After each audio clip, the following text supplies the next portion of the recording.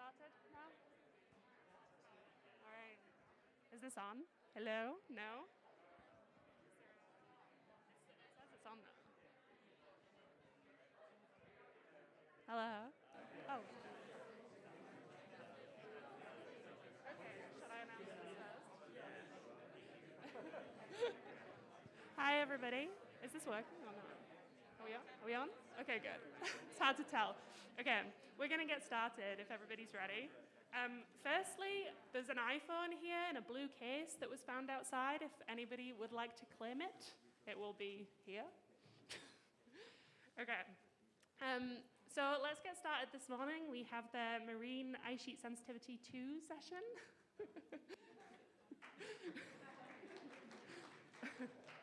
Perfect. Okay, and we have 4 great talks today. Remember that we do have 1 student talk coming up, so remember to do that student feedback. And we'll jump straight into it. So our first speaker is Surendra Adhikari, and his talk title is On the Path Dependence of Ice Sheet Contribution to Sea Level Change. So, yeah.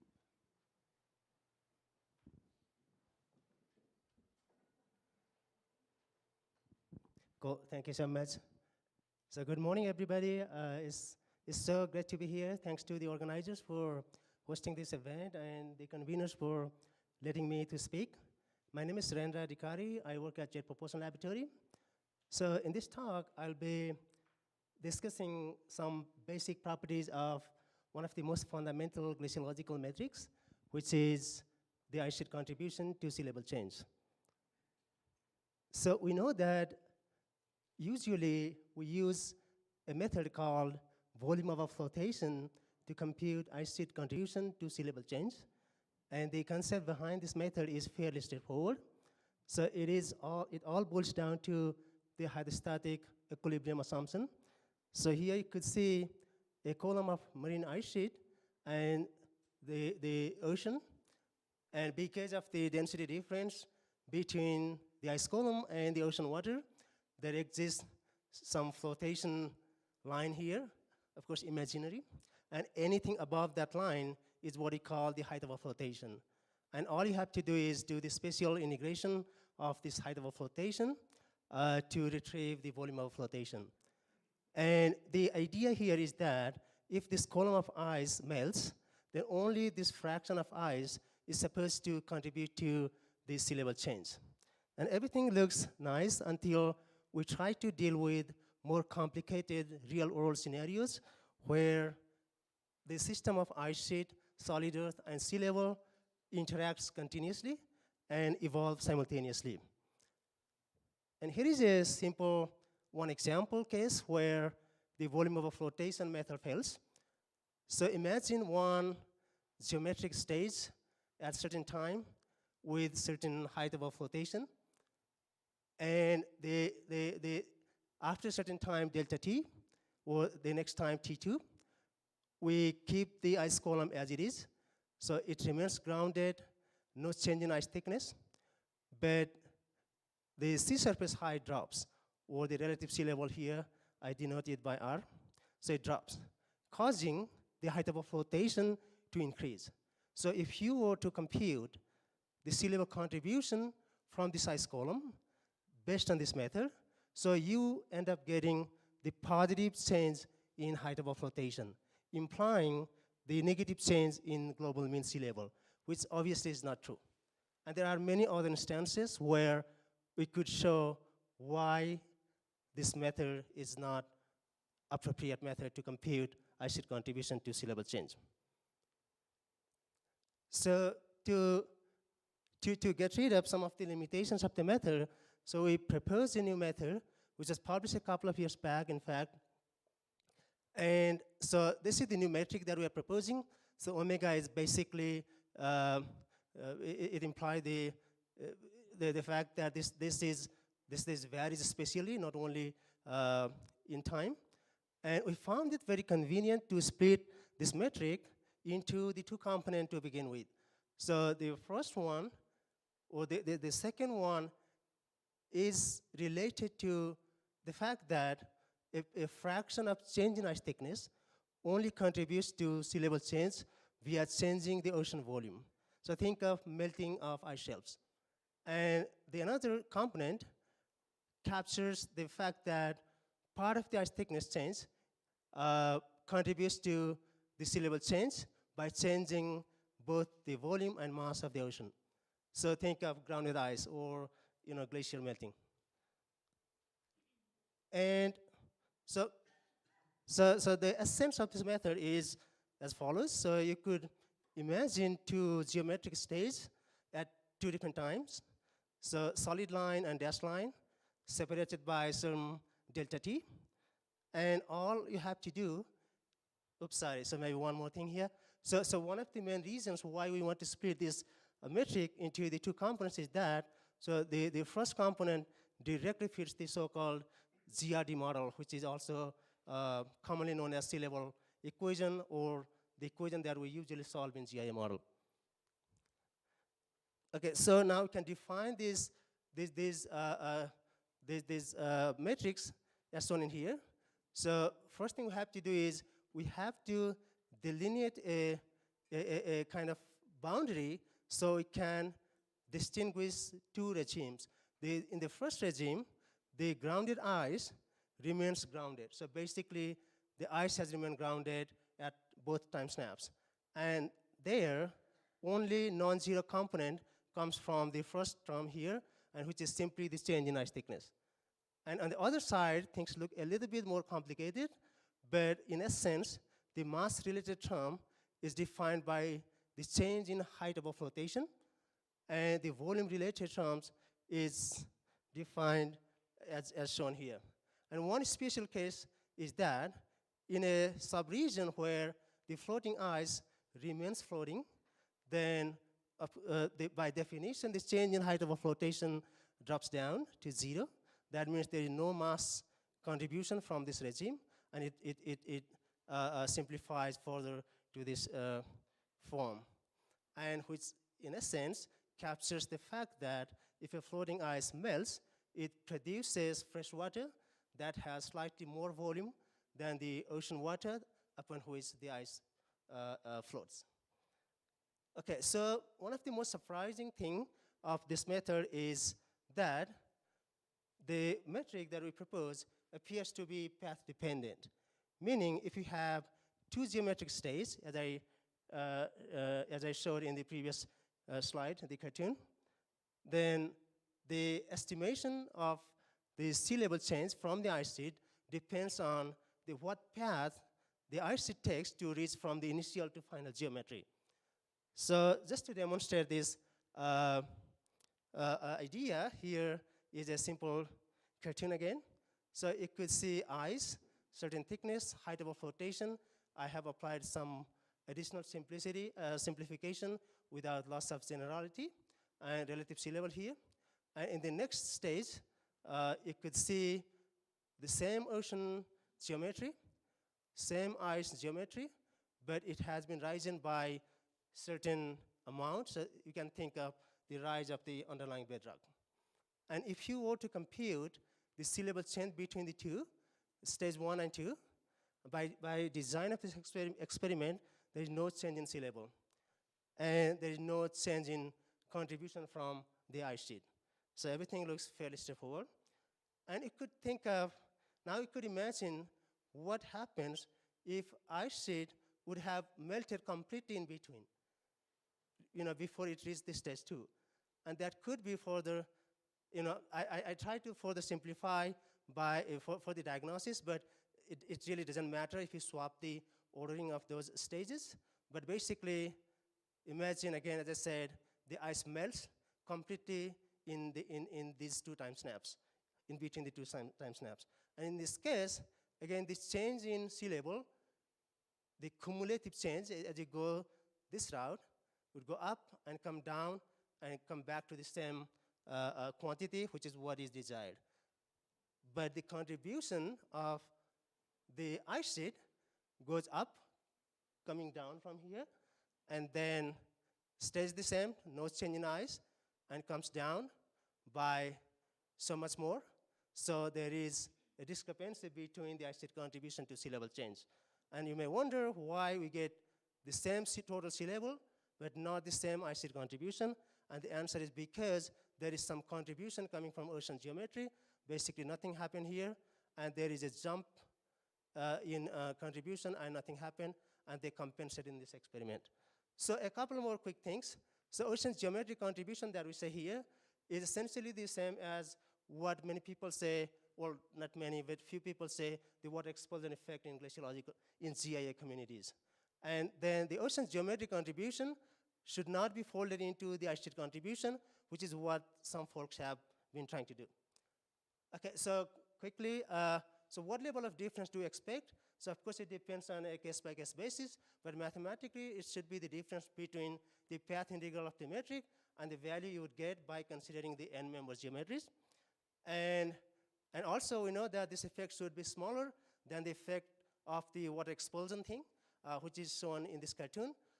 You could see the water expulsion is basically related to the fact that when the marine ice sheet melts, it unloads the underlying crust, and there is the bed uplift. And in essence, the water holding capacity of the ocean diminishes by expelling water into the deeper ocean, hence causing extra more sea level rise. And so people have, Pan et al. Have computed this effect, and also USAP, and they found the effect should be 10 to 15%. You could see the difference between two lines here. And so I'll have to do more rigorous calculation, but my first guess is that this difference should be on the order of 5 to 10%. Okay, so quickly to conclude, so change in volume of flotation is not an appropriate metric anymore for data model intercomparison exercise, especially when the ice sheet model is coupled with solid earth and sea level models. And we propose a new metric which appears to be path dependent, meaning you cannot simply jump from initial to final configuration. You'll have to track the precise path that the ice sheet has taken to go from this stage to that stage. Otherwise, the uncertainty, and we may end up having some inaccurate estimate of GMSL. And finally, it has obvious implications for model and data intercomparison, both paleo and modern data. So in particular, for SMIP results intercomparison. And one final note is that, for the sake of making this metric path dependent, some effort have been made to fall into the part of the water expulsion effect into the ice sheet contribution to sea level change, which is something we should not be doing. So with that, I thank you for your attention. Thank you.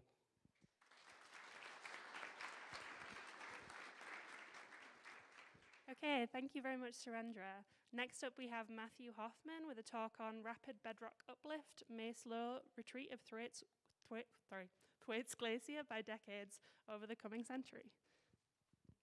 All right, thank you, Sophie.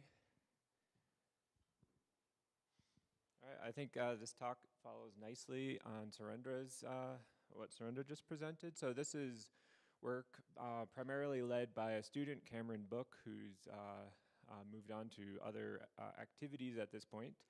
And this is kind of the conclusion of work that I presented a couple years ago at WAIS in San Diego. So it may look a little familiar to some people.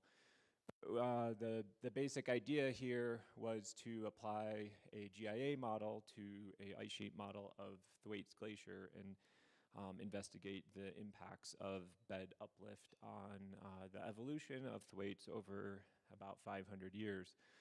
So just a brief primer, and this kind of builds on some work that was described yesterday, is that glacial isostatic adjustment can slow the retreat of marine ice shelves, which, as we know, are subject to instability due to the positive feedback between ice flux across the grounding line and thinning of the ice. And bedrock uplift has the potential to slow that by reducing the thickness at the grounding line for a given grounding line location. However, this effect is highly dependent on earth rheology, and at typical viscosities of the mantle, this process would occur over thousands of years, but there's certain regions that have anomalously low mantle viscosity that would allow for quicker bedrock uplift. So, as was introduced yesterday, the Earth can be considered a Maxwell viscoelastic material that has both elastic properties and viscous properties. And for typical mantle viscosities, that results in a Maxwell time of about 300 years, meaning at timescales shorter than that, the Earth response is effectively elastic, and at longer times it's viscous. However, we know from GPS measurements, for example, the work that Terry showed yesterday, that in the Amundsen Sea sector and most of West Antarctica, there's anomalously low mantle viscosity that's a few orders of magnitude lower than the global average. And this work by Barletta showed that due to that low mantle viscosity, the viscous response is likely to be important on decadal timescales. And so if you calculate the mantle or the Maxwell time for the mantle viscosity in this region, you get something on the order of years instead of hundreds of years. So this is the situation we wanted to look at more closely.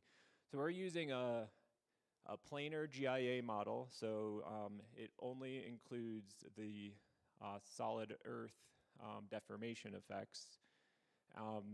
And we have an elastic lithosphere layer overlaying two mantle layers of differing viscosities. So this is a fairly simple model, but appropriate for a regional application like we're doing here. And we considered a range of solid Earth rheologies. First, we have a control run that has the GIA model disabled. Secondly, we have a run with the GIA model using typical solid Earth rheology for the whole planet. So this Maxwell time of about 300 years. And then we have a simulation we call BEST2, which uses the mantle viscosity and lithospheric thickness estimated by the Barletta paper that best fit the observations of GPS uplift.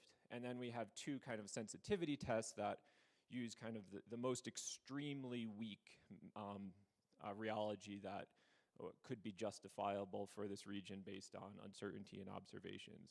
And so they're not meant, so just as a warning, BEST2 is really kind of the most appropriate rheology, and these last two are kind of extreme bounding end members.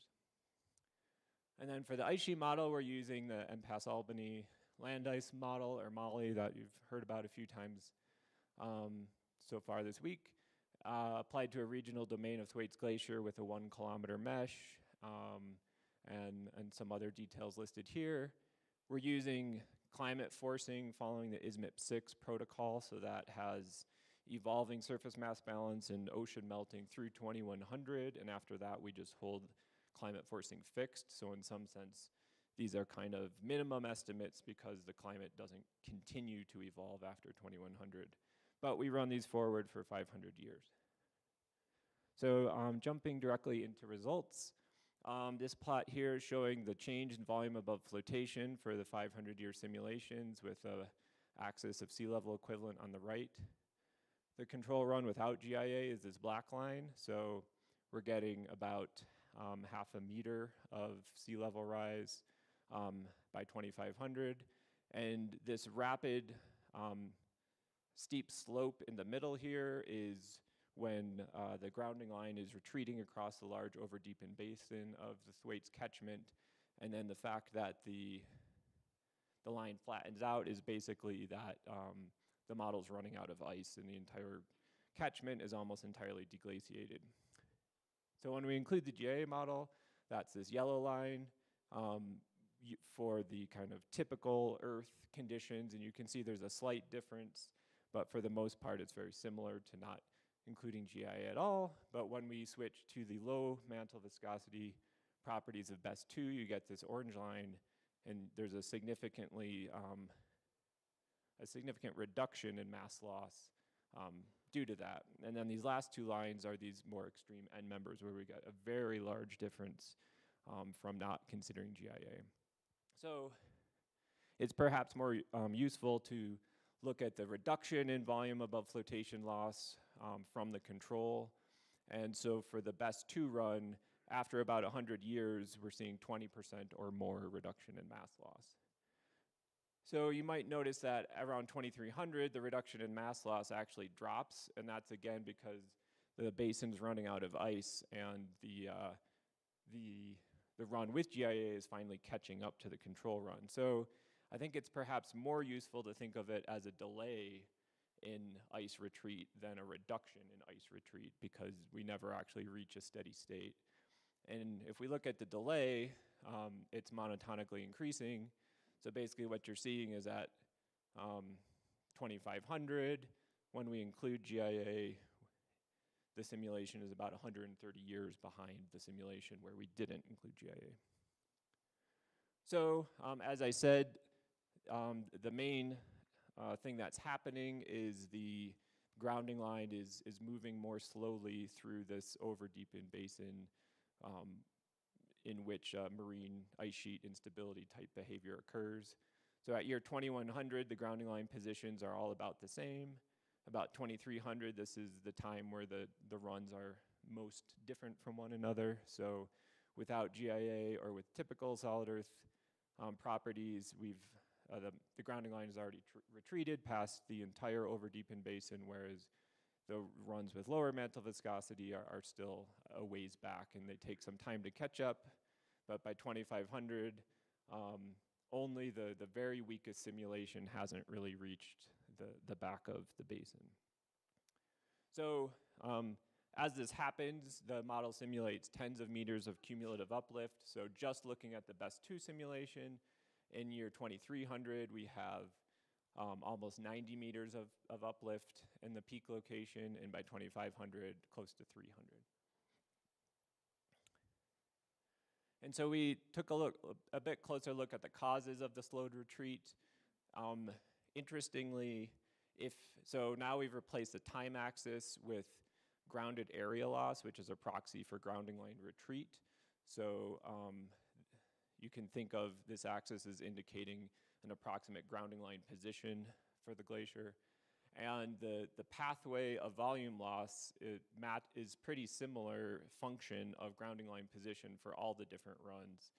But when GIA is included, uplift makes it such that for a given grounding line position, you have a decreased flux across the grounding line because of the decreased ice thickness. And that's the process I was describing on the first slide.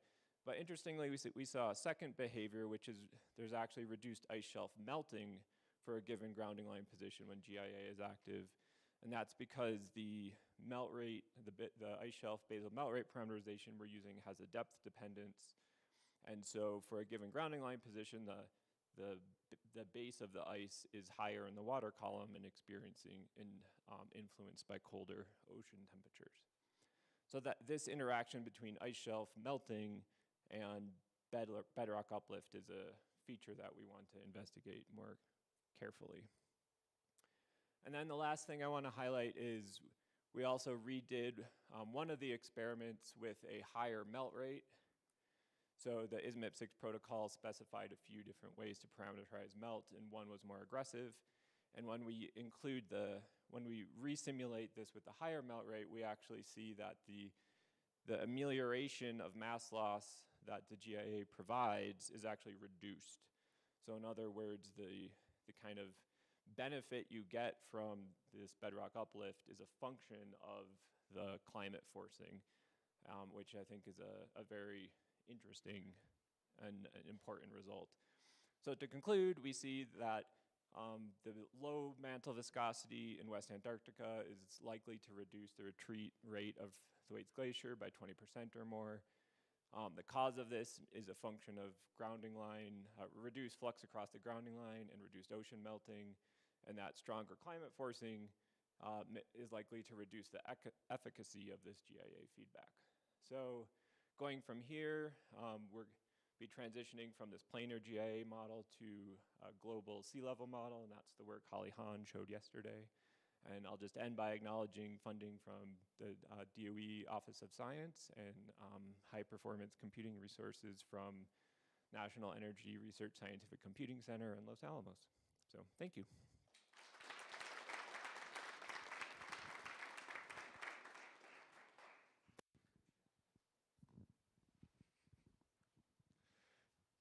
All right, so we're going to move right on to our next speaker, who's John Eric Christian.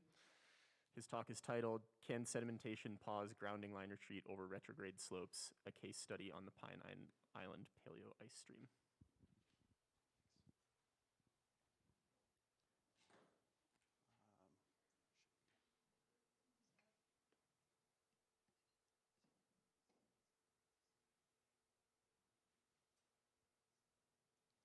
Preview.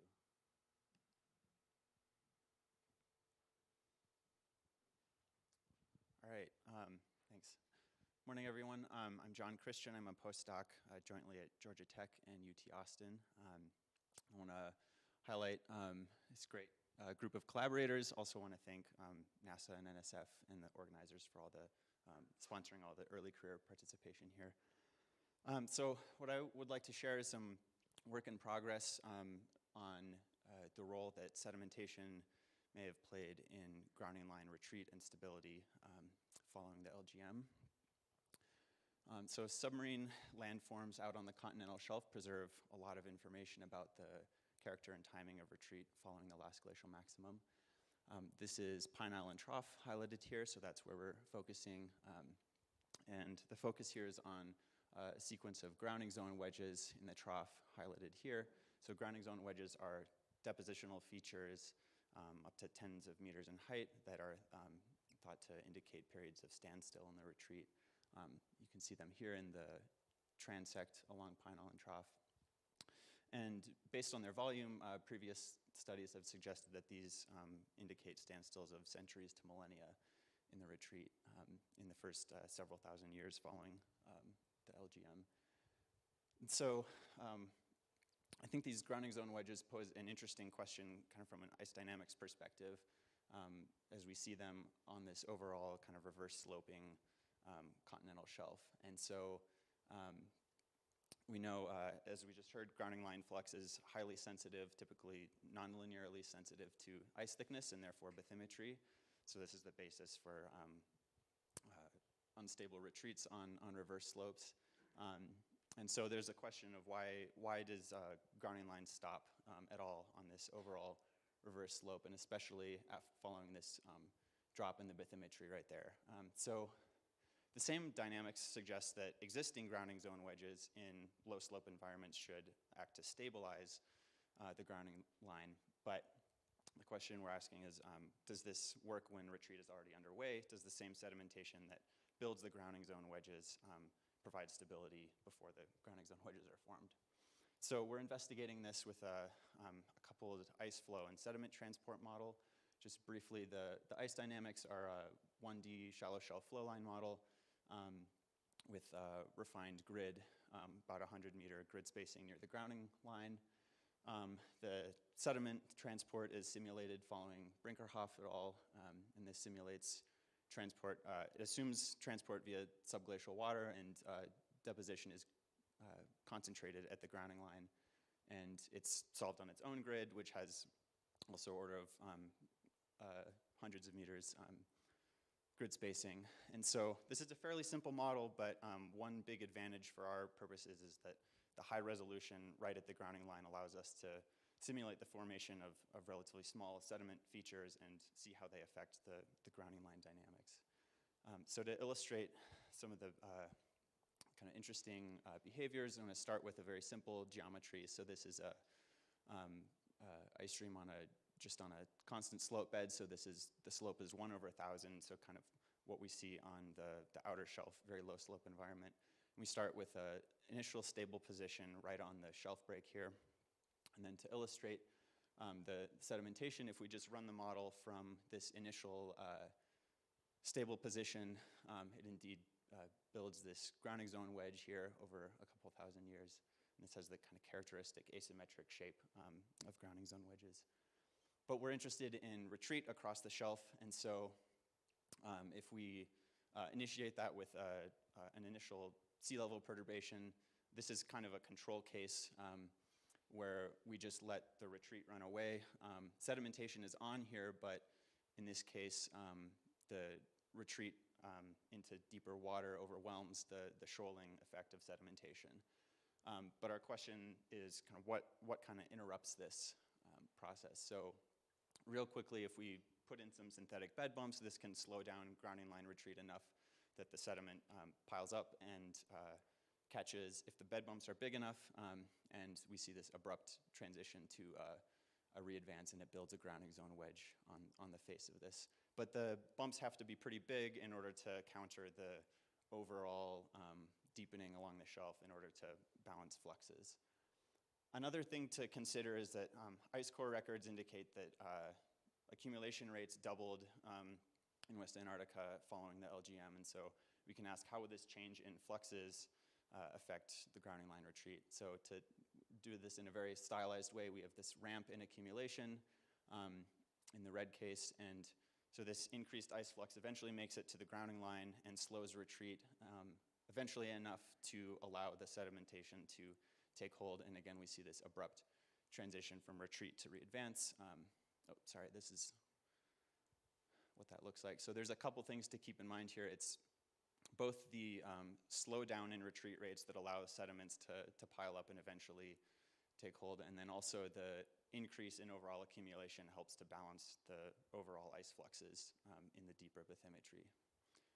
And then a final thing to add is that things get interesting when we add variability if we allow for a kind of variable retreat rate. So here it's just done with a simple parameterization of ocean forcing, kind of decadal ocean variability.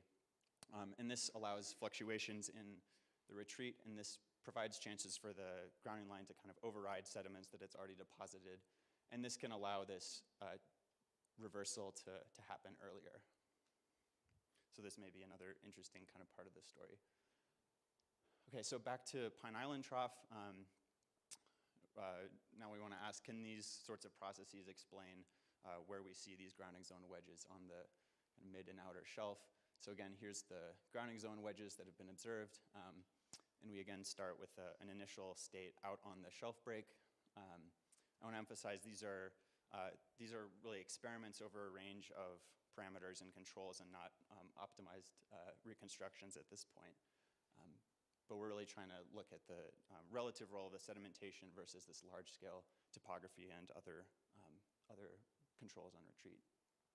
So if we start with, again, a sort of control case of sorts, just letting the model run on the observed bathymetry after an initial sea level forcing, it retreats, and the sedimentation does allow it to stick here, but this is on the grounding zone wedge and assumes that it already exists. So this doesn't really explain why it stabilized there in the first place. Also, I should mention, all of these cases that I'll show include the doubling of accumulation. It's impossible to get the grounding line to stick without that. So if we assumed there was no kind of pre-existing topography under these grounding zone wedges and that they're purely depositional, if we just smooth out the bed in the vicinity of the grounding zone wedges, then the retreat just goes right over them. Again, it kind of outruns the sedimentation, and it retreats again off this slope break here. If we allow ourselves to assume there is some amount of topographic variation that it's been since covered by the grounding zone wedges, this allows the grounding zone retreat rate to slow enough for the sediment to take hold. This also requires invoking the variable retreat rates from stochastic ocean variability. So it's sort of hard to explain so far the formation of these grounding zone wedges without several processes that act to slow the retreat here, because this drop in bathymetry is kind of a big change in fluxes to overcome.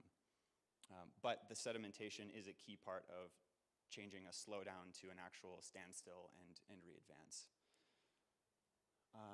So to wrap up, we're running this coupled ice flow and sediment model, which allows us to simulate the formation of grounding zone wedges and also other depositional features through retreat. The big sort of broad takeaway is that it appears that the sedimentation can help reverse retreat, but other strong controls are likely needed to slow down retreat rates when we have deepening bathymetry.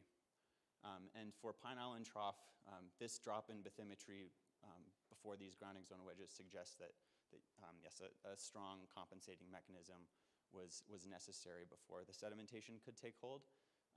So in simulation so far, the increased accumulation and some pre-existing topography is a possibility, but again, this is work in progress. There are a few more mechanisms that we want to test as well, isostatic rebound and potentially changes in lateral stress, and alternative sediment dynamics. So stay tuned. Thanks.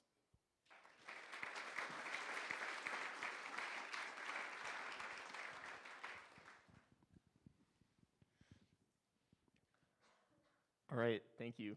We're gonna go on to the last talk of our session from Natasha Morgan-Witz, and her talk is titled Impacts of Cyclic Effective Stress Loading on Basal Slip.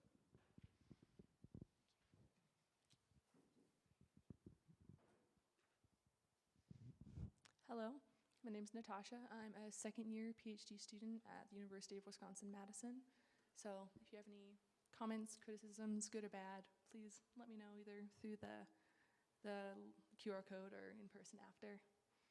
So the title of my talk is Impacts of Cyclic Effective Pressure Loading on Basal Slip. So to preface this, I want to explain where this cyclic effective pressure comes from. So there's a few different sources. The main one I'm going to be talking about is the grounding line, where you have tidal fluctuations. So this is a radar interferometer, I can never say that right, study of David's Glacier in Antarctica. So when you see the concentrated colored lines, that shows that there's more significant vertical motion. So from these plots, you can see there's more of a vertical motion at the grounding line, and as you go further inland, you get less and less as you get further away from the impacts of tidal fluctuations. And so most of this talk, I'm going to be talking about effective pressure. So that is the total pressure minus the water pressure, and that is the limit of the math I'm going to show today. So some background on this. There's a lot of questions around basal drag. This is a study from my advisor, et al. 2020, where they did no cyclic loading, but looking at sediment under shear. So they found there's a relationship between sliding speed and shear stress or drag, but there are a lot of questions on how this would change when you incorporate the effects of transient forces, meaning like tidal fluctuations, oscillations of pressure, and any other variables that are important in that. And all of this all the research around grounding line and basal drag has increased a lot recently because there's been increasing evidence that the fluctuations of the grounding line help modulate the movement and the velocity of glaciers. And so back into some history and some studies that kind of encourage us to pursue this. This is a Lehman et al. 2016, where they did cyclically load the till, got some interesting results, but they didn't have the shear element. So they found that under multiple loading amplitudes, so they'll increase at the same amplitude, or they'll do the same amplitude of oscillation over a long period. During that period, you get increasing axial strain or increasing compression with depth. So the most compression happens at the very beginning when you first start cyclically loading it. It's basically a sine function. And then the intensity of the strain increase decreases as you go down, but it's still overall, in general, increasing with depth. But again, like with the last paper I discussed, we're curious to see how shearing would change those results, or if they would. So this is a model from Anders Damsgaard. So he modeled this cyclic shear like under pressure, under high shear velocities and high pressures, and found out that there was a lag between the effective stress and the shear stress, which produces this hysteresis loop. So basically it just doesn't follow that linear Coulomb line. And so, this to a lot of us is a very promising model, but one of the tricky things with modeling, as many of you probably know, is that it's hard to validate it sometimes, especially if you can't go underneath a glacier and test this like in the field. And so we decided to try and test it in the lab. So the overall objective of our study is to understand the frictional resistance and sediment flux during transient effective pressure modulations. That just means, in our case, the tidal fluctuations. Too far. So we accomplished this by using this large diameter cryogenic ring shear device that's located at UW-Madison. see if I can get this to work. Okay, so the sample chamber is this area in the middle, and we put the pressure on this hydraulic press that's located at the bottom. So we can either have it at a consistent pressure, or we can have it under like a cyclic loading function. And it rotates from this little tiny motor that rotates this huge box that's connected to this rotating platen, which is this black piece that you can see here. That platen has these teeth in it that we freeze inside the block of ice that's sat on top of the till, and that allows us to move this ice as just a cohesive block, and then very carefully modulate the velocity we have it under for the particular experiment.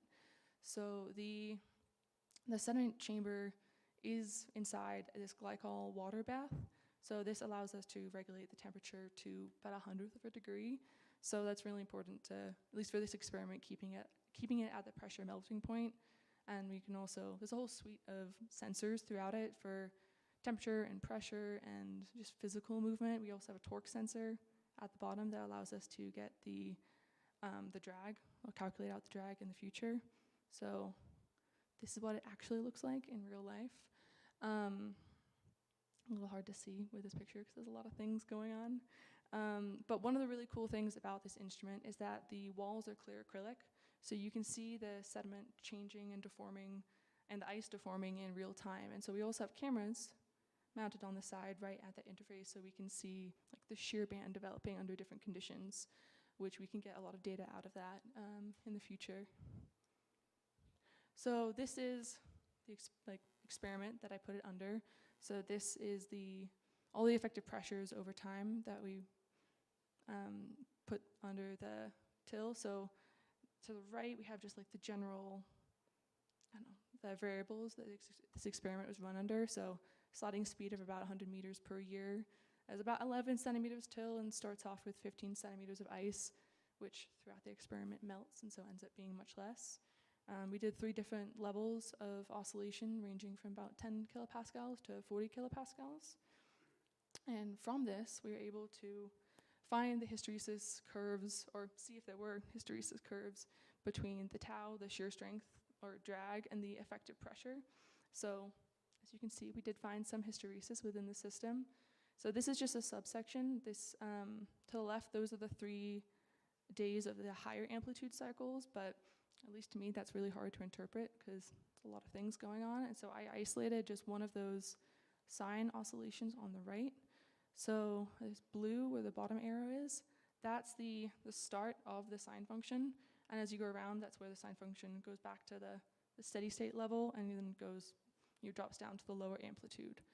And so it's pretty exciting results, especially when you compare it to Anders' model, which he has water pressure listed. It's essentially the same thing because he didn't change the total pressure.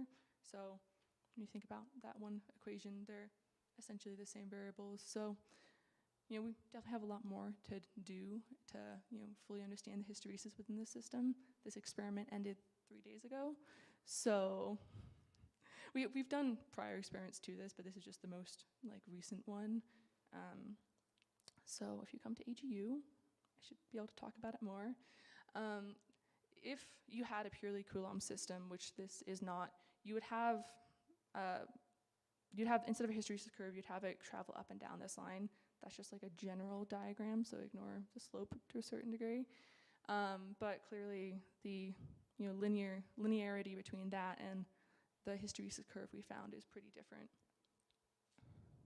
So another thing we look at to determine the deformation and relate to the axial strain within the system are these beads. So there's like physical beads that we build into the system when we're building up the ice ring interface. And so as it deforms or doesn't deform, those beads will move to varying degrees and varying intensities. And so from these beads, we can actually calculate out different types of strain and stress from it. And so to the left, you have an example of some of the beads I took out of the cyclically loaded experiment. And then to the right, it's from one of Dugal et al. 2022 paper, where they did simple shear. So the scale is slightly different, mostly because I took that left picture when it was still inside the chamber, so there's not much room. But each of those little red and white boxes are about 1 centimeter. And so at about 5 centimeters, the beads in my experiment kind of disappear off because they're so sheared that they just kind of aren't there anymore. And you see a much slower gradient with Dougal's experiment over here. And so on a similar kind of vein, from those cameras looking at the ice bed interface, we can see sediment flux. And so, again, this is just kind of a little section of it because it takes a very long time to process. So the black line is a steady state. The red is one of the oscillations. And this red line going horizontally across, that is the ice bed interface. And so this graph is showing the sediment flux. So as you can see, the right side, there's more sediment flux near the ice bed interface and going down at the cyclically loaded experiment, while at the steady state, so right before, there's much less. And so, we're going to do this for the rest of the loading cycles and the amplitudes. And so what does this mean for the West Antarctic ice sheet? So this means that deformation depth increases with cyclic loading. So you have to keep that in mind when you're thinking about the strength of the till and how deep this consolidation goes. And hysteresis does seem to be present within the system compared to effective stress, and the drag response does deviate from purely Coulomb, so it deviates from that perfect linear line. So relevant to most ice streams and probably quite a few models. So I'm curious, especially from all you modelers out there, what you think about this, and if you or how you can see this getting incorporated and how it would change models maybe. And so acknowledgements. This work was partially supported by NSF, and then everyone in my lab who's helped me a bunch. Come say hi at AGU if you're there. I'd like to see everyone again. And my contact information is at the bottom if you want to talk about anything.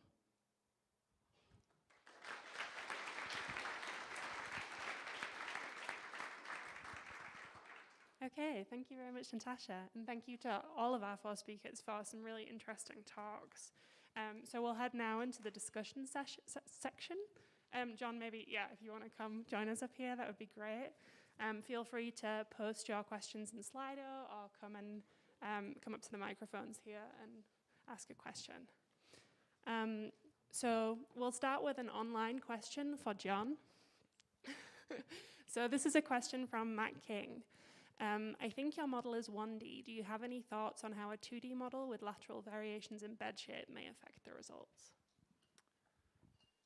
Yeah, that's definitely something we want to kind of look into next, at least to try and parameterize it in the 1D model. So I think there is a bit of trough narrowing in this region too, so I think that could also be a factor that would contribute to a slowdown that might help explain the standstill. So definitely upcoming work, yeah. Thanks. Okay. We also have a question online for Natasha. Exciting experiment and results. Do you plan to study ice deformation? Yeah, that's a good question. It's something we've been talking a lot about recently. So we have plans to, one of the avenues we're going to pursue is taking ice thin sections. And so we've already started doing that, and we're going to use a C-axis machine to analyze the deformation. And then we also will soon have a cryo SEM up and running. So we'll be able to do EBSD, which is electron backscatter diffraction on ice on those same thin sections. So that can give us a lot more information about what types of deformation and kind of what's happening on a grain-to-grain boundary at these interfaces. All right, thank you. I think we have a question from Eric here in person. Yeah, this is for Matt. In our paper in 2019, Surendra and I, going to his talk, we were looking at 100-year grounding line feedback, negative feedback, and the volume of flotation was minus 49% in negative feedback, and the real sea level was minus 1% only. So you had a huge drop between volume of flotation and the barostatic contribution. And when we look at 2500, we didn't have a fully dynamic Maxwell model like you do. But we dropped from minus 16 to minus 9%, half of the contribution between volume above flotation and real volume. So I just wanted to give some quantification of what the consequences could be here. And I wonder if you've looked at the barostatic contribution itself, and if the numbers are we in the same ballpark here, or you think that your volume, your real volume change might be similar to your volume above flotation. So you're referring to the path dependence that Surendra described in the first talk? No, not even path dependency, just pure computation of the real barostatic contribution from the change in thickness in grounded areas to the volume above flotation. So when you run the global model, you must have that sea level. You know by how much it's going. And then when you go at the glacier level and you take the volume above flotation of that particular glacier, it just doesn't match. There is a 50%, actually almost 100% difference at 2100 and a 50% difference at 2500. So it's very significant. I guess I'm not following. Maybe we'll have to follow up, but maybe Surendra. Yeah, I think what Eric is trying to ask is, you know, as I tried to explain in one of my slides, in marine ice sheet, when we take into account the bedrock and relative sea level change effect, then the estimation of sea level contribution does not have to be the same as the change in volume above flotation. And I think Eric is asking, your estimation of volume above flotation, is it comparable to, you know, the actual sea level contribution? Have you looked at that? Or, I mean, I'd be happy to chat if you want us to clarify further, but yeah, I think that's what Eric is asking. Yeah, I think the answer is probably that we haven't looked at that, and I'd be curious to do so and see how that changes things. One thing I didn't show was we did an estimate of the ocean expulsion in the ice-free region, and that reduced increased sea level rise by about 10% in line with previous estimates. And that was kind of tricky to do with a planar model and a regional mesh, as you can imagine, but we made some approximations and came up with a number that was pretty similar.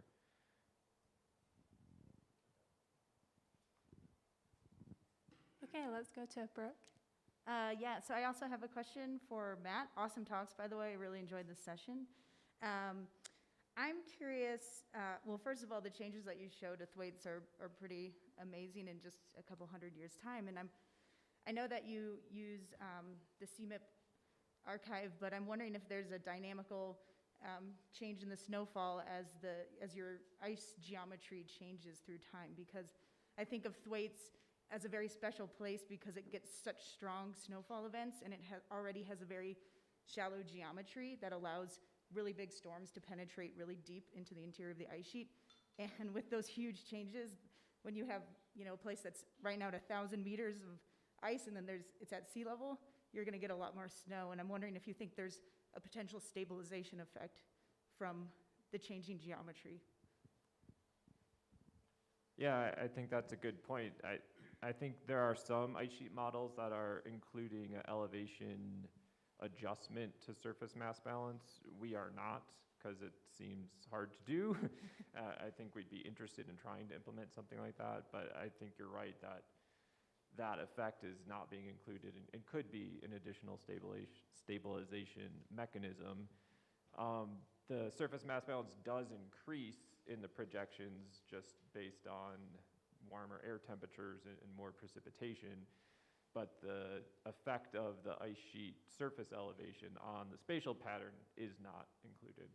Right. So, yeah, and I think that'd be interesting to see the difference in the contribution from just the changing climate versus a changing atmospheric dynamics component as you change the geometry. Thank you. Right. Thanks, Brooke. Okay, I'll go to an online question and then come back to in person. This is another one for John. Do you incorporate the material type of your sediment in the model? No, not at this point.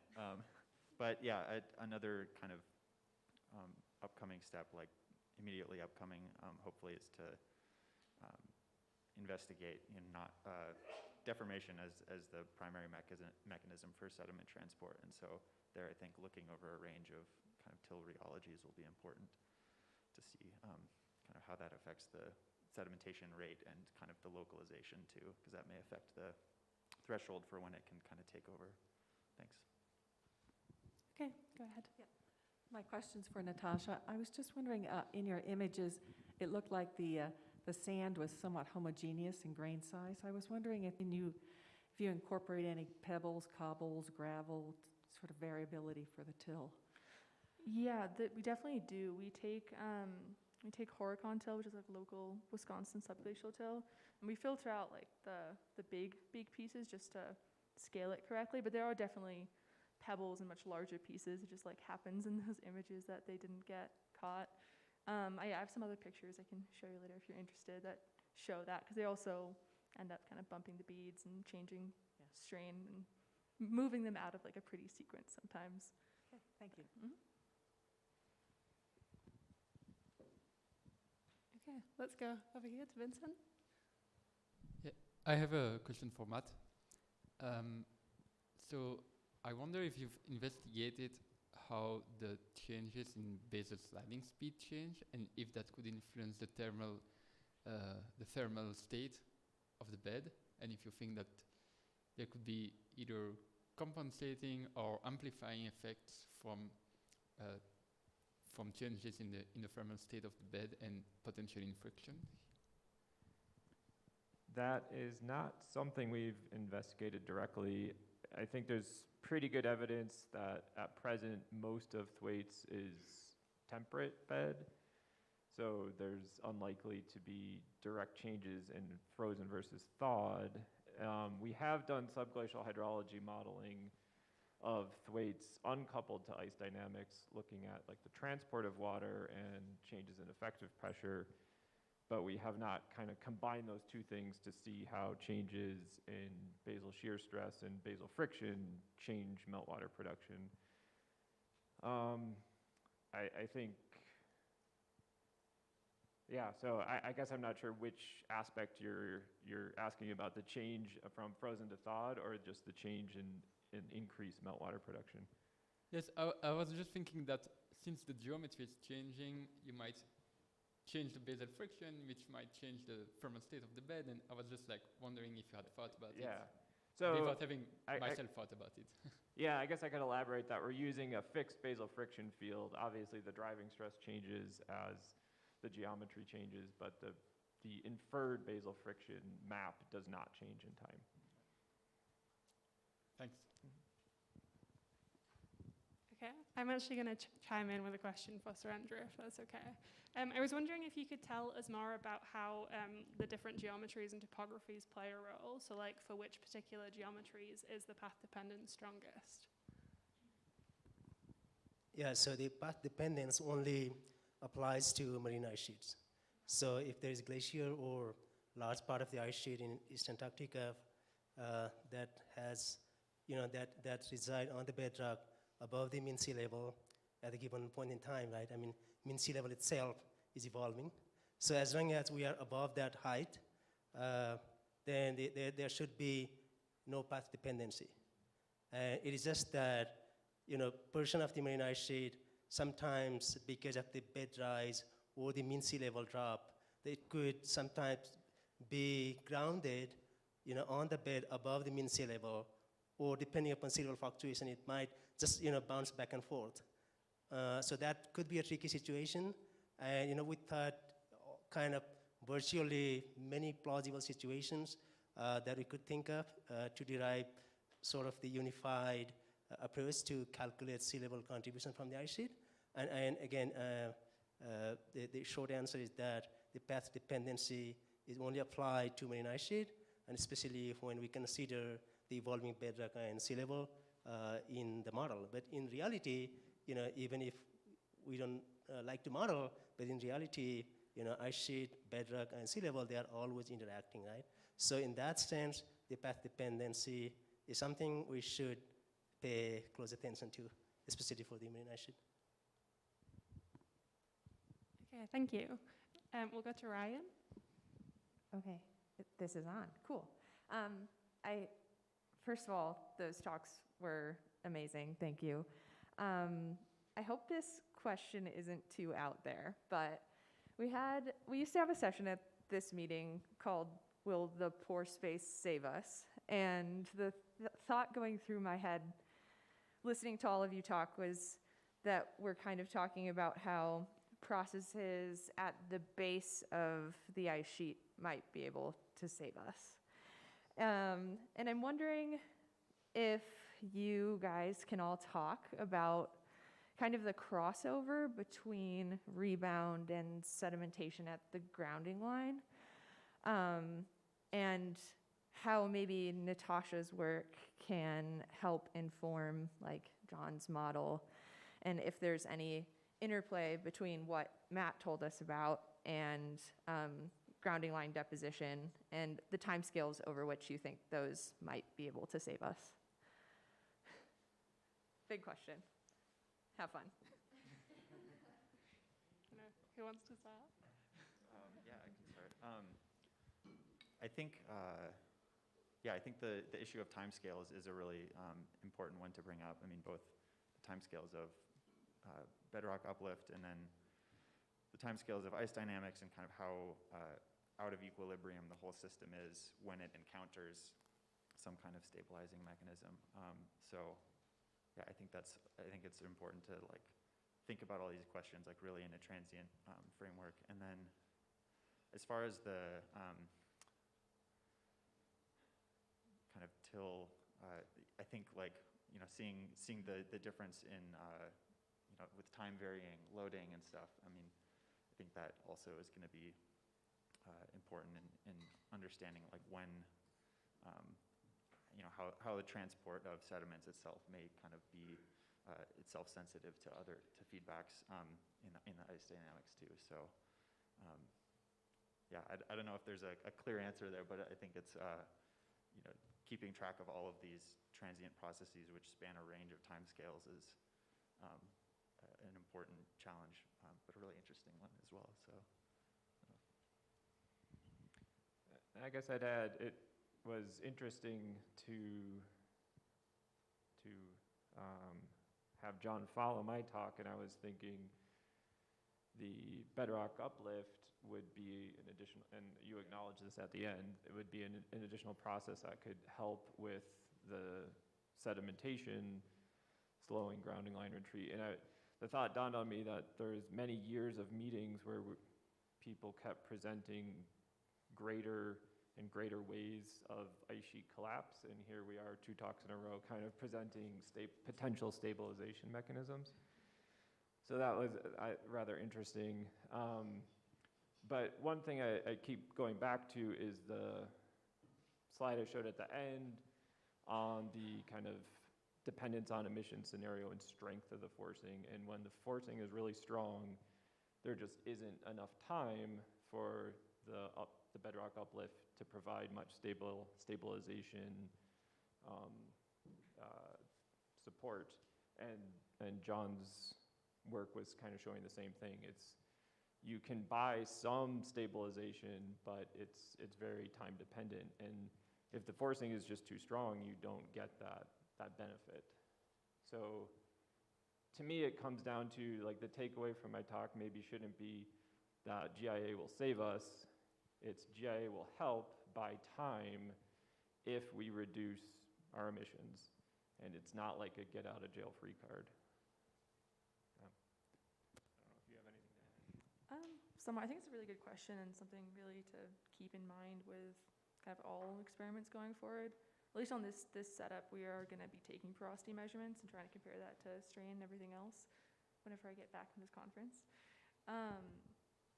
But yeah, I think it would also be really interesting to look at how porosity responds if you have like channels that open up, or you have some other like kind of abnormal but not as abnormal now influx of water from like outburst floods and things like that. And so it's a whole nother really interesting area of research. Yeah, I mean, this is a really great question, right? I mean, we want to, as a community, try and understand, you know, all plausible processes that have been, you know, at play, right? And so some of us are looking at the bedrock uplift, others are looking at sedimentation and so forth, and there are many other processes as well. I think my assessment is that, you know, as a community, we have not reached the stage where we want to bring all the pieces of the puzzle together, and we're at the stage where we want to try and constrain individual process assuming the other peripheral processes are known. And so it's, yeah, I think we are at that stage, and hopefully one day, we'll have the grander model that could capture many processes in an interactive way across time scales. And yeah, that's what we all want to see. And yeah, I think it's a good question. Thank you for that. Thanks for humoring me. Okay, we have another question for Surendra online. Is there a time step at which the path dependence becomes negligible? Is it only for the long term, or does it also impact short-term evolution? Yeah, so I mean, for me, it's more about philosophy, I mean, the difference could be small, but that does not mean we should not take into account for. And so one thing I could think of is, if we are only concerned over centennial or sub-centennial timescale simulation, where the impact of bedrock motion or the sea level change itself is not so much. So in that case, you might get difference, which is teeny tiny. But if we look at GIA timescale, really, thousands of years of timescale, and so if you quantify the sea level contribution, and this is where I think the path dependence would come into play. And let me just give you one quick scenario where you might think, we have the ice sheet configuration at last glacial maximum and the present day ice sheet configuration. So you know that the massive amount of ice has been dumped into the ocean, roughly 125 meter equivalent, right? And so if you give me just 2 snaps of geometries, and the number that I would get would be different from the precise path that the ice sheet has taken to have come from the LGM to the present day. And that number could be pretty large, and I have not computed. So we will probably compute, hopefully soon, and I'll let you guys know. But definitely, the shorter time scale is not relevant here. I mean, the practical point of view, but theoretically, it is applied, even if the delta T is so small. Thank you. Okay, let's have another question right here. Yeah, all right, thank you. So I wanted to chime in with a little bit of the paleo data from the outer shell. And there's some data there that suggests that there was a significant delay between an ice shelf breakup and a retreat on the order of centuries. So that was for the Ben Shadler ice stream. So I wanted to chime in there. It looks like some of it was due to sedimentation. So I found your presentation very interesting, John. And it's hard to tease out from the paleo whether GIA was there, but my community is very curious about what these rates look like, what's the extent of them.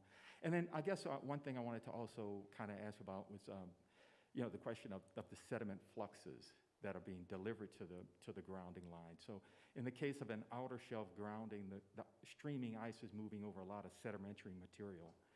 And that may not be the case for the current grounding lines, where maybe it's over a lot of. So anyway, have you thought much about how the fluxes might change for the modern system? Yeah, I mean, I think just what you said. I assume it would be much lower, since that it's in a kind of sparser landscape. So yeah,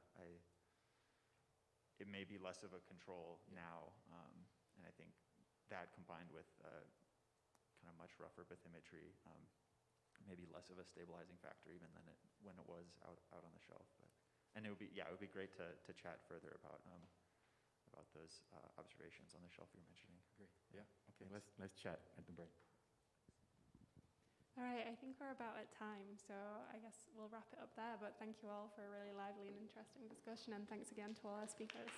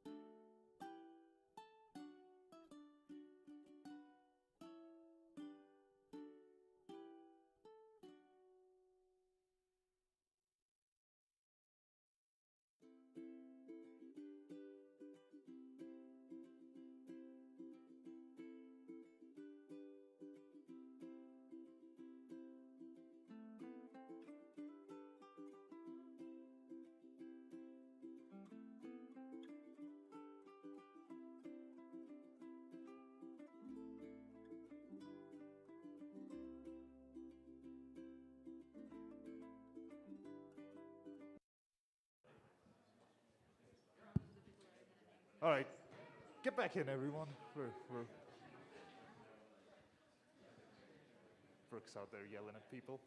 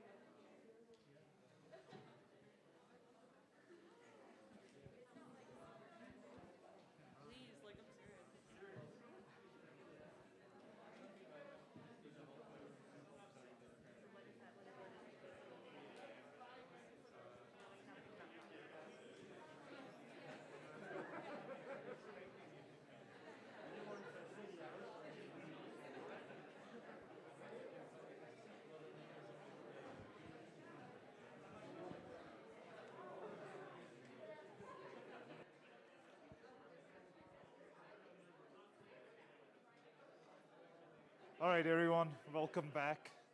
We'll give you 10 seconds.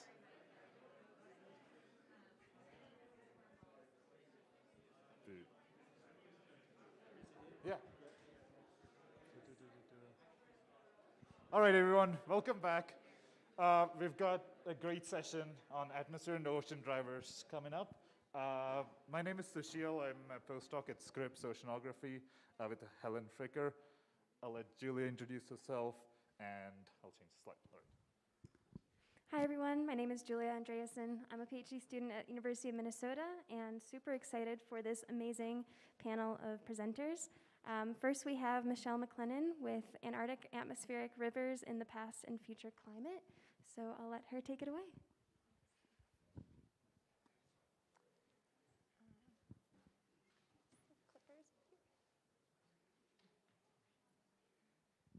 Okay. Hi, everyone. My name is Michelle McLennan. I use she, her pronouns, and I am a third-year PhD student at the University of Colorado in Boulder. And today, I am going to be talking about Antarctic atmospheric rivers in the past and future climate. And I want to start us off with a reminder about what atmospheric rivers actually are. So for starters, they tend to look a lot like the two blobs that are on this title slide. And in general, atmospheric rivers are these long and narrow bands of warm and moist air that propagate from the extratropics towards the poles. You might have heard of atmospheric rivers before because they tend to have big impacts on the west coast of the United States and Canada. Like you can see in this picture, atmospheric rivers carry a lot of moisture with them when they travel over the ocean. And when they make landfall, that can cause really intense precipitation and also lead to a lot of flooding. Over Antarctica, atmospheric rivers tend to be a little bit more rare. So the figure on the right-hand side of this slide shows a heat map of atmospheric river frequencies over the Southern Ocean and Antarctica on average per year from 1980 to 2014. The highest frequencies of Antarctic atmospheric rivers are over the Southern Ocean and the coastal regions of the ice sheet. You can see that there are some hot spots in the dark purple colors. And atmospheric river frequency decreases as you move from the coastal regions towards the interior of the ice sheet. On average, if we integrate this frequency over the entire Antarctic ice sheet, atmospheric rivers make landfall over Antarctica around 14% of the time. Comparatively, in the mid-latitudes, atmospheric river frequencies are closer to around 35% of the time. So that might give you a sense of how much rarer Antarctic atmospheric rivers are.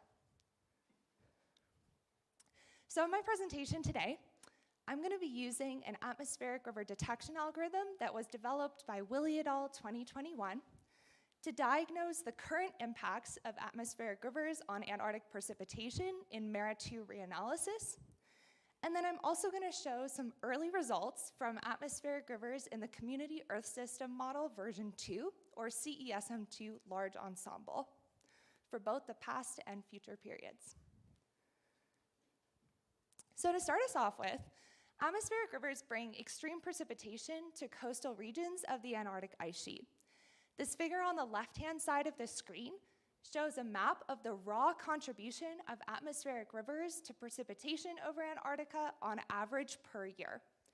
You can see that atmospheric river precipitation is highest in the coastal regions of Antarctica in those dark blue colors, and that atmospheric river precipitation decreases as you move towards the interior of the ice sheet and reach higher elevations.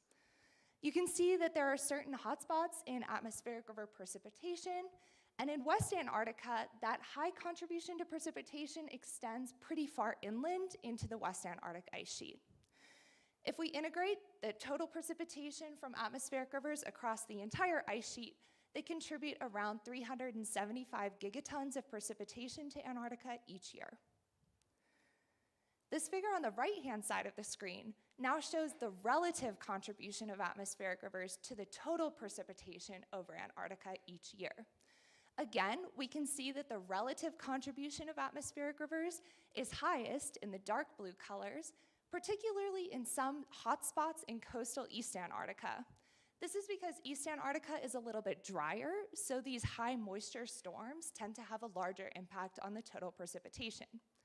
Comparatively, in West Antarctica, we tend to see a lot of storms that are also not atmospheric rivers making landfall, so the relative contribution of atmospheric rivers to the total precipitation is a little bit lower in this region.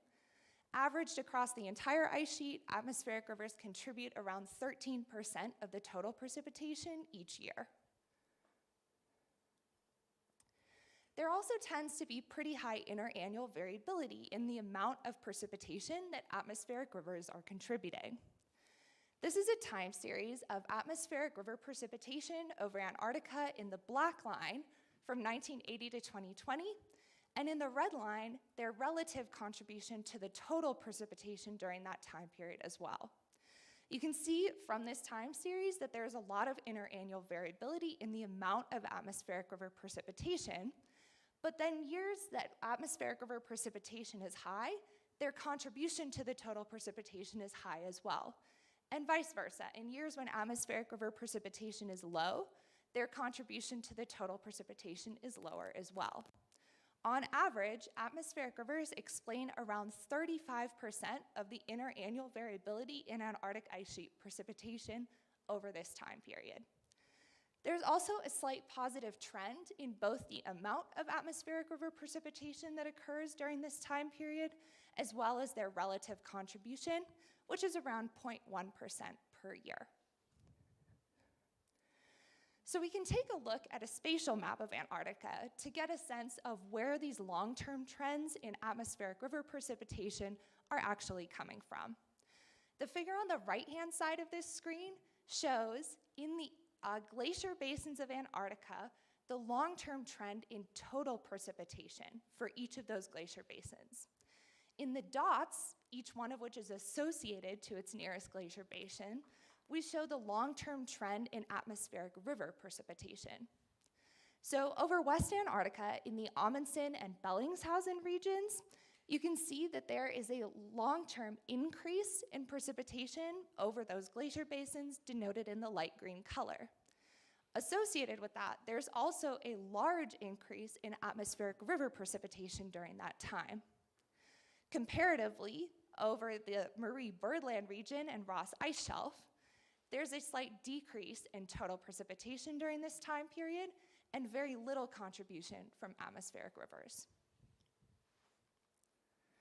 So finally, I want to talk a little bit about what we might expect from atmospheric river activity over Antarctica in the future period. So the figure on the right-hand side of this screen is the MERA-2 heat map of atmospheric river frequency that I've already shown you in this presentation, but now I've adjusted the color bar slightly. On the left-hand side of the screen, I have a heat map for the same time period of atmospheric river frequency in the Community Earth System Model version 2 for the historical period. So I ran our atmospheric river detection algorithm on the CESM2 large ensemble, which includes 20 ensemble members, and this is the average atmospheric river frequency across those ensemble members. You can see from the colors alone on this slide that the atmospheric river frequency is pretty comparable between MERA 2 and the community system model 2 large ensemble. So now, if we run our atmospheric river detection algorithm on CESM2 for the future period, we can see a large increase in atmospheric river frequency between this historical period and the last 35 years of the simulations, from 2066 to 2100. And that's what's now shown on the figure on the right-hand side of the screen. You can see that we have a couple of regions that have dark purple representing really high frequencies of atmospheric rivers, particularly over the Drawning Maudland region, the Amory Ice Shelf, and also a large swath of West Antarctica, including the Antarctic Peninsula. On average, if we integrate the atmospheric river frequency across the entire ice sheet, from both the historical and the future simulations, we see an increase in atmospheric river frequency from around 15% of the time to 17% of the time. So, some major takeaways from this presentation. First of all, atmospheric rivers contribute around 13% of the total annual precipitation over the Antarctic ice sheet each year. And they explain around 35% of the interannual variability in that precipitation. Both of those results can be now found in a paper that was just recently published in GRL on the contribution of atmospheric rivers to Antarctic precipitation. Be sure to check it out if you're interested. And finally, some early results from CESM2 show that in the future period up to 2100, atmospheric river frequency increases from 15 to 17%, particularly in the Drawning Maudland, Amory Ice Shelf, and West Antarctic regions. So thank you so much for listening. I would be happy to take any questions during the panel at the end or afterwards, and feel free to contact me via email or Twitter. Thanks.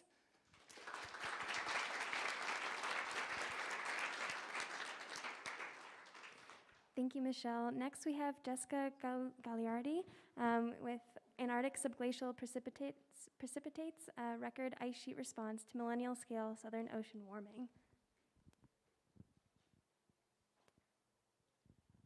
Hi, everyone. Thank you so much for being here. I'm really excited to talk to you guys today about my work. My name is Jessica Gagliardi. I'm a PhD student at the University of California, Santa Cruz.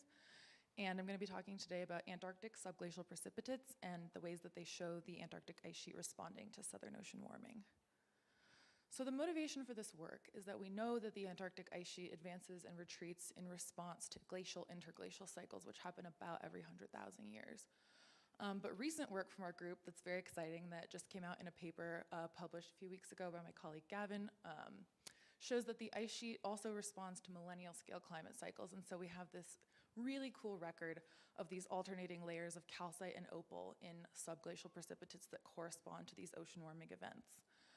And so the question that I'm looking to address in my analysis is, can we unify these observations with other types of precipitate samples on different spatiotemporal scales? And so these subglacial precipitates that I'm working with in my analysis, I'm calling new climate archives because they've never really been used as paleoclimate archives in this way before. And so here on the right, you can see some of my samples. They're precipitates that are found across Antarctica, and they display a really wide variety of textures and morphologies. But the samples in my analysis are, unlike the ones in Gavin's analysis, all single-layer calcite crusts as opposed to these alternating layers. But what's important to note about these and what they all have in common is that they all form in the presence of water. And so when you have a precipitate, that indicates to you that at the time that it formed, there was water present under the ice. And we can measure the formation time or the age. We can calculate that using uranium-234, thorium-230 geochronology, which is what we do in our lab.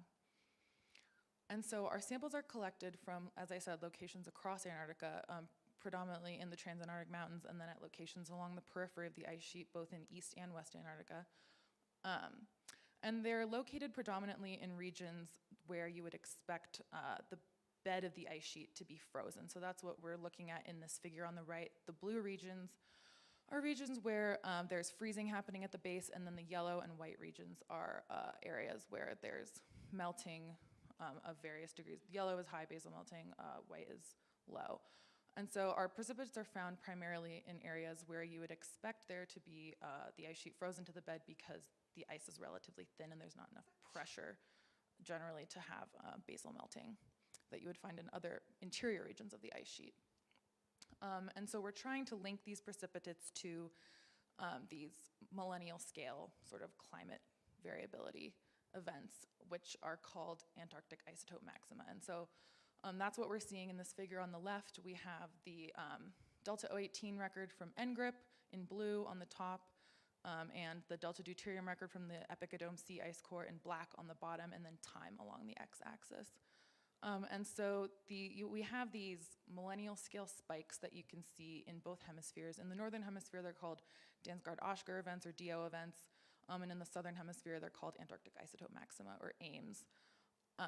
And so the red circles that you see at the top of these peaks are how we identified where the AIMS are. We basically calibrated a peak finding algorithm so that the AIMS would match the DO events because they're the southern hemisphere sort of counterpart to the DO events.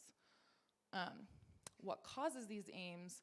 The short answer is ocean circulation. So there's an arm of the global thermohaline circulation called the Atlantic Meridional Overturning Circulation, or AMOC, and essentially what it does is it transports heat from south to north, and it creates this temperature offset between the southern and the northern hemisphere where when AMOC is convecting more rapidly, it's moving heat away from the southern hemisphere more quickly, and so the Southern Ocean cools. When AMOC slows down and is weaker, it's moving the heat away less efficiently, and so the Southern Ocean gets warmer. And so that's what we see here is that when AMOC is weak, you get this warming, and then you hit this peak, and as AMOC cranks back up, you go back down. And so that's what these Antarctic isotope maxima are. And so the question that we're asking is, can we unify the observations of ice sheet response to these AIMS from the layered precipitates with observations of calcite crusts from a wider range of locations and ages? And our hypothesis is that this correlation between precipitate formation and these Antarctic isotope maxima warming events will hold for the calcite crusts as well as the layered samples. And so these are our results. There's a lot going on in this plot, but I'll explain. So on the x-axis, we have time. It's broken up into 3 chunks because it's a long record and it wouldn't all fit. So at the top, we have 0 to 50,000 years ago. In the middle, we have 50 to about 100,000 years ago. And on the bottom, we have 100 to about 250,000 years ago. And in blue, we have that same delta deuterium record from the Epicodome C ice core. So that's a temperature proxy with the AIMS shown again as red circles. And then I also have insolation plotted up in red. And so these yellow markers then are the calcite ages that we measured. And so when we measured all these ages and sort of put this data set together and plotted it up like this, we observed that there does appear to be, sort of as a first order observation, there does appear to be a correlation between the AIMS and the calcite ages. But we wanted to test this a little more vigorously, and this is ongoing. So this is a little bit preliminary. We're continuing to kind of hone in this data set and do more statistical tests to kind of really understand what this relationship is. But where we're at currently is, you can see here I've plotted precipitate age on the x-axis versus sort of the nearest AIM to each precipitate age on the y-axis, and you can see like they're correlated pretty closely along this one-to-one line. So that's looking good as far as correlation. And then we also did a Monte Carlo model because we wanted to test if this apparent correlation could be the result of randomness. And so we created a random distribution of ages, sort of artificially generated, of the same sample size as our actual data set. We summed the residuals between each age, each artificial age, and the nearest AIM. So you can think of that as like the distance or like how well correlated it is to the nearest AIM. And then we repeated that over 10,000 different random distributions. And that's plotted up here on this histogram where we have sort of the results of all the different artificial data sets and then our actual data set plotting way over here. So you can see that the results show that our actual data, the actual measurements correlate far better than any of the sort of artificial random distributions that we created. And so we observe this connection, and so we need a mechanism that we can kind of call upon to explain, okay, well, how are these AIMS connected to the formation of the precipitates mechanistically? And so the working model that we have for this mechanism to answer where do the precipitate forming waters come from is that the migration of westerlies during warming events causes upwelling of warm circumpolar deep water that you can see over here. So there's that upwelling happening.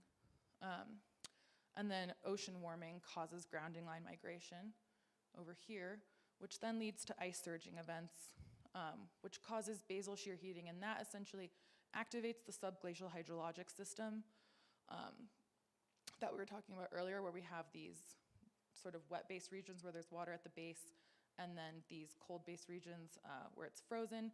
And so that ice surging causes basal shear heating, which sort of enhances connectivity of the wet interior regions of the ice sheet to the edges of the ice sheet where there's not already water present.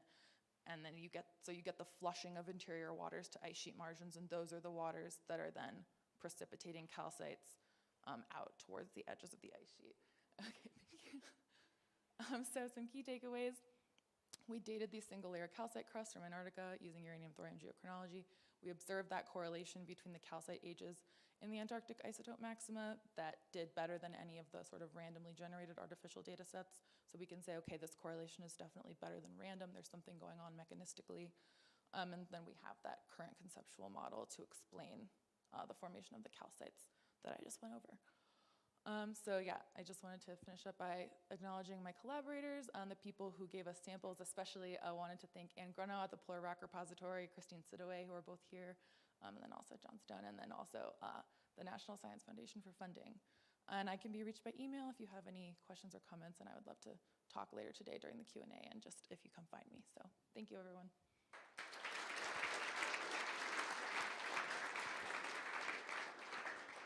Thank you. And just a reminder, we do have a bunch of students in this session. So Michelle, Jessica, Emily, and Naomi are all students, so be sure to fill out those forms. Next, we have Matt King with climate variability as a major forcing of recent Antarctic ice mass change. Thank you. I'm Matt King from the Australian Centre for Excellence in Antarctic Science. It's a new centre in Australia, funded with $25 million from the Australian government and from universities. Looking at climate risk emerging from East Antarctica and the Southern Ocean, and we're doing that through looking at the interplay of the ice, the ocean, the sea ice, the ecosystems under the sea ice, the land ice, and the solid earth. So if you're interested in East Antarctica, do come and talk to me. So this is some relatively new work for me, looking at climate variability and the response to the ice sheet, and we're going to be looking at it through the lens of geodetic observations. So we start with a dilemma, actually, in that the major mode of climate variability in the Southern Ocean is the southern annular mode. But in geodetic observations of Antarctic ice sheet change, it's not been detected. In fact, it's positively not been detected. And so that's odd because certainly ice core records show substantial correlation between regional patterns of change in precipitation with SAM, and we also know ocean models also reflect transport of heat to sub-ice shelf cavities driven by SAM as well. So we should see SAM in geodetic records of the ice sheet, given it's the major mode of climate variability. So where is it? And so this is a couple of indices that reflect the strength of SAM, but also the NINO one reflects ENSO. And you can see the high frequency variability of SAM. You probably can't quite see there that SAM has been trending to its positive phase since the 1940s. And so the mean of that record over that period would be positive. It wouldn't have a zero mean. And you can also see El Nino varying. But as has been pointed out by others who have looked at ice sheet thickness change, Paolo and others, or surface mass balance, Kim and others, mass change or ice thickness change is different to what these indices are indicating, because these indices indicate flux of mass, not integrated mass. And so what we actually need to look at for when we're looking for these signals in the Antarctic ice sheet is actually the cumulative sum of them, because Grayson altimetry is measuring the cumulative effects of fluxes. And so these are now the summed indices You can see the large decadal variability here in the ENSO one, a trend because of the positive phase of SAM. And if you detrend those, you can see, again, a decadal variation in the cumulative sum of SAM. Do note that trend in SAM, because we'll come back to that, the integrated SAM, we'll come back to that in a moment. So we took some gridded GRACE time series and computed the empirical orthogonal functions and looked at the two major modes. This is them. For those not worked with EOFs before, this is the spatial pattern, and you multiply it by the temporal pattern in order to get its contribution to the total change. And so this is the first mode with a dominant decadal variability, and the second mode with a decadal variability as well. And then if we overlay the climate indices with it, which have been cumulatively summed, you can see that there's a very nice correlation between the second mode and the cumulative sum of ENSO. And in one of the lines, we've lagged it by half a year, just to indicate that there is a lag there of about half a year. But you can also see that the SAM index cumulatively sum correlates really nicely with the dominant mode in GRACE data. I should say that these have been detrended before doing anything. But it is interesting, isn't it, that the areas with the large decadal variability in these detrended data are the areas where we see long-term trends in the ice sheet, and we'll come back to that as well. Now, if we do the same thing with a model of surface mass balance, we basically actually here regress the surface mass balance model cumulatively summed and detrended against the GRACE principal components. We get these spatial patterns, which look eerily familiar to the patterns that are observed in GRACE, suggesting that there's a strong surface mass balance signal in both of these modes, but not necessarily just surface mass balance. The eagle-eyed would have seen that there's a period here where the cumulative sum of SAM seems to break down in terms of its agreement with the GRACE principal component. We think that might be due to the super El Nino that occurred in 2014-2016. So that's a purely data-driven assessment. Now we wanted to go to the data, and we fit a multivariate linear regression with a linear trend, some seasonal terms, some GRACE tidal aliasing term, and then the two index terms, which were effectively estimating the scale factor to those cumulative sum index. And this is what we get in terms of the spatial pattern. Large negative response in the West Antarctica and through the region from the Totten to the Denman Glacier in East Antarctica. Opposite sign response to Droning Maudland and Eastern Wilkes Land. If we look at the Nino one, we get this sort of bimodal distribution where we're getting positive, negative signal responses in most of East Antarctica, and the opposite sign change in West Antarctica. So now we're just going to zoom into some individual drainage basins in West Antarctica. The blue crosses here are the GRACE data points after we've removed the seasonal terms that we've estimated and the estimated linear term. And then we've plotted over the top of that the contributions from ENSO that we've estimated from the linear model in purple, and the contribution from SAM in yellow, and the total of those two in black. And you can see in the first set of numbers, these are the variances explained. So of the detrended time series. So these two linear terms are explaining, for example, for Thwaites, 52% of the non-linear variance in the Thwaites Basin over that time period. For Pine Island, it's actually 71%. And you can see these, really do fit quite well in terms of the distribution, and also give a sense that SAM is having an opposite effect in the northern Antarctic Peninsula to the southern Antarctic Peninsula, as observed by other groups. Now, we're switching from GRACE to satellite altimetry, and we're using the altimetry gridded product from Nielsen and others released just recently. And so we've got altimetry, exactly the same regression approach over the same time period. GRACE over here, which is obviously smoother. You obviously, if you could run your eye over that and put a 200-kilometre filter through, you would probably think they look pretty similar. I've saved you having to do that. And so here they are. And so you would make a strong case that even though altimetry is measuring elevation and GRACE is measuring mass, they're both seeing very similar patterns across Antarctica for both the SAM cumulative sum and the ENSO one as well. Now, if we zoom in on the front of some of the major drainage basins into the glaciers, this is what we see with those altimetry data. So we've got Thwaites, Pine Island, Totten and Denman. The blue crosses are the same as what I showed before, but for altimetry. So we've removed the estimated linear trend and the periodic terms. And the sum of the other linear terms is the black line again.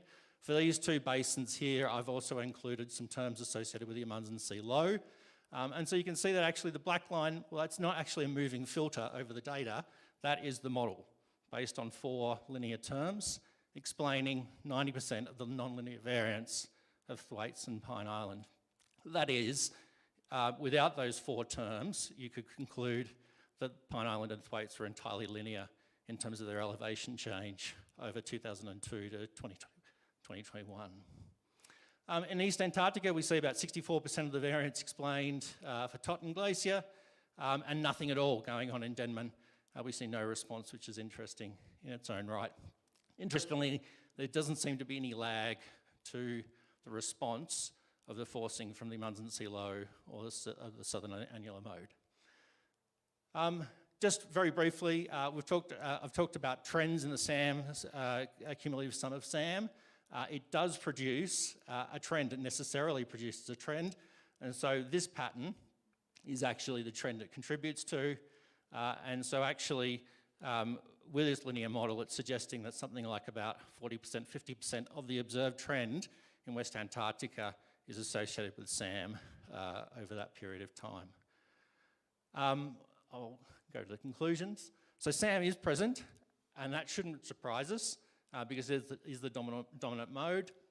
So is ENSO. It's present in both GRACE and altimetry series.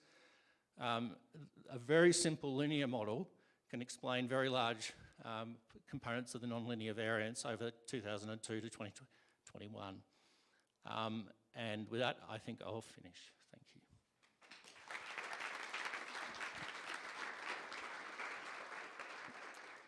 Awesome. Next we have Tasha Snow with Pairing Eyes in the Sky with Instruments in the Deep, mapping the Antarctic coastal current in the eastern Amundsen Sea.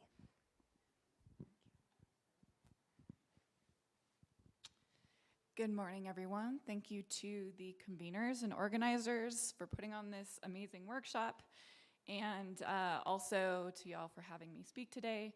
My name is Tasha Snow, and I'm a postdoc at the Colorado School of Mines. And I'm going to be talking to you a bit about the new and old methods that we're using to help map the Antarctic coastal current in the eastern Amundsen Sea. So before I get started, I want to acknowledge my collaborators and funding sources. I need this.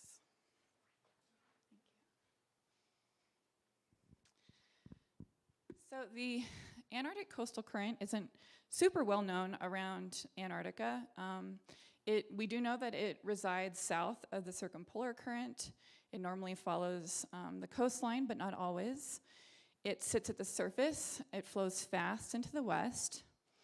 And at least in the Bellingshausen Sea, we know that as it moves to the west, it begins to have more transport through it.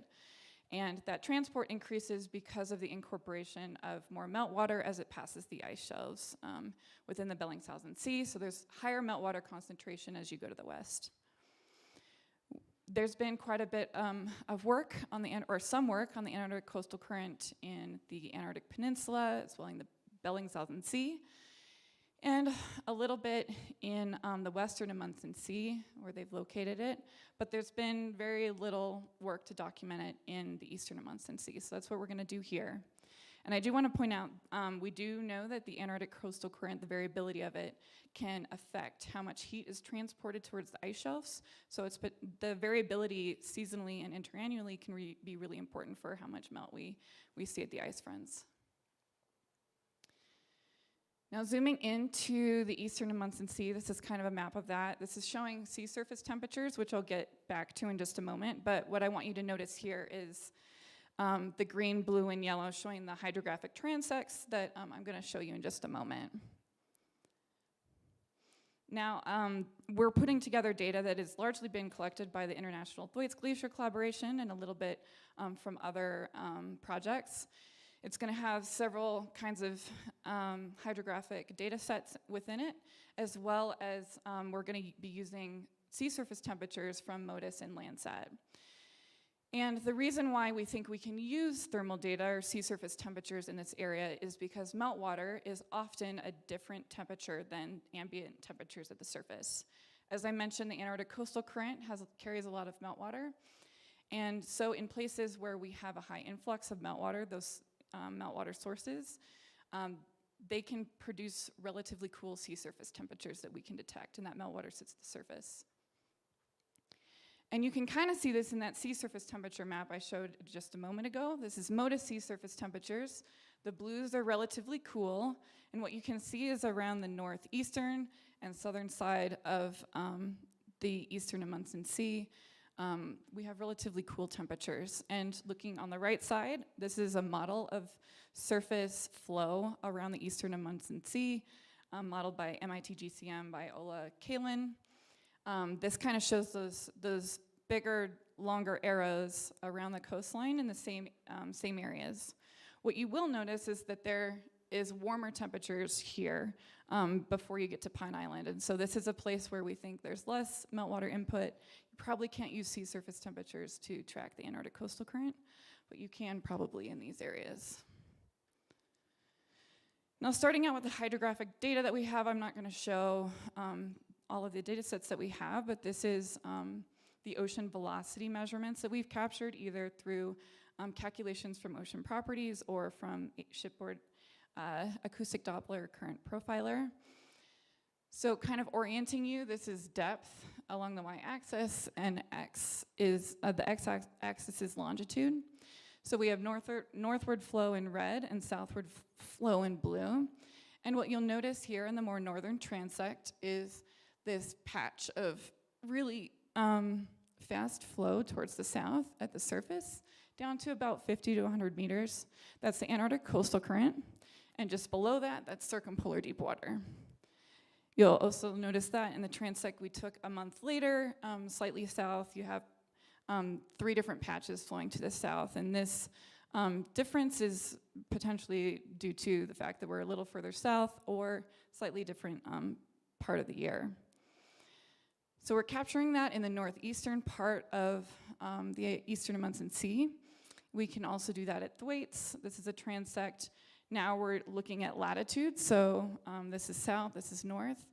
And we have this flow here towards the west that is also showing the Antarctic coastal current above 100 meters. So we're capturing it in the hydrographic data, and I want to show you the thermal data because I think that's more exciting, at least for me. I'm going to show you Landsat sea surface temperatures. There is no product for this, so I've produced these myself.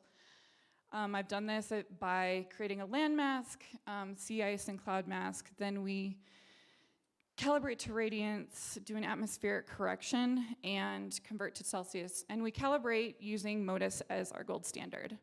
This is problematic because MODIS is not well validated or calibrated in Antarctica, but it's the best that we have, and it works fairly well so far, so that's what we're using. And these are a few examples of what we can get near western Thwaites. So kind of to orient you, this is Thwaites Glacier, north is to the top. Thwaites is in all 4 of these images. These are different days, different years. This is the ocean, and the color is sea surface temperature. And I'm masking out icebergs and sea ice and also the clouds. And what I really want to draw your eye to is this yellow band here right along the Thwaites ice front and sea ice front in that area. This is what we think is the Antarctic coastal current flowing towards the west, carrying that meltwater that's coming out of Thwaites. And what I'm going to show you here, just to start out, is just looking at the width of this band of cold water, where we see that large, sharp gradient between the cold and warm areas is where we are calculating the edge of the coastal current. And this is kind of what we get from that.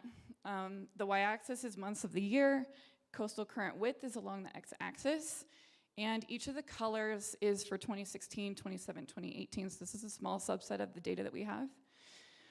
And what I want to draw your eye to is that a lot of these data points kind of sit along 15 kilometers width. And this is similar to kind of what we expect the width of the Antarctic coastal current to be based on ocean basin and so the Raleigh number, like ocean characteristics in this area.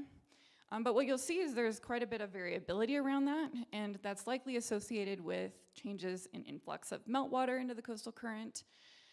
Antarctic coastal current divergence away from the ice front could mean that we aren't capturing it or all of it in certain images, and potentially widening or narrowing during storms or other ocean processes going on there. The other potential error input could be from the technique.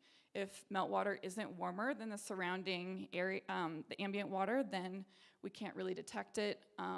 Potentially meltwater isn't flowing across the entire Antarctic coastal current. So those are ways that we might be introducing error into this, but you can see that we have some really cool, exciting results to start from thermal. So kind of wrapping up, we can capture the Antarctic coastal current variability both in hydrographic and thermal data. It flows from the surface down to about 50 or 100 meters, and generally along the coastline, flowing westward in the eastern Amundsen Sea, but not always along the coastline. It tends to be about 15 kilometers wide near Thwaites, which we can capture with thermal. The plugs I want to make here are that we need to calibrate MODIS and Landsat sea surface temperatures, so we need calibration and validation data in Antarctica, which we have almost none. So to kind of wrap up, implications for this. As I mentioned before, the coastal current can transport heat towards the ice fronts and affect how much circumpolar deep water is being transported underneath. So the variability in the transport really matters for understanding basal melt and things like that. Putting this into perspective of seeing geometries of ice fronts change. While we were there in 2019, the ice in front of Thwaites broke out and the entire geometry of that area changed. So the Antarctic coastal current may not have actually been against the ice front. And so as the Antarctic coastal current pulls away from the ice fronts, or maybe is more strongly coupled to them, that may change heat transport, and we're going to be investigating that in the future. So thank you. I want to thank my funding sources again, and we'll take questions later.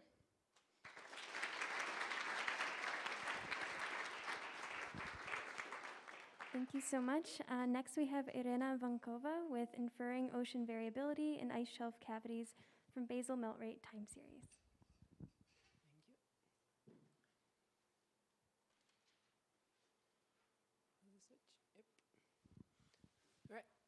Thank you, everybody. I've moved to Los Alamos recently, but the work I'll be talking about here, I've done almost entirely the British Antarctic survey, and I was funded by European money to be in the UK. And I would also like to acknowledge NSF and NASA support that allowed me to attend this meeting. So I'm interested in ice shelf basal melting, and specifically about the ocean circulation underneath ice shelves, and I studied that using in situ basal melt rate data. And so the focus of this talk is going to be on temporal and spatial variability of melting. And I'm going to show examples and lots of data from two very different ice shelves.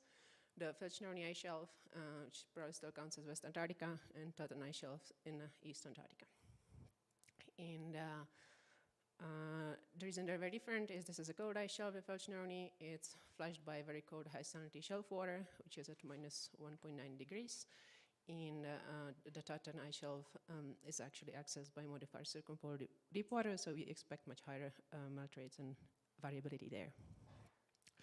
So the tool that we use for measuring basal melt rates is a phase-sensitive radar, or the AP-RAISE. Just a really quick overview of how it works is we place this radar on the surface of the ice shelf, and we are able to monitor internal reflectors and a basal reflector, and we see displacements of these reflectors over time. and then we are able to find the rate of change of the strengthening and the basal melting, and we construct basal time series from that, okay? So a few examples. Here's an example from the Felch-Neroni. It's a 3-year-long time series, and we see all sorts of time scales of variability there. There are seasonal changes that we can link to patterns in ocean circulation, we understand. There's some interannual variability here, and much higher time scales of variability, oceanic variability, among other things, also freezing events that we're able to detect here. So you might wonder, do we trust these time scales of variability or not? A validation from that is provided by the study here, where this instrument was placed at a location where we also had borehole instruments of ocean and ocean temperature and velocities. And it turns out that we can, from the understanding we have about melting, we can construct computed melt rate time series, and they almost exactly match the measured melt rate time series at all these time scales, okay? So we're confident at the time scales that we're measuring with an instrument. So the sites that I'll be talking about are shown here, about 14 sites at the Felch-Neroni and 4 sites at Tatan. And the main question I'm gonna focus on here today is, before putting these instruments out there, we didn't have very much idea how melt rates vary in time altogether. So it's just first question is curiosity. How does ocean circulation do under ice shelves, and how that changes in time? And it also happens to be useful. And then I will focus here in this talk on seasonal and interannual timescales. A few words about the circulation beneath the Felch-Neroni. Is driven by the high salinity shelf water coming from the western side. And we know there's kind of 2 circulation pathways that have been mapped from prior sub-ice shelf ocean measurements. So all that to say, we have some sense about what the circulation does underneath, and so we have some other data to interpret our basal melt rate time series with.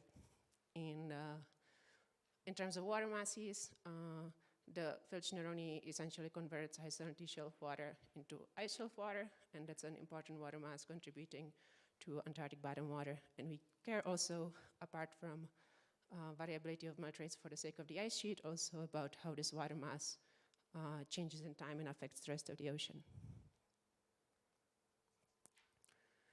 So these are the 14 time series. This is 6 years of data about, and there's a lot of patches and a lot of time series, but we can put all these things together to get a picture of how the ice shelf behaves. And for the sake of this talk, I'm going to focus on 2 time series, one on this pathway and one on this pathway. They're quite representative of the rest. And one nice thing about this time series is also using ocean moorings from before, from the past. We can extend this time series to the past using a parameterization that has been calibrated against data. There was some simultaneous data collected that allowed us to calibrate this parameterization, and so we end up with 15 years of data from the side over here and 10 years of data from the side over here, okay? And one thing that really sticks out in this time series, I'll start with this one, is that there isn't really very much long-term change altogether, and the variability is primarily seasonal. This site shows a bit more variability, and that's a very special site on this ice shelf. There's a lot of flow, a lot of strong flow, and it is the only site actually that has, on this ice shelf, that has velocity, mean velocity is higher than tidal velocities.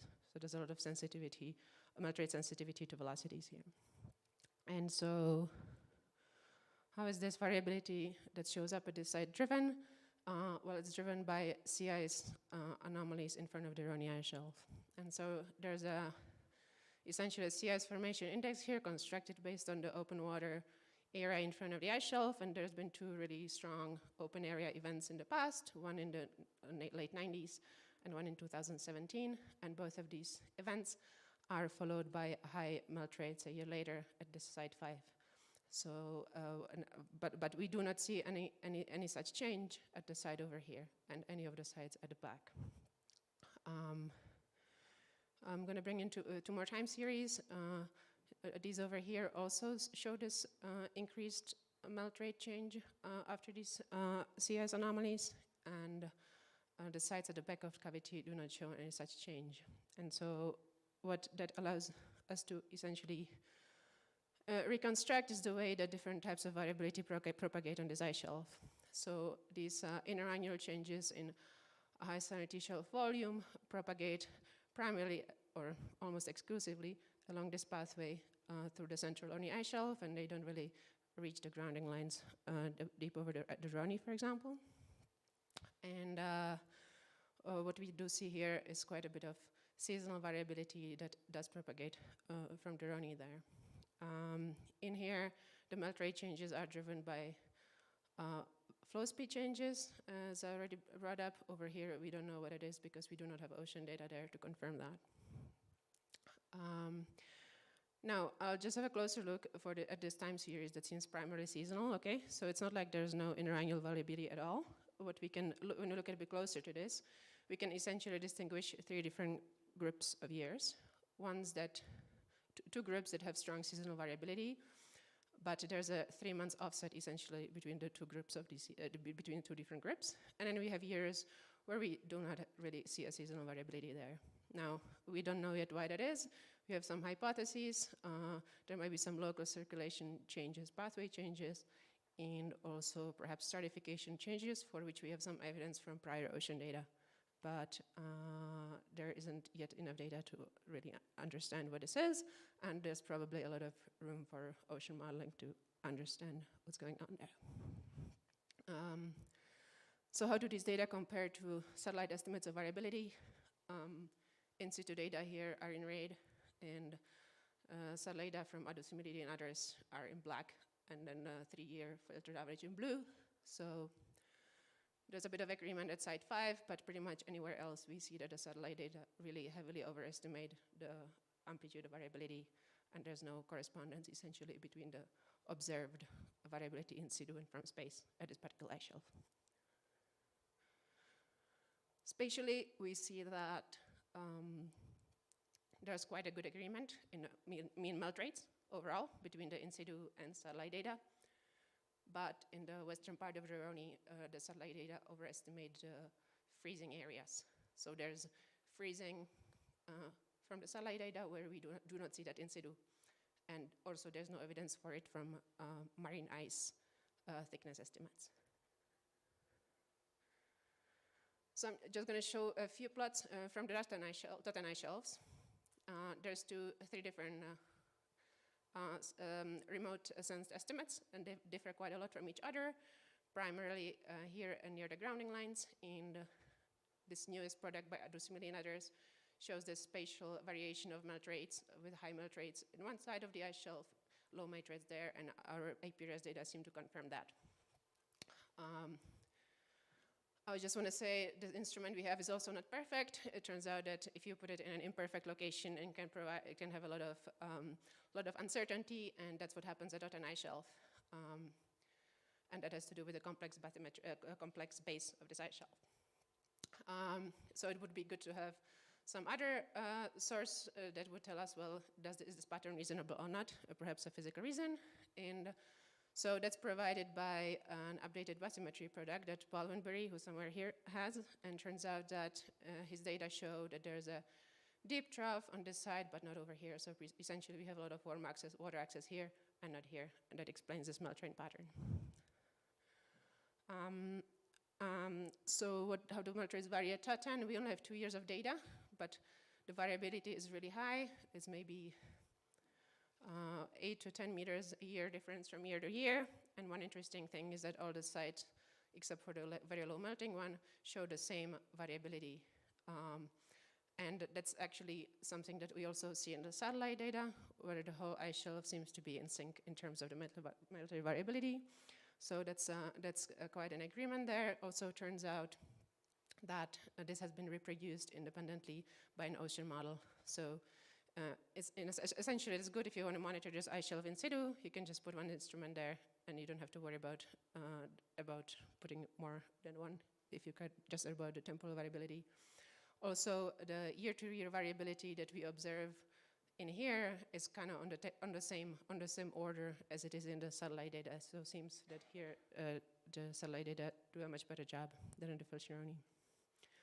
And I think with that, I'm going to end on the note that I think there's still, unfortunately perhaps, a lot of, we still need to keep monitoring in situ melt rates, especially low melting ice shelves, if you want to have a sense of how melt rates vary in time, at least for the time being.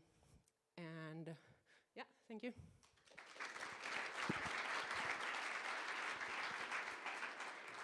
Okay, awesome.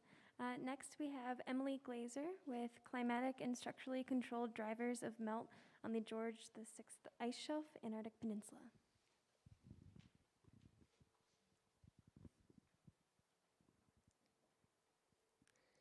Hi, everyone. Good morning. My name is Emily Glazer, and I'm a second-year PhD student at the Lamont Doherty Earth Observatory of Columbia University. So I'd certainly welcome any feedback, questions, comments, suggestions after my talk. I work with Indrani Das in the Polar Geophysics group, and today I'm excited to be talking to you about climatic and constructurally controlled drivers of melt on George VI Ice Shelf on the Antarctic Peninsula. I'm specifically interested in talking to you about different drivers of surface melt and the presence of firn in different regions of the ice shelf. So for those of you who might be unfamiliar, George VI is a 24,000 square kilometer ice shelf on the western coast of the Antarctic Peninsula. It's bounded by two grounding lines, on one side by Palmerland on the mainland of the Antarctic Peninsula, and on the other side by Alexander Islands. And it also has two ice shelf fronts on the north and the south ends. And I've also included here a surface elevation map from the RIMA digital elevation model. And you can see these kind of deep surface channels present throughout the ice shelf. These are ice flow features, and they likely correspond with surface and basal melt channels on the ice shelf as well. I also wanted to show some velocity data over the ice shelf. This is measures in SAR-based velocity. So you can see that the ice shelf is fed from the mainland Palmerland glaciers, which then flow across the ice shelf towards Alexander Island, creating a compressive flow regime with an average velocity over the ice shelf of about 250 meters per year. But it's interesting to note that the ice velocity is much higher here on the southern side of the ice shelf than it is on the northern side. And then also wanted to quickly look at some bed machine ice thickness data over the ice shelf. So average ice thickness data of 258 meters, and you might be noticing a trend here. There's a divide. There's a much thicker ice on the order of about 500 meters on the southern side of the ice shelf than the northern side. George VI also has had a negative mass balance for the past few decades, and it loses mass primarily through basal melt. So it's had a basal mass balance of an average of about negative 3.8 meters per year for the time span of at least 2010 to 2018, as determined by Sushila Dusamili. And it also loses a significant amount of mass to calving off of both the north and south fronts. So between 1974 and 2010, the northern front has lost over 1,200 square kilometers of area due to calving, and the southern front has lost over 700 square kilometers of area. It is interesting that this has occurred at very different rates. So the northern front had a significant mass loss event in the 1970s and has been retreating more slowly since then, whereas the southern front has been increasing in its rate of mass loss. So this kind of brings me to my next point, which is why I think George VI is such an interesting area to study, and this is because it's divided into these two distinct halves. So the two ice fronts on George VI are separated by approximately 3 degrees of latitude and about 450 kilometers along the center line of the ice shelf. And so they experience very different climatic conditions and have different structures. So as we've established on the previous slides, the southern side of the ice shelf has thicker and faster moving ice. And here we show that it also has colder air temperatures.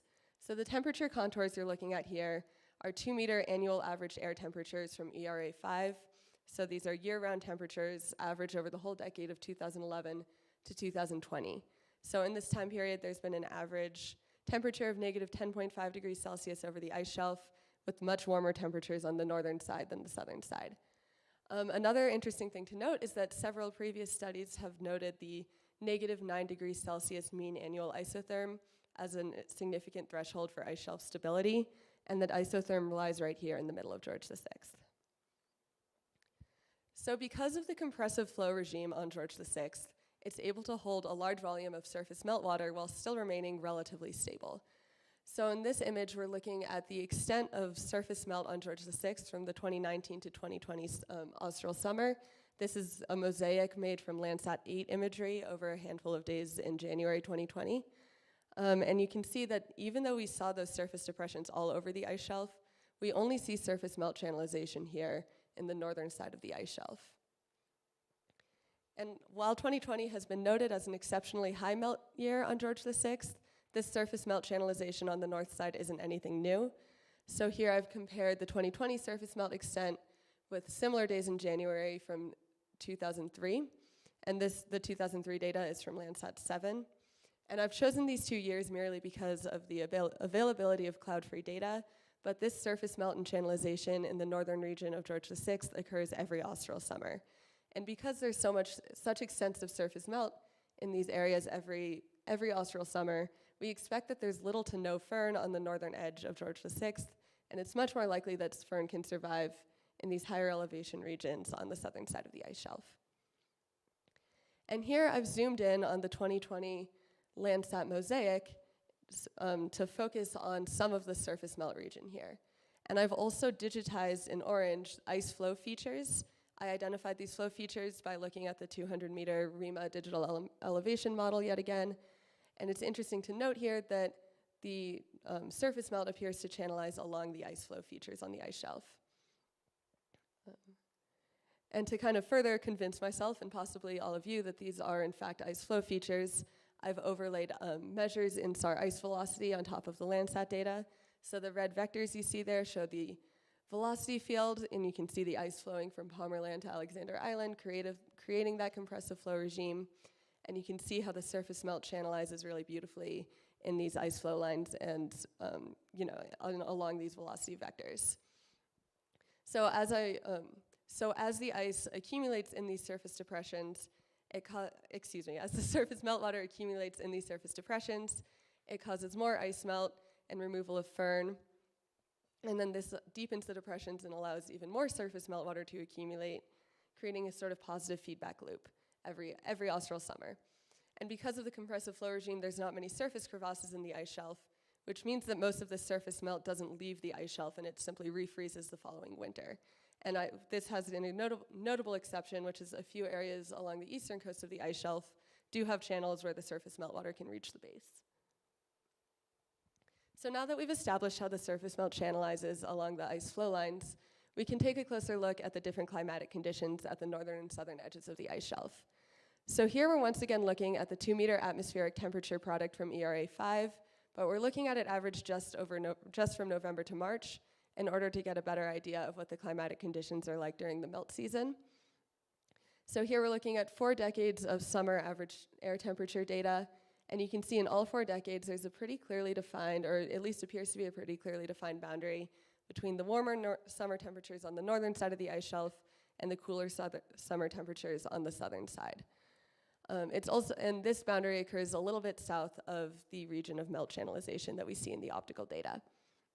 It's also interesting to note that there's a higher summer 2-meter air temperature in the recent 3 decades than in the 80s, as you might expect, because this is consistent with the rapid atmospheric warming we've seen across the Antarctic Peninsula since the 1990s. So in addition to looking at where surface melt channelizes, we can also look at where it kind of initially occurs, and we can do this using passive microwave data. So what you're looking at here on these plots is the fraction of days from November to March averaged over each of 4 decades on which surface meltwater was detected on the ice shelf. This was done using an algorithm from Disteley and Picard, in which they were looking at brightness temperatures over the ice shelf determined from passive microwave data, and then comparing these brightness temperatures to the corresponding temperatures from the previous winter, and using that to determine whether or not there was melt present, melt being defined as a layer of meltwater on the surface or in the near surface snow. So as you can see here, pretty consistently throughout all 4 decades, while there are slightly more melt days on the northern side of the ice shelf, there's non-zero melt pretty much everywhere. So even in the central and southern areas of the ice shelf where we don't see it channelize. So this is likely due, so the channels only appear on the northern side even though it's melting everywhere, and this is likely due to the presence of fern and upper elevations on the southern side. So now we can try to put together these climatic and structural drivers just by taking a 1D profile along the center line of the ice shelf, which you can see in pink here. And I'm looking at a few different sets of data along this profile. In the top plot, you can see surface elevation from REMA once again, and you can see a pretty abrupt transition to higher elevations in the southern side of the ice shelf. And then under that, we're looking at summer air temperatures from 2011 to 2020. And you can see that as surface elevation increases, the average air temperature decreases. And this likely impacts the surface melt and presence of firn on the two sides of the ice shelf. And in the bottom plot, we see the fraction of melt days in the summer from 2011 to 2020. And once again, you can just see that the melt occurs everywhere, even in the regions of higher elevation and lower temperature. So far in this work, very much a work in progress, but we've shown that surface melt along the northern part of George VI has been observed over many decades and is channelized along ice flow lines and surface depressions.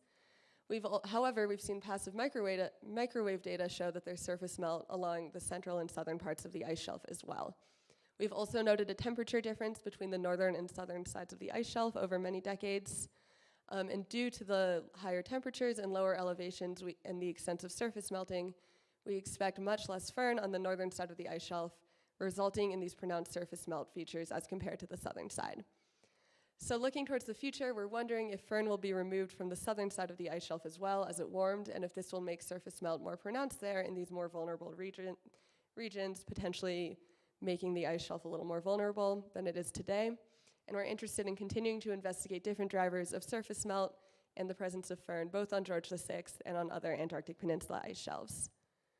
So I'd like to thank the WAIS Workshop, NSF, and NASA for their support in enabling early career scientists to be here today. And thank you all for listening. I look forward to taking any questions.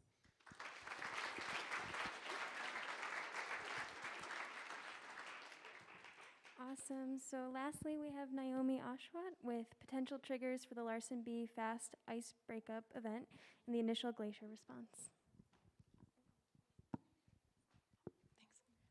Hi everyone, my name is Naomi Oshwat. I am a PhD student at the University of Colorado Boulder, and today I'm going to take you on a journey on the Antarctic Peninsula about the Larsen B fast ice breakout event. First, I'll thank my collaborators and my funding sources. So to set the stage, we're going to go to the other side of the peninsula that Emily was talking about, to where the Larsen B formerly was. So if you're not familiar, there was a large ice shelf that broke out in 2002. And what happened after that was catastrophic glacial retreat of Hectoria Glacier and Crane Glacier, as well as some of the other smaller glaciers. So this area kind of became the hallmark of potentially ice cliff failure because Crane rapidly retreated, as well as what happens to glaciers when you remove the buttressing effect of a very large ice shelf. So this area was exposed to open water until about 2011, when sea ice came into this embayment and stayed there until this year, well, January of this year. And so this year, the fast ice broke out. And what we're going to look at today is we're going to go on a little journey as to what exactly caused that. So there's been a lot of research done as to ice shelf breakout, whether that's hydrofracturing that caused it. Sometimes there's been some theories about wave action and so on and so forth. And today we're going to see what exactly caused this event to occur. And then we're going to look at the initial glacial responses. So what's special about this is that in 2002, we didn't have the same sort of temporal and spatial resolution of remote sensing data that we do now. And so this event is pretty cool because we have high resolution data that we can use to find out more about these responses. So I mentioned Crane Glacier before, and this just gives you a bit of background as to what exactly we're looking for and the importance of this study. So here we have the ice shelf in 2000, and then through the time series of Landsat, pardon the scanner line corrections, which are the slasher marks, you can see that Crane Glacier rapidly retreated between 2004 and 2009, but then it restabilized, and the cool thing is that both Crane and Hectoria Glacier started to re-advance with the presence of the fast ice. And so the fast ice had a significant buttressing effect that allowed that to happen. So what happens now that we remove it? This figure just goes to show the elevation profile of Crane Glacier as the retreats happened and that it had that 100-meter ice cliff, which I'm not really going to talk about today, but it just shows the importance of it. So the initial elevation of the fast ice was very thin near the front, about 5 to 6 meters. But as you got closer to the coast and where the glacier tongues were re-advancing, it got much thicker, closer to 15 meters in the center, but then here near Hectoria and Crane, about 300 meters thick. So that gives you some insight as to the type of structure that we're dealing with here. So this was the breakout event that happened. In November of this year, you can see that it is still stable and nothing's happened quite yet. You lose some of the front, but that front does have an annual sort of frontal breakout. And then we have extensive melt ponds in December, but in January, starting on January 18th, we start to get these huge fractures, and then essentially over 3 or 4 days, the fast ice completely breaks out and then drifts out into the Weddell Sea. So what happened? Why did that happen? That's the first part.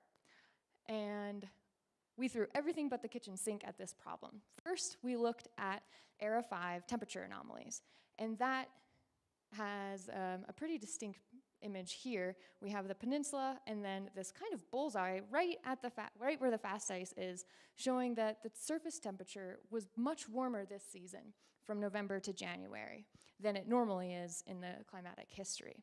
So that potentially caused the fast ice to be much more vulnerable to things like melt and any other processes that may have affected it.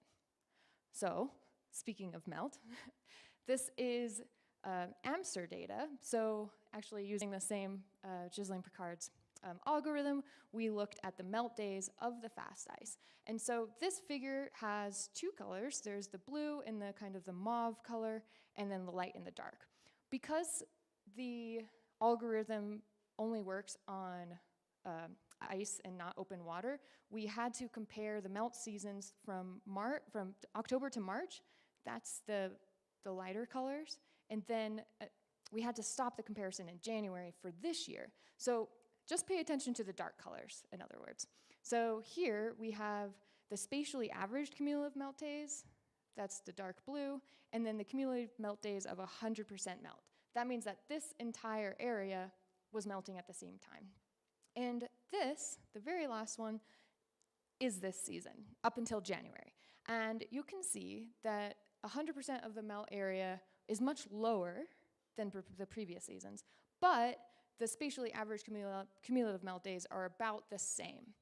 So this is to say that melt was not a primary driver for the initiation of the breakout event. Hydrofracturing, in this case, is not all that it's cracked out to be. Thank you. So the next question is, there's been a lot of research done recently about phone events. And so was the phone event a culprit for this event? And we did some analysis using these thresholds that Matt Laffin came up with in the last 2 years. And there weren't actually phone events that were immediately before the breakout event. There were some phone events afterwards, but it was not, again, not the driver. So what exactly is going on?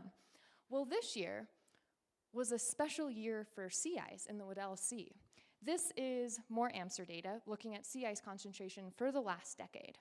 And here, if we look just in this kind of area where the peninsula is, and we can see that this year, which if I just go forward, has a corridor open. The sea ice actually had the lowest sea ice extent on the satellite record in February 2022.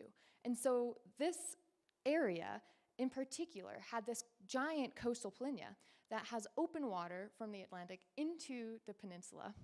And what this allows are waves. So there's been some research going on about wave action, which means like very large ocean swells that have very long periods that can break up ice shelves. And so we were wondering, well, if it's not the melt, it's not the temperature, it's not phone events, is it waves? Well, are you guys ready? here we have the significant wave height for the month of January on hourly data, as well as the peak period. And as the previous research has indicated, you need long peak periods in order to transfer that energy further into the fast ice or an ice shelf. And you need a significant height of that wave. And if you look carefully at this plot, we have an event that occurs on the 18th of January that is almost double the normal height, or the previous peaks leading up to that. And then we have the peak period that coincides with that exact same day. So this indicates that the wave action was the primary trigger for causing the fast ice to break up. But two things need to happen in order for the fast ice to be removed. It needs to break, and it needs to have a dispersal mechanism. And so if we look at atmospheric rivers, we can see that there was a large atmospheric river event starting on the 20th. And atmospheric river events can cause foehn winds on the eastern side of the peninsula that can help disperse the waves. So in summary for the triggers, the wave action was what caused the initial fracturing of the fast ice. But the atmospheric river event and foehn events helped disperse the ice into the Weddell Sea, causing it to expose now the glaciers to the open ocean. Which leads me to, how do the tributary glaciers respond in the aftermath of this event? So this work is still pretty preliminary, and we're looking at two factors. We're looking at velocity changes and ice thickness changes. So starting with Crane Glacier, we have velocity changes from Sentinel-1 using the Alaska Satellite Facility Height Pipeline, which uses speckle tracking for velocities. And there's a lot going on in this plot. It looks like a spaghetti plot. But the key thing here is that we have dashed lines in the lighter yellowish color, and those are velocities from previous years and seasons. So we have January of 2021, and December, another one from December, and then January of this year before the breakout. And then the solid, darker colored lines, like the greens and purples, are from the months after the breakout event. And the key thing here is that there is a difference between the two, but only at this frontal section. So the floating portion of Crane, which is about this first half of the transect, sped up after the breakout event, after it lost its buttressing effect from the fast ice. Yet, the grounded ice, this portion here, is indistinguishable from the years prior, showing that the acceleration has not yet reached the front. Now, as you can see from this plot, this goes until March, and I currently have a plot sitting on my computer that goes through September. So stay tuned for the more recent variations in the velocity. The other thing is that the thickness may be changing. So here we have Crane Glacier, and then we have 3 points. This is where the ISAT-2 tracks intersect the airborne thematic mapper tracks, where there's elevation data from like 2002 and 2008, 2010. And we have the profiles of just this dot, and we combine that with Worldview 2 DEMs, and those are the red colors. So we have a Worldview DEM from January of this year, and then from a few weeks after in February. And then the green is the ISAT-2 data from 2019, and then the orange is the ISAT-2 data from the end of March. So I don't think we have enough data yet to say for sure that the glacier is thinning due to this event, because the variability between the Worldview and the ISAT data is about 10 to 15 meters, and the difference between these 3 time periods and now is about 20 meters. So it's a little close, but as soon as the ISAT-2 data is released again, we'll get a chance to look at whether or not this thinning is a real signal or just variation in the data that we have. So that is all I have for you now, and I would love to have any questions or any comments or ideas. Thank you for listening.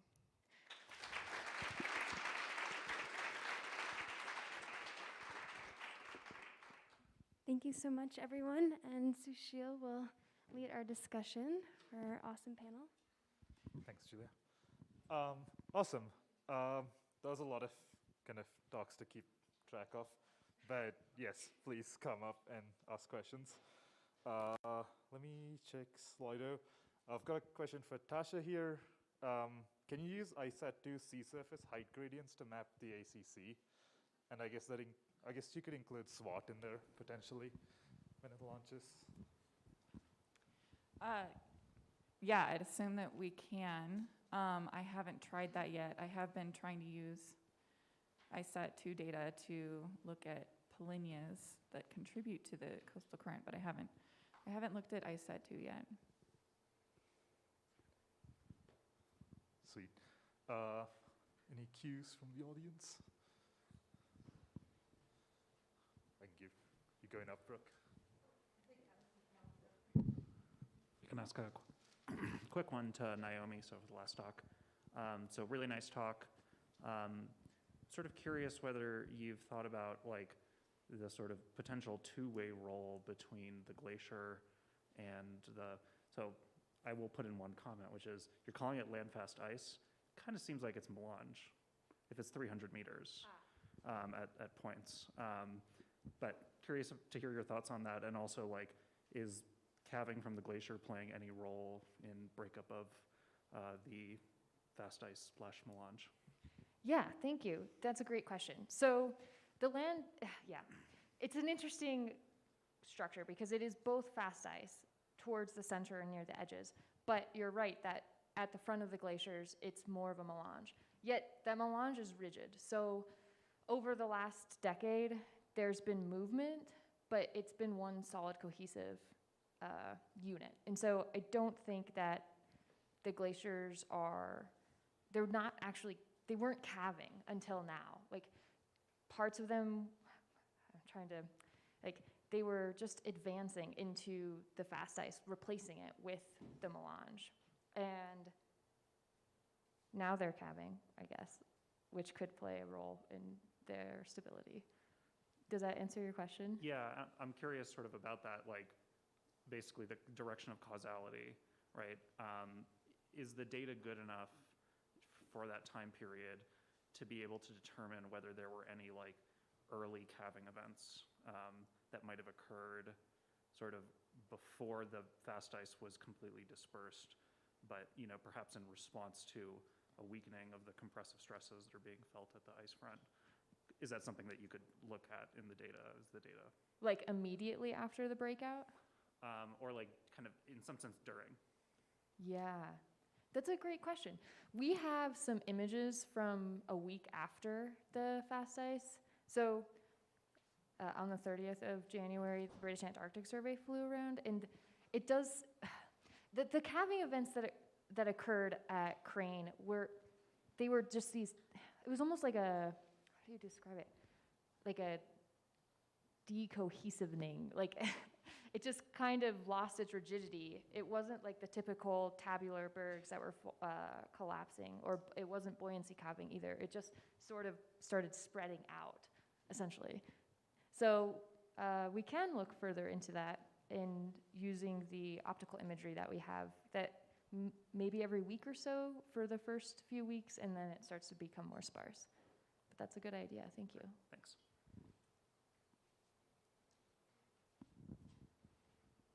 Right, go, Brooke. Okay, awesome talks. I have many questions for Matt because that was a really great talk, but I'll pick one for now.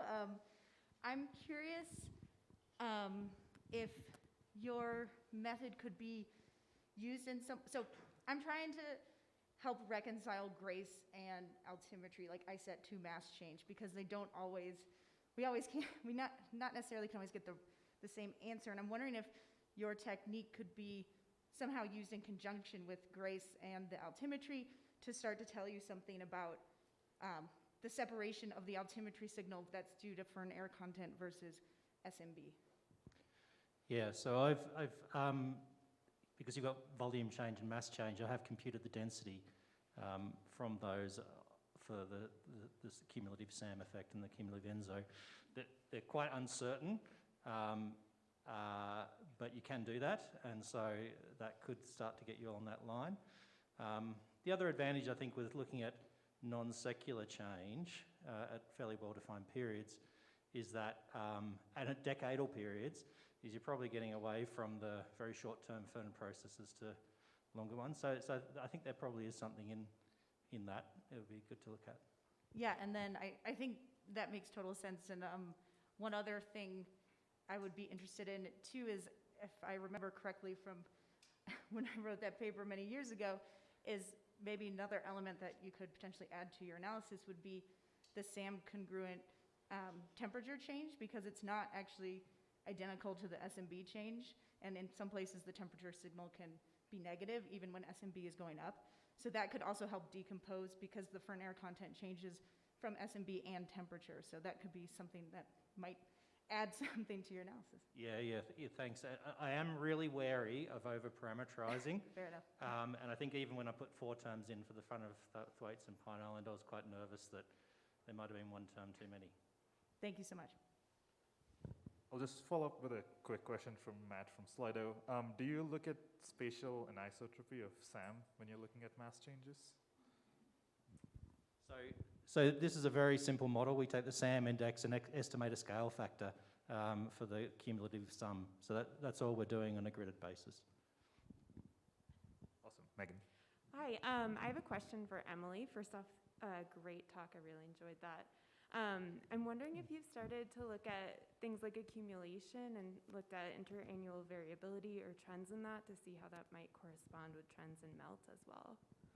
Yeah, that's a really good idea. I have done a little bit of looking at surface mass balance data from the RACMO climate model, but I haven't quite correlated accumulation rates with any of these other data sets yet, and that's a really good suggestion. Thank you. Yeah, cool. Thanks so much. Hi, those are all really wonderful talks. I have a couple short questions for Naomi. So I guess my first question is, like, what type of calving is happening now, or like started happening after the fast ice breakup? Yeah, you can go for that. Yeah, okay. So it's really interesting because none of the glaciers are responding in the same way. So Hectoria Glacier, which is actually imaged in that slide right there, retained part of its tongue for another month. And then now, over the course of a few weeks, it rapidly retreated with like I don't remember the name, but like with buoyant calving, where it's not tabular bergs that are disintegrating. But Crane is losing its floating portion by these tabular bergs just flowing out into the sea. And Joram Glacier, which was imaged on one of the first slides, immediately started calving at the loss of the fast ice at its grounding line. And the other one, that was Punch Bowl. And then Joram had a similar response as Crane. So we're seeing a combination of both types of two main calving types of the disintegration and tabular bergs, and then buoyant calving at the grounding lines. Very interesting, especially like there is some buoyant calving, but also other glaciers have tabular calving. And then my other question is, if the floating part of Crane Glacier is accelerating, but the grounded part is not, would that require thinning of the floating part, or is there another explanation for that? Would the acceleration require thinning of the floating part? Like, if the floating part is accelerating, but the grounded part is not, would there be any way for that to happen without thinning of the floating part? Yeah, so I think, I don't know. Yeah. But looking at the imagery in the DEMs, it's hard to say if that floating part, like, it's cohesive, but there are parts that go quite deep, and it's questionable as to, is it one cohesive piece that is floating, or are they actually like, is it more melange, where you have these tabular bergs that are sutured together but very weak? And so I think if it's more of that, the latter, then it wouldn't necessarily require thinning. But if it is one cohesive unit and very well welded together, then it would have to thin. Yeah, I think that makes sense. Yeah, thank you so much. Yeah. Great, Matt. So I'm kind of low-key obsessed with passive microwave data, and I think I saw more passive microwave data in this session than I've seen at all of my WAISes combined, potentially, which I love. But, you know, NASA's not launching another. But also, as Naomi said, we have, you know, tons of other options for satellite data. Thinking kind of 5-10 years down the line of, you know, the tools we're gonna have, are we gonna miss passive microwave? And any people who used it and people who didn't use it can comment on this.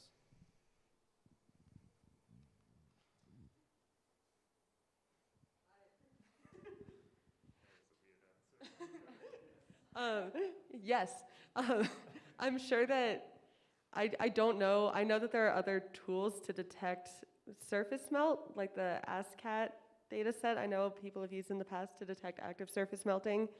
I know there's a myriad of other things people use passive microwave data for, but so yes, I'm sure it will be missed. I don't know if Naomi has more thoughts on that. I agree. I think the cool thing about passive microwave is it doesn't matter if it's dark and it doesn't matter if it's cloudy, you can still detect the melt. And that's really helpful because, well, we don't have, I mean, like the Larsen B area, we don't have a weather station nearby. Like, I think the closest one is on the Larsen C, so several hundred kilometers away. So if we want to know at a fairly high resolution whether melt is occurring, I think passive microwave is a much better indicator than something like a climate reanalysis product that has much larger grid cells.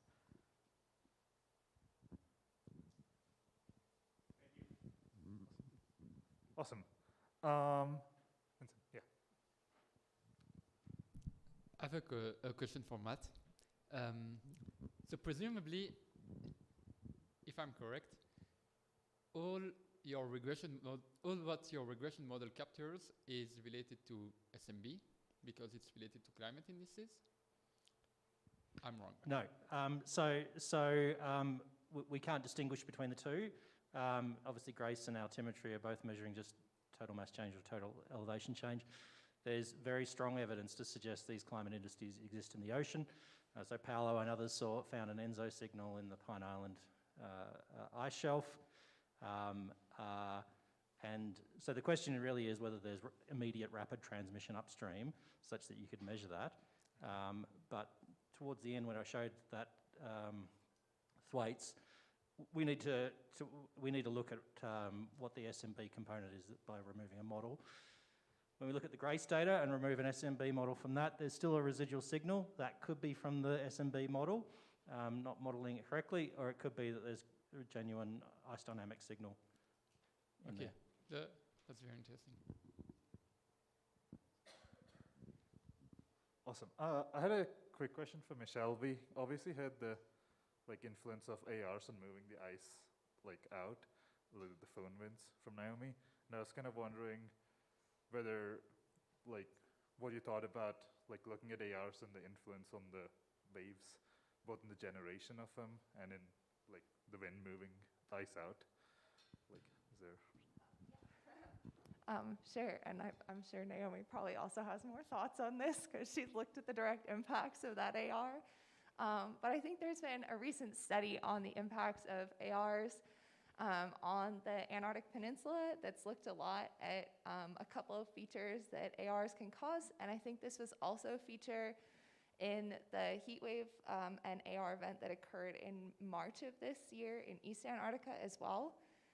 But I think there are a couple of features. So atmospheric rivers can cause a local increase in sea surface height, and then they can also cause waves on top of that. And those two features combined can serve to break apart ice and also impact ice shelf stability. So I think those are kind of two neat physical impacts that ARs have at the water-ice interface, in addition to their impacts on temperatures, which can also lead to that destabilization. Well, and actually, I also have a question for Michelle. So you showed with the large ensemble that the frequency of ARs go up, but I'm curious if the percentage of the total contribution from atmospheric rivers also increases as well. You mean like the percentage of precipitation contribution, or? Yeah, so I think you said for maybe total precipitation over the ice sheet, they amount to like 35% or something. Does that number also go up into the future, or does it kind of go up together? Sort of thing? Yeah, that's a great question. So for the historical period, they contribute around 13% of the precipitation, 35% of the interannual variability. I actually haven't done the precipitation analysis yet for the future period, so I was hoping to do it by today. But I think that's kind of the next step.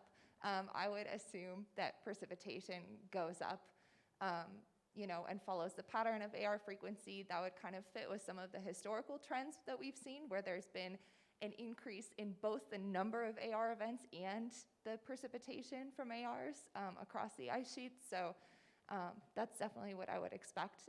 But it would be really interesting to see if we get like more intense, really like individual AR events, whether our range of extremes shifts in the future as well. Thanks. Trevor? Yeah, I have a question for Jessica. That was a really great talk. Thanks. There's a paper by Bernard Halle from like the mid-70s, and I don't remember the details very well, and I'm not sure if anyone has ever followed up on it, but he showed that under some circumstances, subglacial carbonates can actually shut down glacier sliding.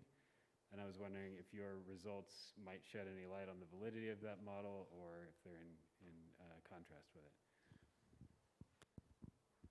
I've never looked into that specifically, but that's super interesting, and I think that there's a lot that can potentially be said about the presence of these carbonates underneath the ice sheet in the various forms that they take. So that's good to know. I'll definitely look into that.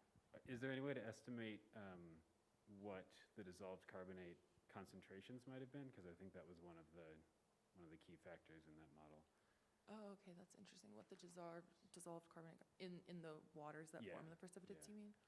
I don't know off the top of my head, but possibly. So we can definitely like look into that. Cool. Thanks. Yeah. Thank you. Awesome. I had a question for Irina. The 3-equation milk parameterization is huge, right? And all the models, a lot of ice ocean models use it. And I was wondering, when you were doing the calibration for the 2 IP-res sites that also had moorings, whether you were able to use the same parameters for both, or whether they were different, and like what governs the differences? Yeah, so so to answer, the coefficients were different, but the reason for that is one of the sites did not actually have a mooring in the boundary layer. It was a bit further away, so the coefficient absorbs some of the stratification effects there. Now, turns out that there's yet another site where we can do this exercise, and there we try to fit a 3-equation model there to ocean data using the mean state as a calibration, and then see if the variability matches or not, and we find that there the variability does not match, and the ocean senses were even like further below the ice base, maybe 70 meters or so, and so at that particular site it was way too far, and the oceanographic regime at a distance were much different from that site. But maybe you were wondering about if any of this can contribute to the knowledge of coefficients for the modeling purposes, and then not from the data I have, but there's a few more bits and pieces being collected elsewhere that might give us some range for that. Awesome, thanks. All right, I'll finish with this question for Naomi. Will the fast ice come back, and if so, how long will it take to come back from your internal model of fast ice? Yeah, that's a great question. So the fast ice was thought to have kind of formed, potentially, this is all just from my reading and not actual studying, is from atmospheric teleconnections. The IPO, the Interdecadal Pacific Oscillation, potentially went negative in the like 2010s, and that could have caused the formation of the fast ice, but now it's thought to be positive again. So I would have to look more into the teleconnections to know whether or not the fast ice will reform in this specific area. But in general, the fast ice around Antarctica is different than the sea ice, that it's pretty local. And so even if we're losing sea ice, if there's a general trend of losing sea ice, fast ice might be exceptions, in that there's other things that could form, like help cause the formation of fast ice. Like if you have a large iceberg that gets pinned, then that can cause the fast ice to stay in an embayment. So honestly, I don't know what's going to happen here, but it could. I don't think the answer is no, definitely. It could be yes. Awesome. With that, let's give all our speakers another round of applause. And enjoy your lunch.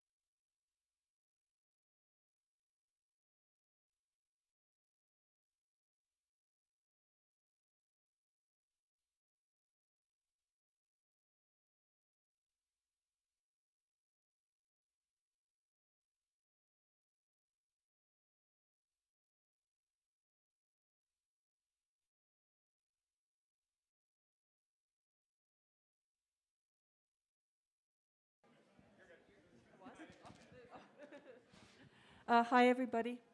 This is Antarctic Session, Open Science 1. If everybody could come in and get seated. My name's Ann Gruno, and my co-chair is Hannah Verbancourt, and we'll get started with our first talk with Kirsty Tinto, the U.S.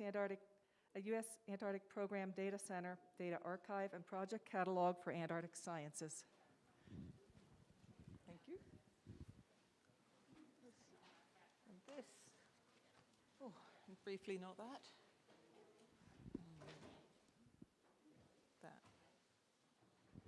Okay, hello. I am Kirsty Tinto, and I am here today to kind of kick off the open science session and talk about the data archive and project catalog that hopefully everybody will get to participate in and at least get data from at some point in the projects that you're working on. So I am one of the friendly faces of data archiving.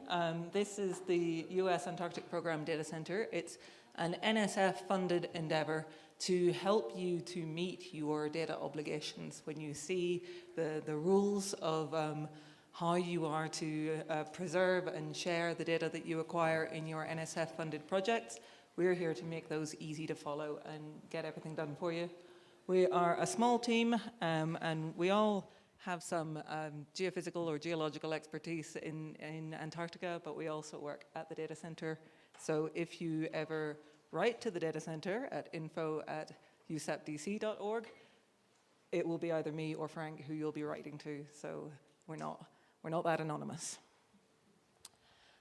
Here's a rundown of our purposes. We are here to support you in meeting your data obligations.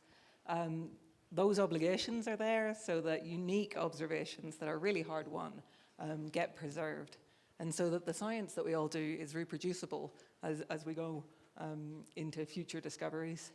It also allows for data reuse, including for purposes that weren't anticipated when the data were originally collected.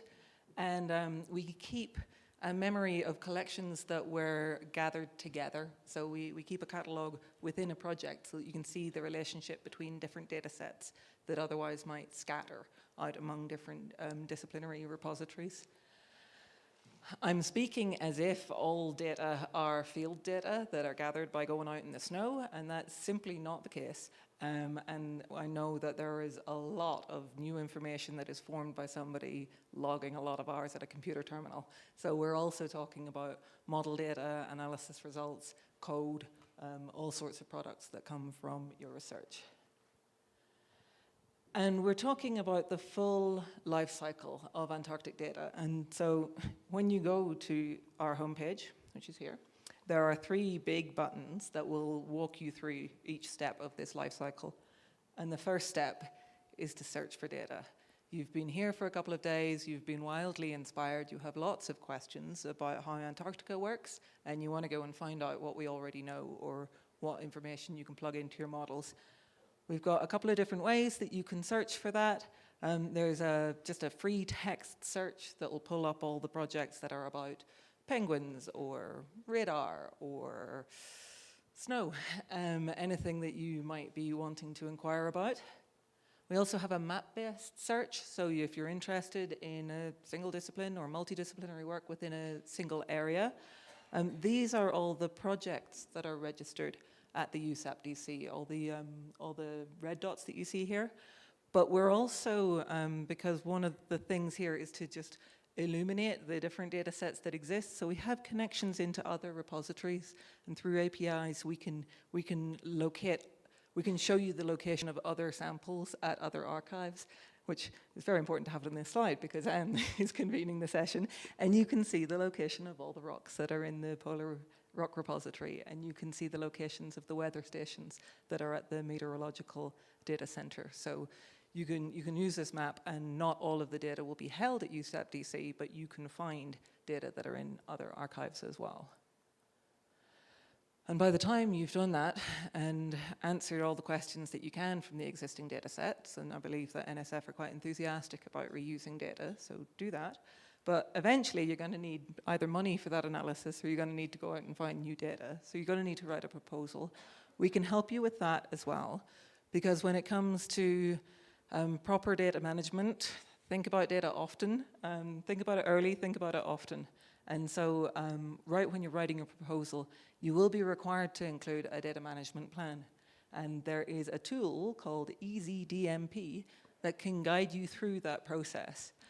So it's linked on the website here. You'll log in with your ORCID, which is how the website works as well. And it guides you through the sorts of questions that you should have thought about and have answers for, of how you will handle the data that you create or gather in your project. And that's going to be part of your proposal. If this is your first proposal, this will be really helpful so that you know what you should be thinking about. If this is your 15th proposal, a nice tool of this is that it stores your former management plans, and so you can work off a template that you already developed for an earlier proposal. So there's something for everybody in here. And I'm assuming, as I go on to PI communications, that that proposal was successful. Congratulations, you're delighted. We're delighted, everyone's excited, and so you will, shortly after a proposal gets awarded, you get a welcome letter to the data center. So anything that you forget that I said today, you will be reminded about when you get this letter. That just tells you what your obligations are and how you can meet them. And the first of them will be the welcome letter that's inviting you to register your project, and that's what I'm going to talk about next. And then about 3 months before the end of the award, you'll get another letter saying, hey, guess you've made some new discoveries by now. This is the right time to be thinking about what products have come out, what needs to go into the archive before the final report goes in, because it's really great to be talking to us 3 months out from that rather than 3 days or 3 hours out from that. So think about data early so that we can archive it well, make good metadata, be good data citizens. So I said that the first step was to register a project. I just wanted to show you what that looks like. When you search for data, you will see these project pages, but just so that you understand the difference between a project page and a dataset page. The project is linked to your award number. So if it's collaborative research, there might be a lot of award numbers in there, but that's the way that we define an individual project. And when you go to register it, a lot of this information is already there because it comes from the NSF database. So it's the title, it's the abstract, you enter the people who are involved, and you can enter your data management plan that you have from when you wrote the proposal, and then data sets and publications you can add or they will be added as the project develops. Because a big thing about the project registration, the project pages, is that they grow over the life of the project. So there's an edit button in the top there. Anybody who's named on the project is able to contribute to it. So as data sets come into your project, you don't have to wait till the end. In fact, I don't think you're allowed to wait till the end. You need to submit those within 2 years of gathering them. And so you can edit this within the life of the project. Another thing that I really like about them is that the data center goes through Crossref publications. So anything that acknowledges the award in the publication will be automatically added to your page. You can add things yourself as well, but it's kind of nice to check in on your project and see it growing through your interventions and just automatically through papers being added. We'll also, at this stage, link your project to the Antarctic metadata directory. So that's one of the ways that you can be internationally findable in what data you've collected. So the data set that you will deposit will go into a data set page like this. You don't have to give data to us. You can put it into any other archive and we'll link it to your project. So it will show up on that other page. If you want to give it to us though, and we have a lot of unique data sets that don't really fit into other archives, we'll give it a DOI. We can version it, we'll link it back to the project, and we have a button there where all of the metadata that you've written is available to the rest of the world, and a download button so people can get at the data easily. Whew. Obviously, I can answer any questions about that while I'm here. You will have new questions once you've completed your project, and so you will have to go back around this circle and search data and write proposals and make discoveries again.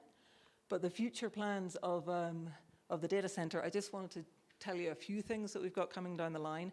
We've just had a renewal for the next 5 years, so there's going to be a few different things that you'll be hearing about in the coming years.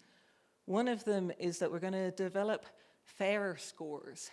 for each of the data holdings so that we can assess how findable, accessible, interoperable, and reusable our data holdings are, and then monitor if we can make that better over the period that we're going to be working. Findable and accessible really falls on us most of the time. We are making your data visible to the world and making sure that it's findable through different search engines.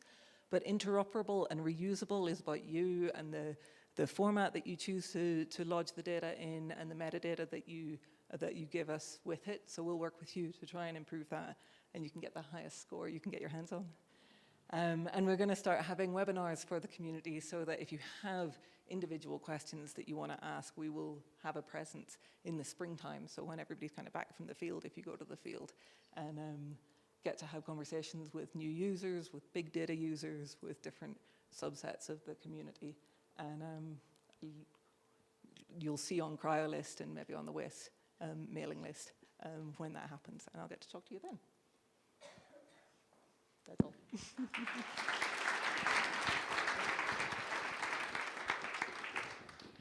Okay, our next speaker is Mickey Mackey, towards geologic realism in the subglacial environment through geostatistical simulation with open source software. Thank you.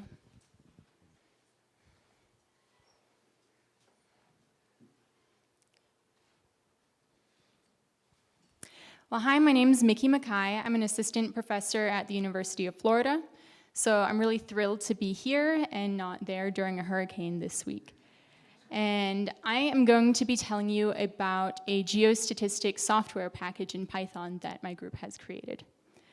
So the idea with geostatistics is, imagine you have some cross-section of topography under the ice where you have these blue dots representing bed elevation measurements.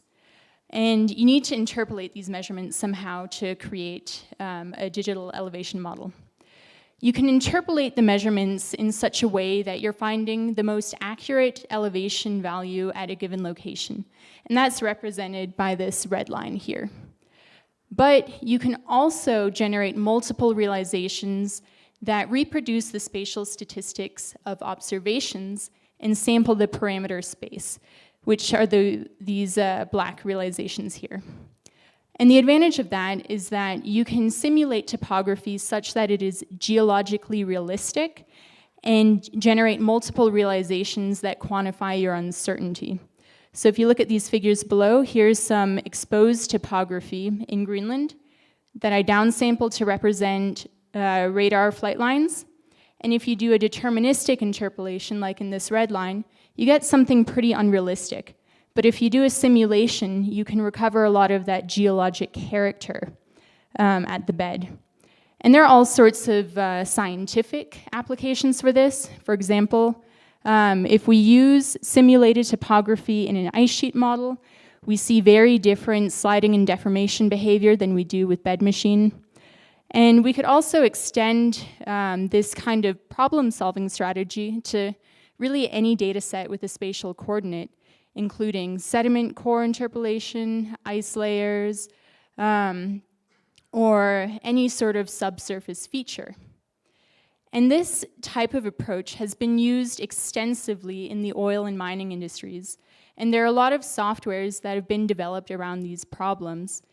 So for example, the Geostatistics library, developed in the early 90s, was written in Fortran and is designed to be used for mineral exploration. So we have all of these tools, but none of them really meet the FAIR standards that Kirsty was talking about. And it's a real roadblock for applying these tools in our field. For example, a lot of these softwares can cost thousands of dollars a year for a license. Many of them crash if you try and upload large data sets. And all of them require you to be an expert geostatistician to be able to use these tools. Another issue is that because these tools were developed around mineral exploration problems, most of them are geared towards data sets like this, where you have point measurements that are pretty evenly sampled with fairly simple data structures. But ice-penetrating radar data looks very different. We have large-scale trends, we have flight lines where measurements are sampled very densely along the lines, but then very large gaps in between. And we have a lot of variability in the survey line spacings. So all of these features make it very difficult to apply some of these mineral exploration tools to our problems. And a lot of these algorithms will just break down when you try and use them on our data sets. So we created GStatSim, which is a Python package with a bunch of different geostatistics interpolation algorithms. It's, in the coming weeks, it should be installable via the pip command. We're just putting some of the finishing touches on it. We also have a bunch of tutorials showing applications of the different interpolation functions. And we designed the algorithm so that it's very interpretable and easy to modify. And it uses very fundamental packages like NumPy, Pandas, Scikit, so that we're not building like a Jenga tower of code.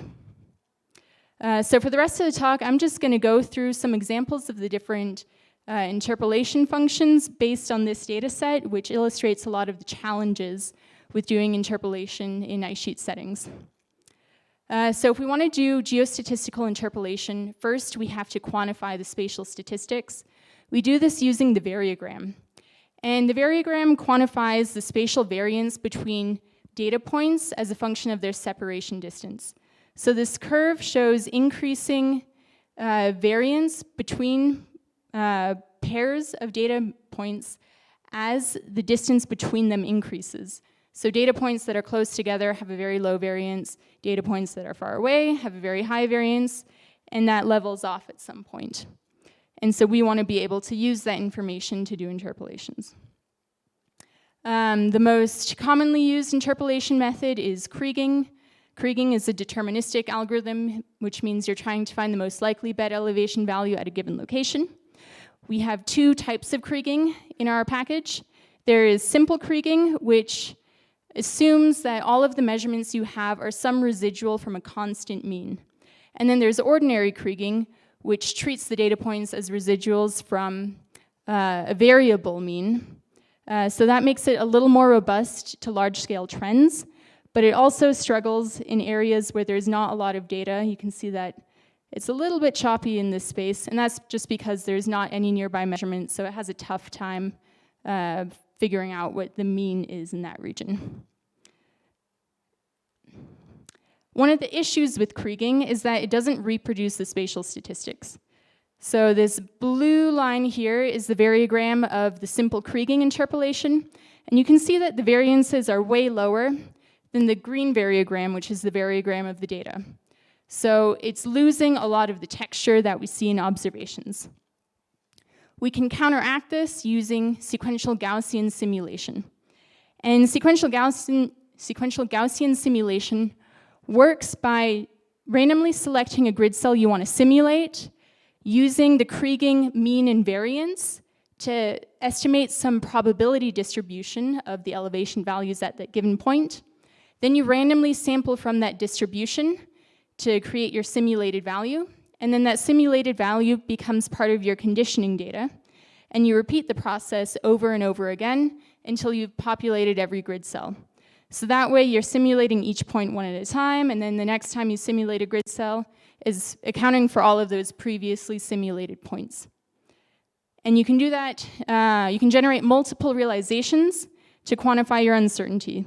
So these are 4 different versions of sequential Gaussian simulation applied to those conditioning data points. And you can see that there are some subtle differences between the 4 of these. All of our algorithms use something called an octant nearest neighbor search. And that just means that if you're simulating or estimating some grid cell here, all of your nearest neighbor points might be to one side of you, just given the spatial distribution of radar data. But that could give you very lopsided estimates. So we break the coordinate plane into octants and make sure that we're using data from all sides so that we have a more balanced interpolation. We can also account for anisotropy. So if you have more variance in one direction than another, you can do that and at different orientations as well, for both the kriging and sequential Gaussian simulation interpolations. So you can see that this looks kind of stretched in the horizontal direction, and we have a bit of a slant on these guys. Oftentimes, it's helpful to decompose your data into a large-scale trend and a residual. And so we included functions for estimating the trend using radial basis functions, and then you can simulate or interpolate the residual. The residual data is often much more stable and easier to, makes it easier to do the variogram modeling. So it can often give you better results. We see much smoother information here in the Kriging interpolation. Oftentimes we have spatial statistics that might vary across the region. So we can cluster our data into different groups if we want and define separate spatial statistics for each cluster. You can see all of these variations in the roughness in this region. My student came up with a way of grouping these clusters recursively, so based on the density of measurements. And finally, we also have a way to incorporate secondary constraints. So for example, we can account for the correlation with the ice surface when we're doing these interpolations. So all of these examples are on GitHub. You can run the tutorials for yourself. And I just wanted to do a quick plug for UF. I'm looking for 2 graduate students, and we are hiring 3 tenure track faculty this year. So please let me know if you're interested in any of these things. Thank you.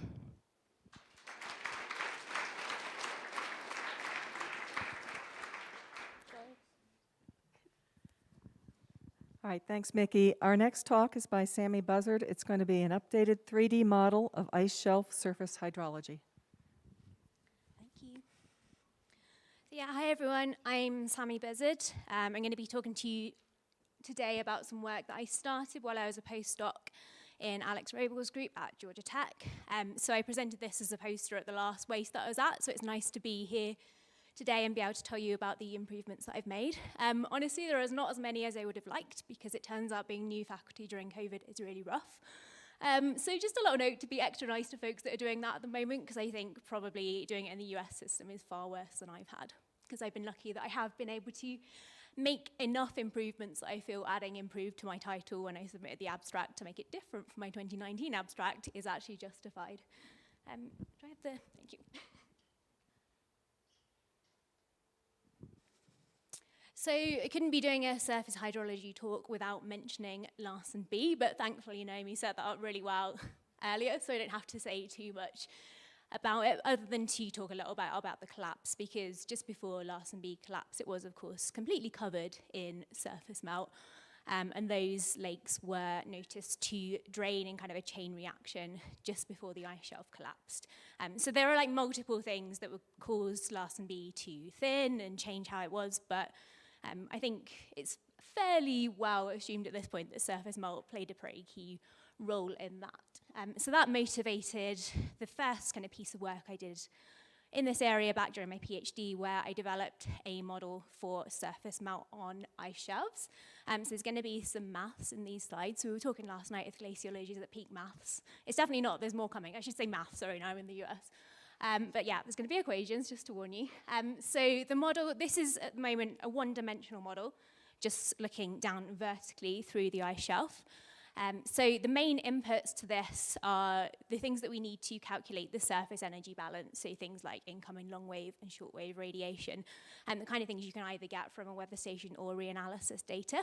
And I use that to calculate the temperature at the top of the ice shelf, and then just use a basic heat equation to work out how that temperature change may penetrate down into the fern and potentially into the ice as well. Gets slightly more complicated when we get melting at the surface, so we have to account for height changes at the surface and then density and heat changes as that water percolates down into the ice shelf, refreezes in the fern, potentially forming ice lenses as well. I won't go into any more details around how that model develops, as I don't want to overwhelm you with too many equations, but this kind of shows all the processes that we can then go on to model after that kind of initial surface energy balance calculation. So we can model the formation of ice lenses, the saturation of the fern from those ice lenses upwards, and then the formation of lakes, the refreezing of lakes, and how that evolves, and how the density and temperature profiles of the ice shelf change over several melt seasons. And as this is the Antarctic Open Science session, I should say that the code for this model is available if anyone wants to use it. The information is in the papers that are listed there. And there's a lot that you can actually learn with a 1D model because it's not too computationally heavy. So I am still working with this on and off. I'm doing some work at the moment with the group in Swansea and some other folks trying to work out what's going on the Larsen C ice shelf and some of those kind of big ice slab formations there to see if we can understand a bit more about how they came about and the processes that led to that. Of course, Antarctica, unfortunately, for those of us trying to make simple models, is not 1D. Actually, the water tends to move around quite a lot. So there felt like kind of a few years ago, there was a spate of people just going to Antarctica and finding weird new meltwater features that eventually I just thought, well, a 1D model is not going to cut it anymore. We do have to actually think about these. I put this video in to show some of the kind of key processes that can really change an ice shelf's makeup if you do have these meltwater features on the surface. So one of the main things, for example, if you have rivers, they could be taking water from places where we knew there was melting, but maybe we didn't think the ice shelf was vulnerable, to places where the ice shelf could be vulnerable to hydrofracture, but we thought there was no melting. But the kind of opposite side of that is that there are things like the waterfall shown here. So that there might be water that is being evacuated from the ice shelf surface and isn't actually going to contribute to damaging it. So to try and model some of these kind of more complex processes, and here is just an example of the ton of different things that is happening around Antarctica. So yeah, loads of different superglacial features to model. To try and tackle this problem, we created MONIX, which is a 3D model of Antarctic surface hydrology. I no longer know what this acronym stands for, but it's a model of surface hydrology and stability. It's one of those where we're just trying to make a word out of letters. So the reason that I spent so long telling you about kind of the equations and the one-dimensional model is that that makes up MONIX. We take those columns and we put lots of them together to create a 3D grid that we can move water around within that, but still get all those kind of small-scale vertical processes, because things like ice lens formation are just so important for where that water is going to end up and how deep it's going to get into the fern, where we're going to lose pore space, etc. So I would say when I describe it as a 3D model, it's 3D only in the sense of water transportation. It doesn't do things like move heat between the different grid cells, because honestly, it's already computationally heavy enough. So that's as much as I'm going to do with it. But what you can see here, so we have got horizontal water routing in there at the moment, and then some other processes I'm hoping to incorporate into MONIX will be kind of the actual development of river channels as water continues to flow through them, and also ice shelf flexure in response to meltwater loading on the ice shelf surface. So ultimately, the model can provide a surface melt distribution for anywhere on Antarctica you have the data for, really. And then the plan is for some of this information to then be coupled with or parameterized to put into larger ice sheet or potentially even system models. So here is a kind of proof of concept study that I did for Pine Island Glacier. So you can see on your left hand here, the red shows a DEM where darker red is higher. So this was an input to the model. And then on your right hand side is a GIF that, is just about showing up of what was just a random water distribution on Pine Island and how that will end up kind of going into the different kind of areas of topography you would expect it to, so the water moving from the highs and into the lows. But again, this one's been set up really nicely. Earlier, we had a great talk on Georgia's 6th ice shelf, and I think when it comes to meltwater, for me personally, the peninsula is really where it's at, even though we're at a WAIS workshop. So in the kind of 2020 melt season, there was that kind of spectacular melt event that was really captured very well here by Sentinel-2 imagery. Of course, as soon as I kind of saw people tweeting about this event, I was like, this is something I have to try and test with MONIX, because there's just so much melt going on.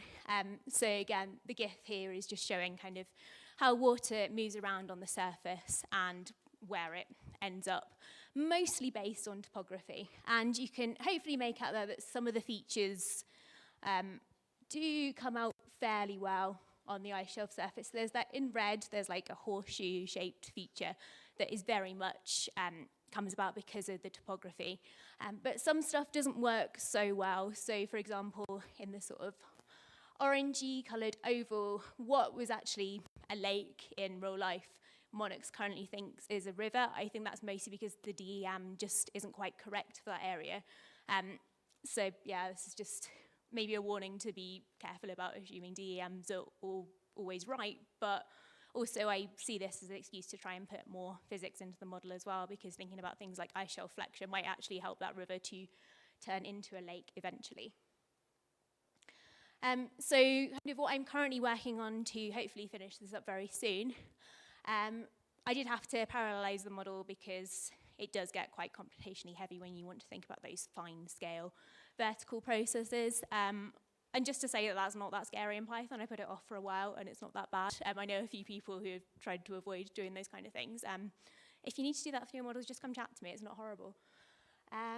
It's still hard to determine spatial scales for the model, because I always, whenever I present this, I get the question like, oh, what spatial scales do you run it at? Can I do it for my favorite ice shelf, etc.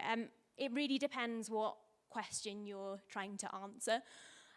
So that's what I'm currently experimenting with, because yeah, it can take a lot of computational power if you want to work out 10 centimeter thick ice lenses, but if you just care about where the water's going across the surface, then you can do it really quickly.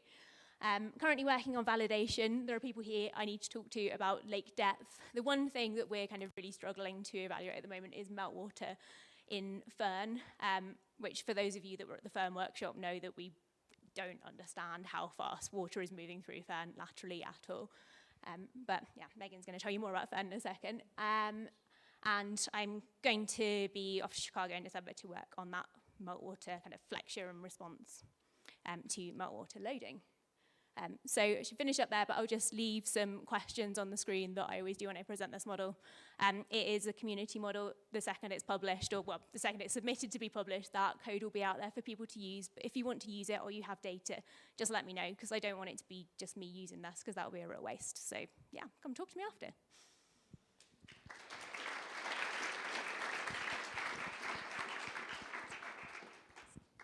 All right, thank you, Sammy. Our last talk in this session's by Megan Thompson-Munson, Redesigning Scientific Conferences, Insights from the International Fern Workshop.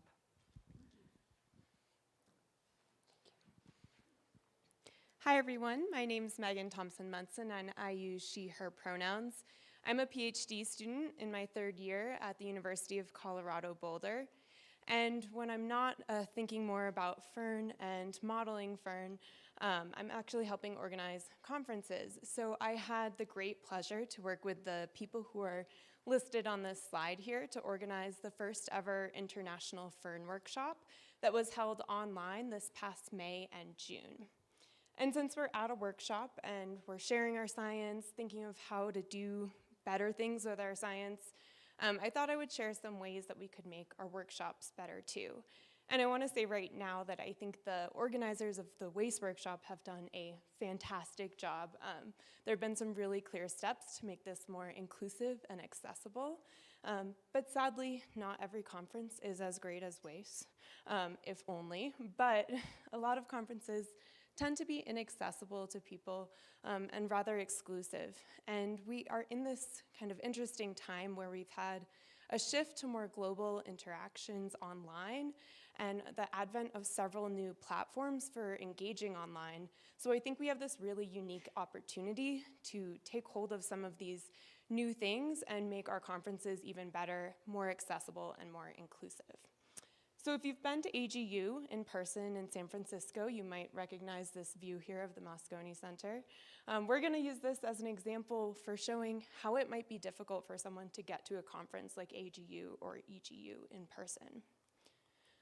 So for an individual to get to a conference like AGU or EGU, they might need a visa or a passport, and there are restrictions for certain countries.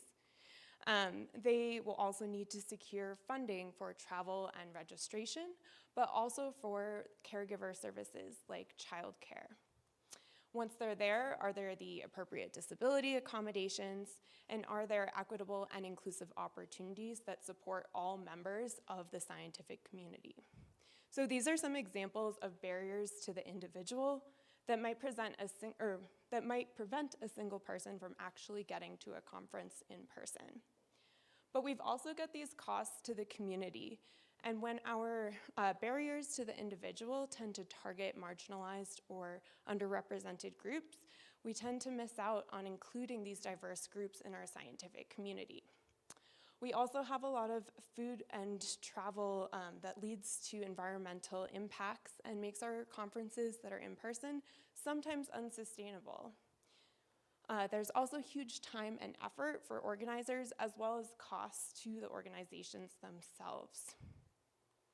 And so a 2021 study that looked at 270 different scientific conferences across 150 different scientific societies over a year-long period found that the majority of conferences lacked environmental sustainability, lacked inclusive practices, and lacked early career promotional and networking events.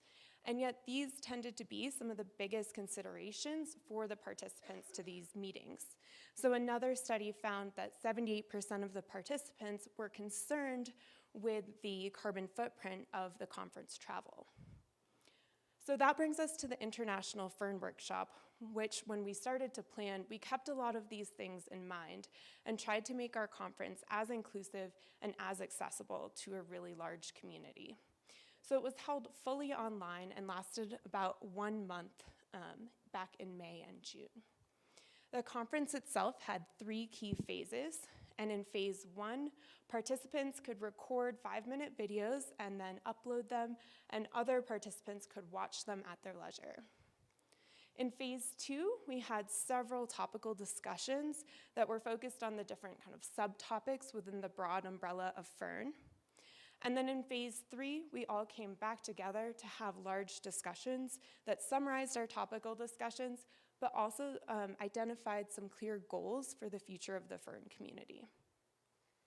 So the Fern Workshop was sponsored by the Scientific Committee on Antarctic Research, or SCAR's Ant Climb Now project, and that meant that it was completely free to all participants and there was no travel involved. And so we're really thankful to our funders for helping us let that happen.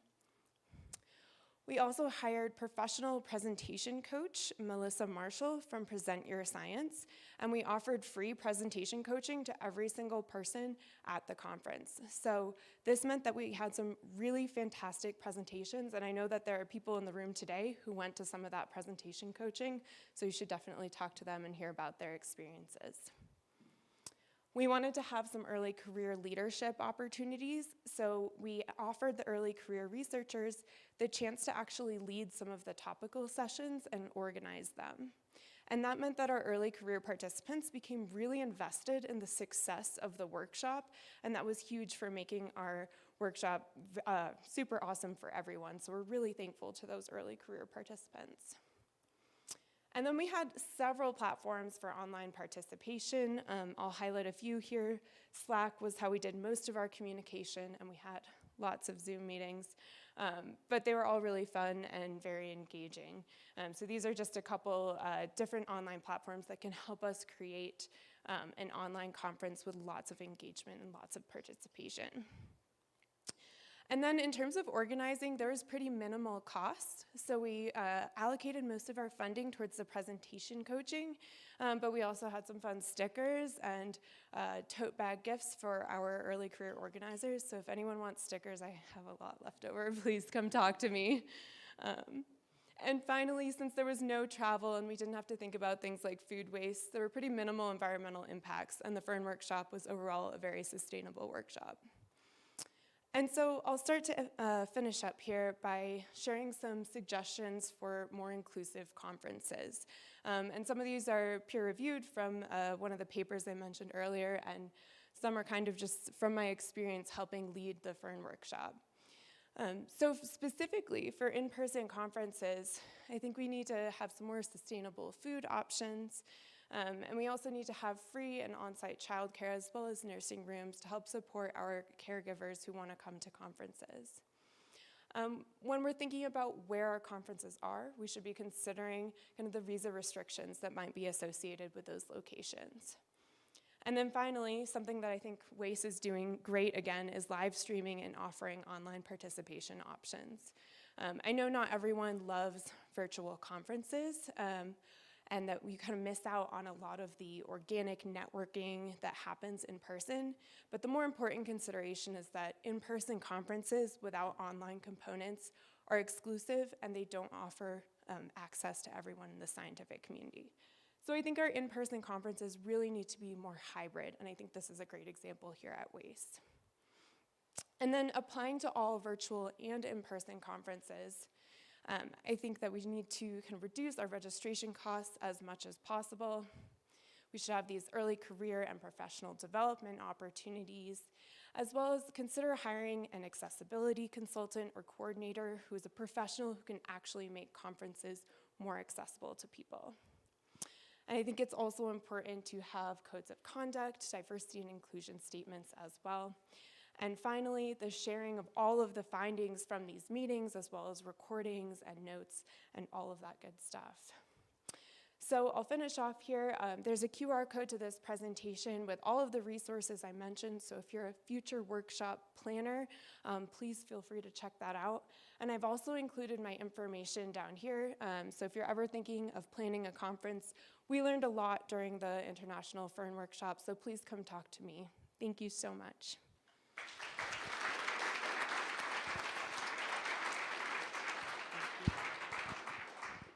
Great, so we'll move on to some questions. We have a few online. For Kirsty, how do we find and salvage all of the older data that was collected in Antarctica before the age of open science? That got a good chuckle around the room. Okay, first of all, we all think about the data set that you're thinking about right now. And if you have control over it, it's possible to register projects and data sets from the past in the present. So you can just hand them over. If you're thinking of one that you don't have control over, we have a couple of different mechanisms to try and flush those out, and time is always of the essence. So it'd be really great if you got in touch with us to tell us what's out there, because sometimes it might be appropriate that you apply for a data recovery grant from NSF. Sometimes if it's something little, we're intending to have summer interns at USAP DC who are going to help increase the fairness of our holdings, kind of going backwards as we make changes for data that are being added. So if there's something that we might be able to help with, then little things we might be able to help. Otherwise, talk to us, because there's so much to find. I feel like Anne wants to jump in right now, do you? But yeah, there's so much out there, and we can still take it in, we can archive it, we can make it findable through the project pages, and it's really worth doing. Hi, I have 2 questions for Mickey, if that's all right, I can stack them up. So it's awesome that you've made it open source, that's like amazing. So for someone who hasn't touched much on the stochastic simulations, but be really interested to put it in forward models, how computationally efficient is it to run this? So say for instance on like a 100 by 100 kilometer scale, I know you kind of need maybe, I don't know, several dozens of simulations for it to be statistically reliable. Could I run it on my computer, or would I have to use a sort of a cloud device or something like that? Yeah, so the examples I was showing here were 150 by 150 kilometers at a 1 kilometer resolution, so it depends on the resolution. And each of those took about 2 minutes to run. And the main computational time sink there is the octant search. We do have versions that can run in seconds, but they can't run on your local machine. So all of these can run locally, but you should talk to me if you have something like super big, and we can help you figure out how to run things on like a supercomputer. Awesome. Yeah. And just for the second question, so because in some areas in East Antarctica, particularly in the interior, we're kind of relying on only on maybe like 1 flight line or 2 flight lines, so it's kind of like the extreme end of what you'd have for data availability. Mm-hmm. Have you tested like the extreme end of how your stochastic simulations work, and if there's any variance in terms of its reliability compared to kriging? Yeah, so I mean, we can use both of these methods with sparsely surveyed areas. Kriging is going to look pretty bad for those things. I mean, you're just going to have a flat surface for hundreds of kilometers. Sequential Gaussian simulation will work. You shouldn't have any discontinuities or any weird artifacts for those areas. Thank you so much.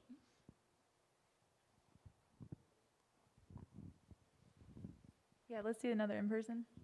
Hello. I have a question posted online, but this is for another question because I feel like I have to really ask this question in person.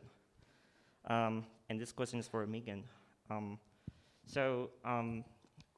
In the perspective of the being more inclusive, what do you think is the best place for hosting an in-person meeting? Is it a place which is remote but beautiful, like Rocky Mountain National Park, or a big city where you can easily fly to? Yeah, I think that's a really great question. And actually, when I was starting to come up with those suggestions, I was actually going to start to think of places, and then I realized kind of the difficulty that poses. Every location you choose has its benefits and its downsides. And so I would say that I think maybe some variability in the locations of where things are will help. You know, some years it might be more accessible to some people and some years more to others. But I do think that that's definitely a tricky thing to consider, you know, getting to places and how expensive things tend to be.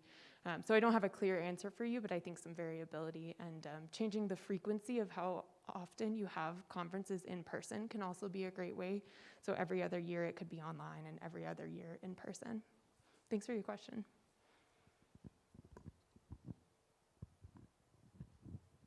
We have some more online questions. So, Mickey, can your software be used with other data sets besides bed elevation? Yeah, totally. It doesn't matter what variable you're using or what the ranges of values are. There's actually a paper that came out a few months ago that was using variograms to quantify the spatial statistics of the color patterns of pancakes. So in keeping with that benchmark, I had my students come over to my house and make pancakes and start working on simulating like synthetic pancake textures. So in the near future, there should be a pancake example on the GitHub page as well. We have another in-person question. Thank you all for the really wonderful presentations. This question is for Megan. You had one specific item that kind of caught my attention in your suggestions, the one on visa-free attendance, and I'm sensitive to that one because I was born in Colombia, and the Colombian passport was one of the worst passports in the world to hold. We were viewed as kind of pariahs by virtually every immigration system in the world. But I also recognize that there probably isn't such a thing as a visa-free country, right? Colombia actually demands visas from many other countries as well. And so do you have any suggestions, and have you thought perhaps of ways of having like sort of federations of conferences where there's kind of a network of local access points that integrate somehow, and have you explored that, or is there literature on that? I don't know. I also organize events and I worry a lot about this topic. Thank you. Yeah, thank you so much for that question and for sharing your experience. Yeah, that was one of the suggestions I found in the paper that I cited in there. And sadly, they didn't, I don't think there is, one single country that really is visa-free or is accessible to every single person, which is really unfortunate. But there are some more suggestions in that paper. And I think kind of my answer before of changing things around between in-person or moving the location. But I think what's important is making sure that not a single group or a single country is marginalized or excluded from every single location for several years in a row. I think that's kind of one of the really big important things. And it's a hard thing to consider, especially when these people don't make it to the meetings to, represent themselves. And so, yeah, I would refer to the literature on that because I'm not an expert, but that third bullet point there has some suggestions. Thank you so much. Quick question from online. Just wanted to make sure, Kirsty, whether the USAP DC is for US funded projects only or not? It is for US funded projects, but if you have knowledge of a data set, other Antarctic nations have data centers as well, and the data managers all talk to each other. So it's possible to find out where its home should be and to find a home for a data set that's been gathered by other means. Let's do in person. Hi, this is a question for Megan. So I'm a huge proponent of in-person meetings. It was something I missed dearly when the pandemic was really bad. So in your suggestions for more inclusive meetings, you list ideas like free registration, free childcare, sustainable foods, all really novel and ambitious. They're going to increase the costs for people like our office, Torsten and my office, who then have to contribute more money to cover these costs. So what sort of research is being done to help minimize the total costs to achieve those goals and not kind of offset the costs onto funding managers or other organizations that have to then foot the bill for those additional costs? Yeah, that's a great question. Thanks so much. I think one of the big takeaways from some of the papers I was reading was thinking about the frequency of meetings. And so if rather than being held annually, say meetings were held every other year, then that funding can be hopefully allocated towards kind of those every other year meetings and offering things like that. But I will say also that that list of suggestions is kind of, right, a starting point. The more of those things we start adopting and bringing into our meetings, the better. But I don't think anyone can jump in and do all of that in the first year without a longer term budget and plan.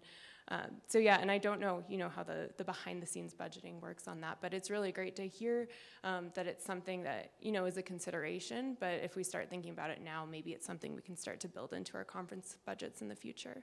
Thanks. Yeah, thank you. I'm going to do another online really quick. Megan, but also whoever, what is the best way to virtually replicate the organic networking that happens in person at conferences? As an early career scientist, I feel I can't do a conference remotely because I'll miss out on important potential connections.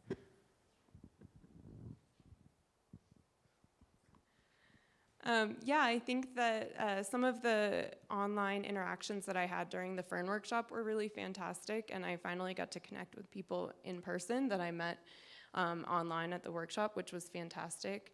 I think kind of smaller groups are kind of the way to go with online things. I know that when I've TA'd, my students just audibly groan when I say breakout rooms, but breakout rooms can kind of be the best way to create these smaller discussions and bring people together. And it's not as natural and organic as in person, but I think that it's a first step.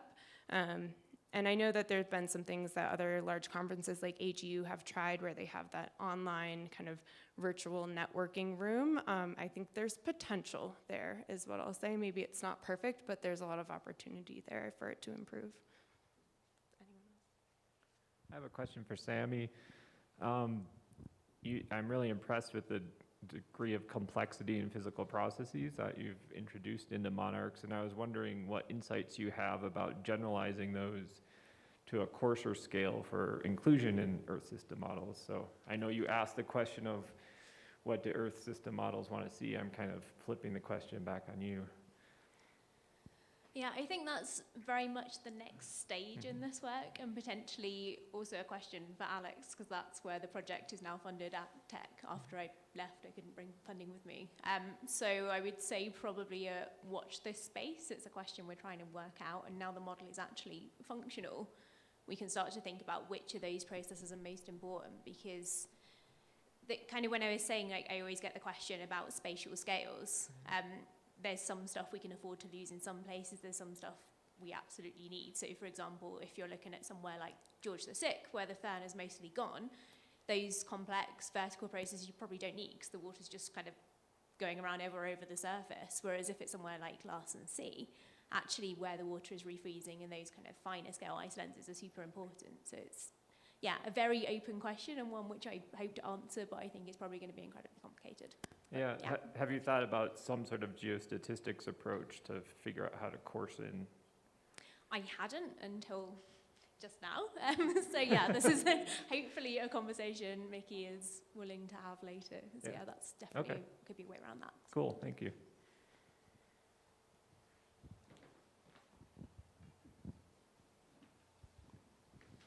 Mickey, can one export the output as a raster? Awesome. All of the functions output the interpolations just as a NumPy array, so from there you can convert it to whatever format you want. But I kind of just have it in the simplest format possible, so it's easy to integrate with, I don't know, another physical model or something, but yeah.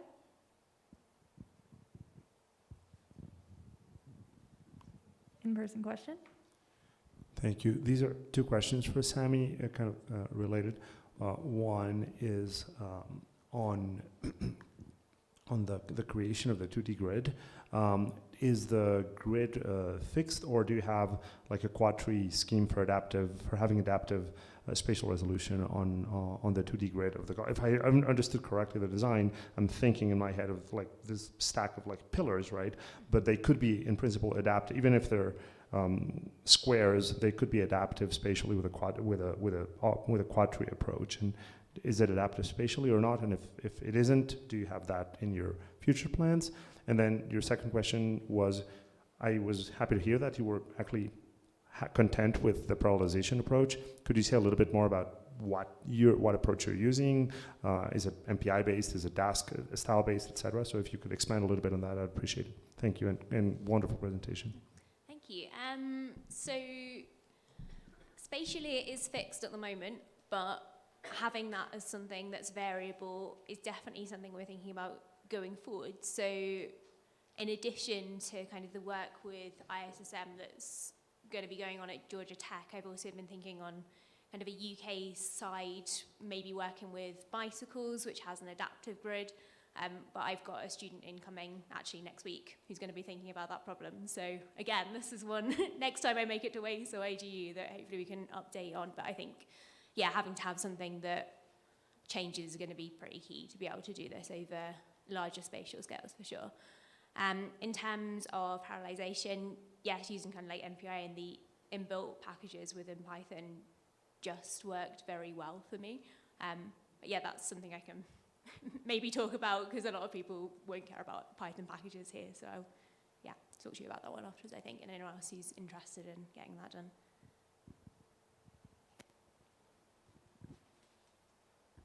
Okay, last question from online, from Megan. When improving sustainability at conferences, what ideas do you have on making in-person events more sustainable? Yeah, I would say that certain things like encouraging people, if they can, to bring like their own kind of camping dishware. I've seen some of that around here. I'm looking at you, Wilson. Things like that, things that I'm going to do at my next in-person conference. But just having sustainable food options and food waste plans are also kind of easy ways to help do that. And again, I know we don't have endless budgets here, but sustainability coordinators know a lot of these things and can help kind of facilitate making conferences more sustainable.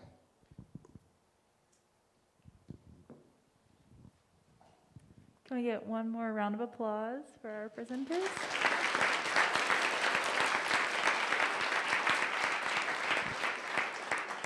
All right, we have a refreshment break. Thank you.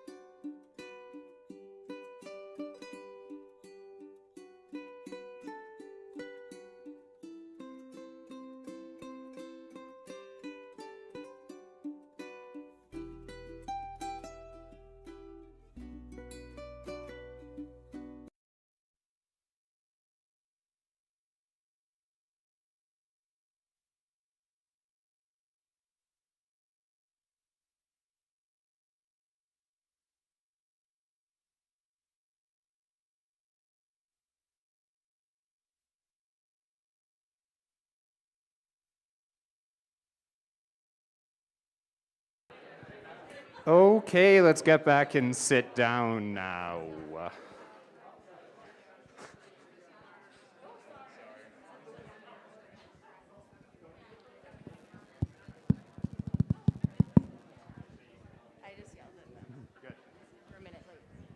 Let's come on in.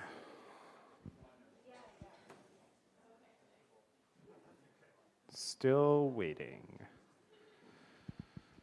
So we have some logistical announcements to make before we kick off the second Antarctic Open Science session. The first announcement is Mariama volunteered to lead an early career hike during the afternoon. The afternoon is free. There's nothing really planned.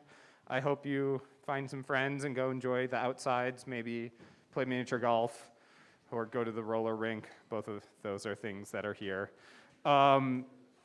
But Mariama is going to lead a hike starting at 4 p.m. on the back porch here. So come in your hiking clothes. It'll probably get a little chilly towards the end of the hike. So bring a jacket. Tomorrow, sadly, is the last day of the WAIS workshop, 2022. Checkout of the rooms is 10 a.m. and our break is not until after 10 a.m.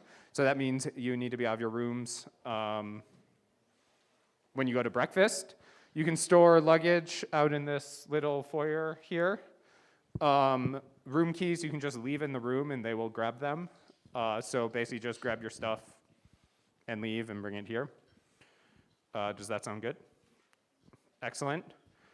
Otherwise, I hope you've enjoyed your time, and I'm just going to hand it over to the conveners.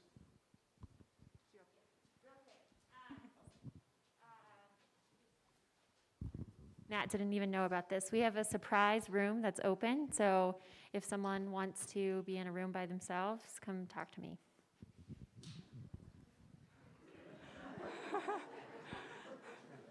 That sounds good.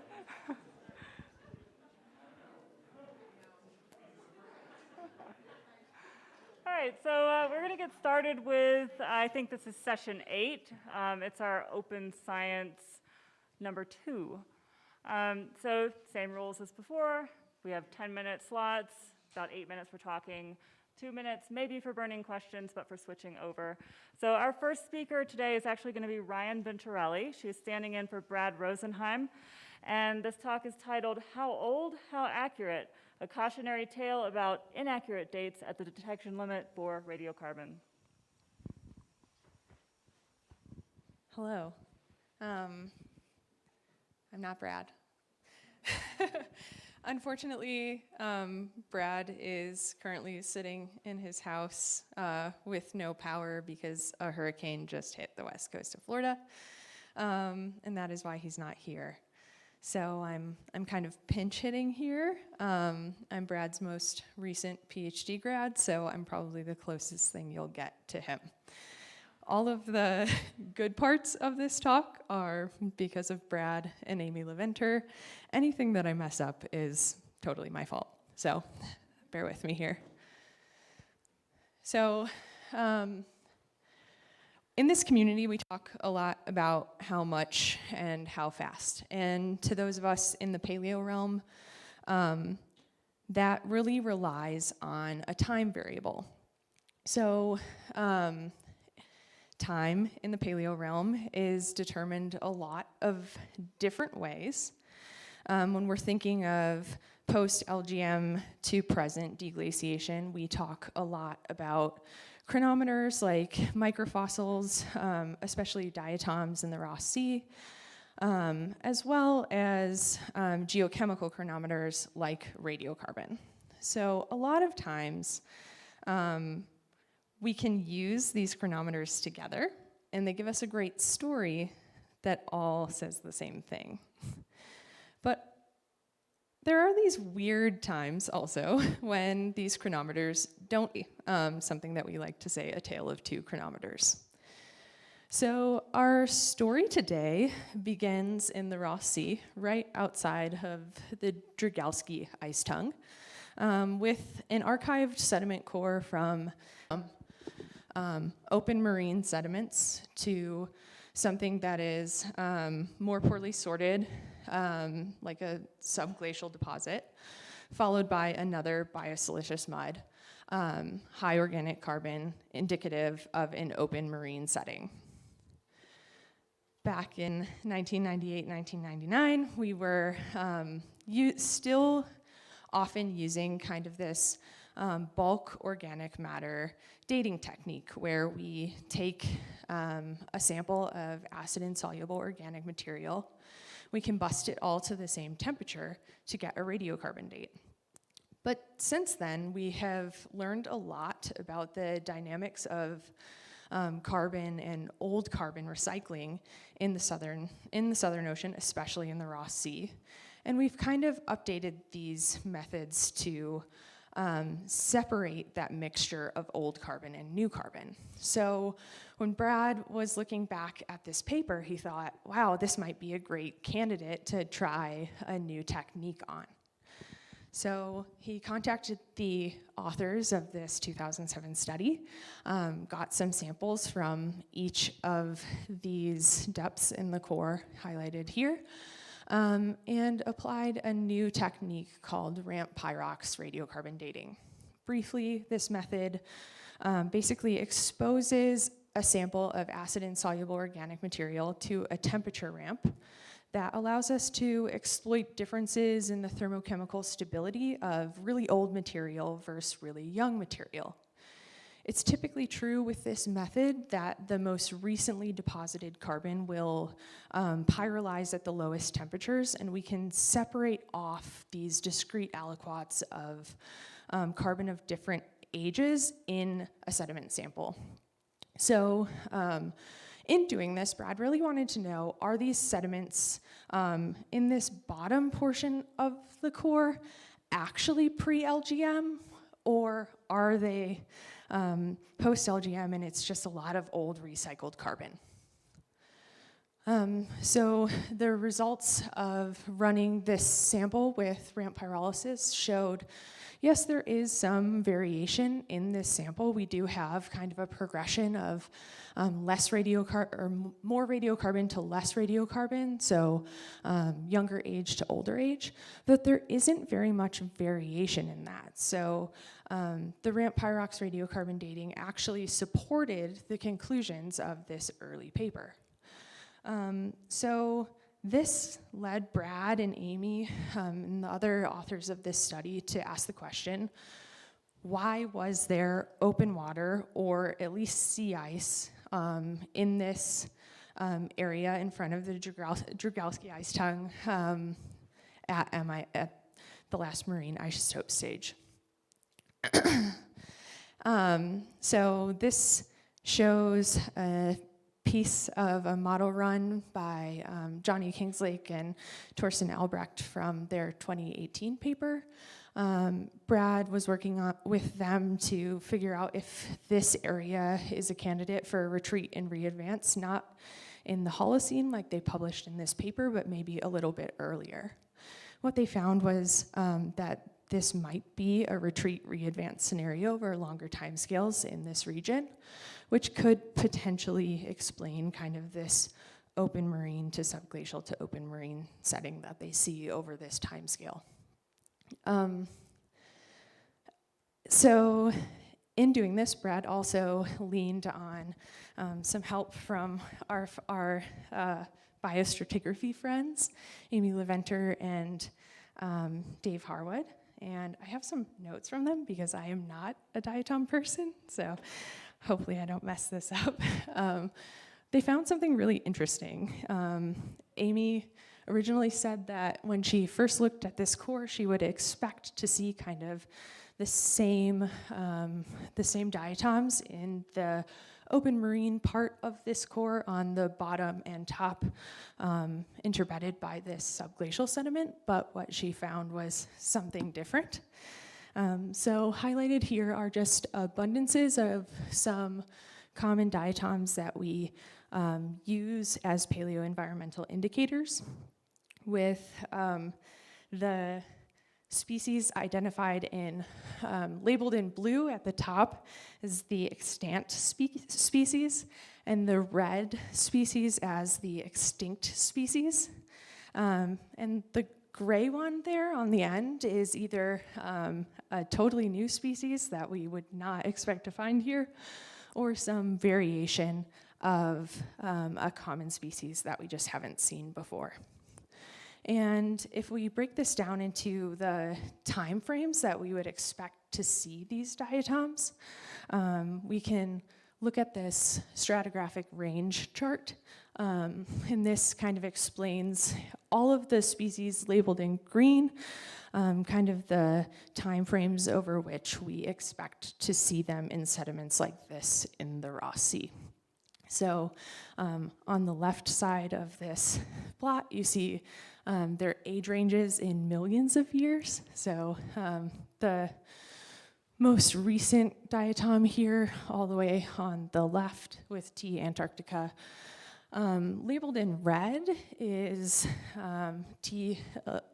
elliptipora, which is something that Amy would expect to see in these Ross Sea sediments and tried really hard to find but couldn't find in this Ross Sea sample.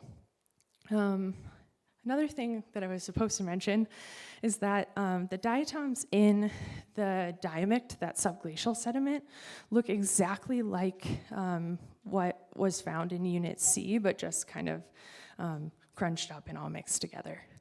So here are some really great SEM photographs that an undergrad working with Amy took and shared with us for this talk. So really beautiful images and pristine diatoms out of these samples. So thinking about these two chronometers and how we have kind of these really old diatoms, but also some radiocarbon in these samples, Brad really wanted to figure out, like, why is there radiocarbon here? Am I doing something wrong? And can we account for this extra radiocarbon in these samples by blank introduced by our processing? Now, radiocarbon is hard because we're dating carbon when carbon is everywhere, so we have to really be able to quantify how much carbon we are introducing to a sample when we date it. So to think about this, he just broke it down into a simple 3-part mixing model where we have a value that we measure that is made up of some contribution of the sample's radiocarbon content, the amount of dead carbon introduced in the process, and the amount of radiocarbon-bearing carbon in this process. And the sum of all of those parts gives us our sample. So we can do a lot to kind of reduce this down and assume that all of our contribution in this process is coming from modern blank. And if we do that, then any blank introduced in the process is a function of sample size. So to look at this, Brad ran a series of samples at different sample size, and we think about this in micromoles of carbon, so that's a really tiny amount when we're really thinking about this. So he ran basically a bunch of samples of different sizes of a kind of known value, and assumed that if any radiocarbon in this process was coming from blank introduced in the process, the samples would plot on this line. What he found was actually really reassuring, that the ages that we're getting from this process are actually a property of the sediment and not the process. So we can conclude that we're not actually introducing something fake into the ages that we're measuring from these sediments. So then we have to go back to this title because the ages that he measured in these sediments were actually not inaccurate, which makes it a little bit harder still to understand why we have young radiocarbon in sediments that have such old open ocean production deposited alongside them. So the reason why I'm here, giving this talk for Brad to a community of glaciologists and people who think about ice-ocean interaction, is to hopefully get everyone to help us solve the mystery of why we would have 27 to 30,000-year-old carbon deposited alongside diatoms of a much older age, about 0.14 to 0.9 million years. So we're really looking for some glaciological or ice-ocean interaction explanation for what can cause deposition over this range of time in our sediment cores. So some ideas that Brad wanted to throw out to all of you are that maybe we're getting some introduction of young carbon transported downward with groundwater convection, as Alex was talking about a little bit yesterday and Chloe Gustafson published earlier this year. If this is true, the idea would be that this process would bring along with it not only groundwater, but younger carbon down into deeper depths in the sediment core and allow for maybe some microbial activity to fix that radiocarbon. Another idea is that maybe there were these diatom refugia in the Western Ross Sea over kind of different periods of time that enabled kind of this diachronous marine production that deposited carbon in diatoms of different age. But I really hope that you all will have some ideas for us and we can have a rivaling discussion about this later. So thanks for bearing with me. And Brad, if you are somehow listening, I hope I didn't mess this up too bad. Thanks.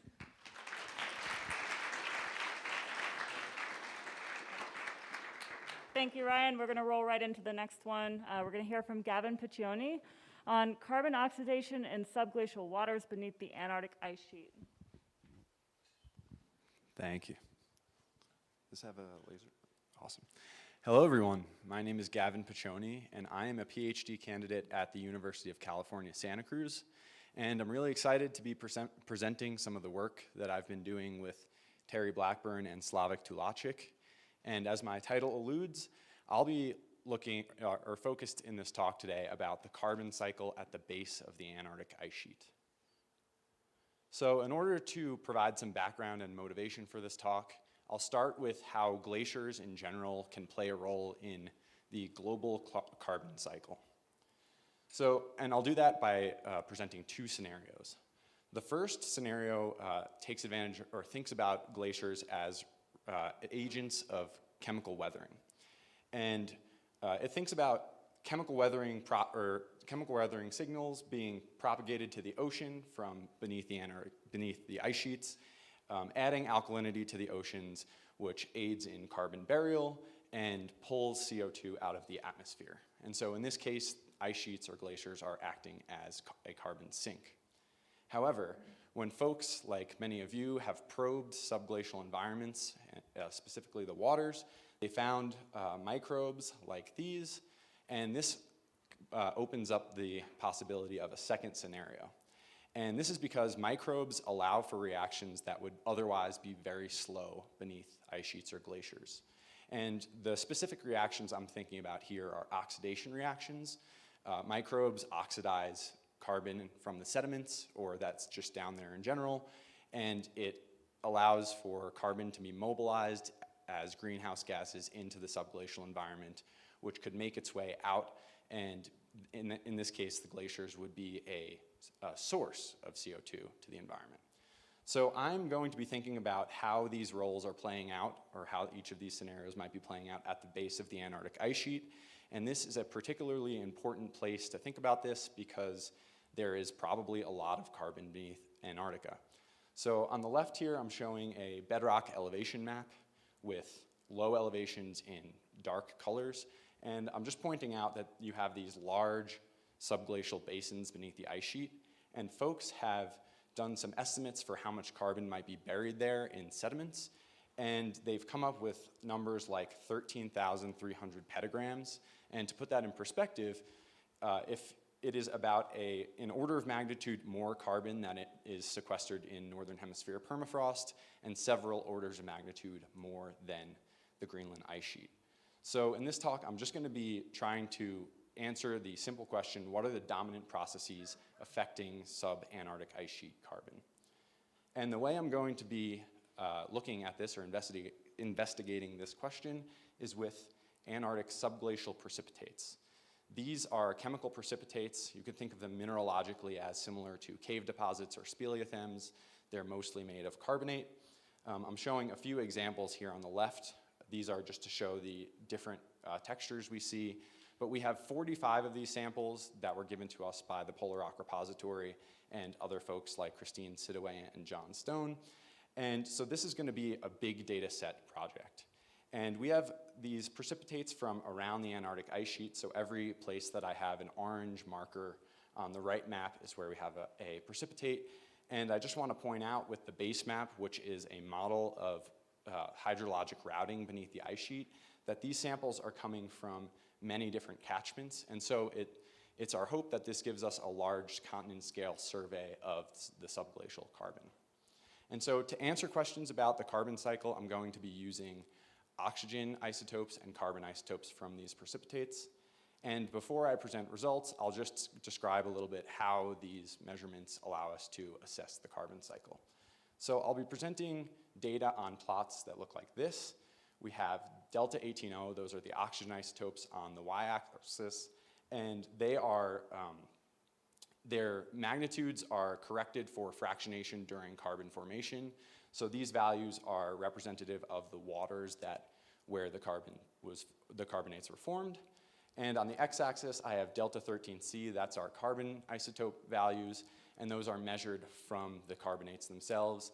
And these are interesting proxies for provenance. Delta 18O is a provenance proxy for where the ice is coming from. Delta 13C is a provenance proxy for the source of the carbon.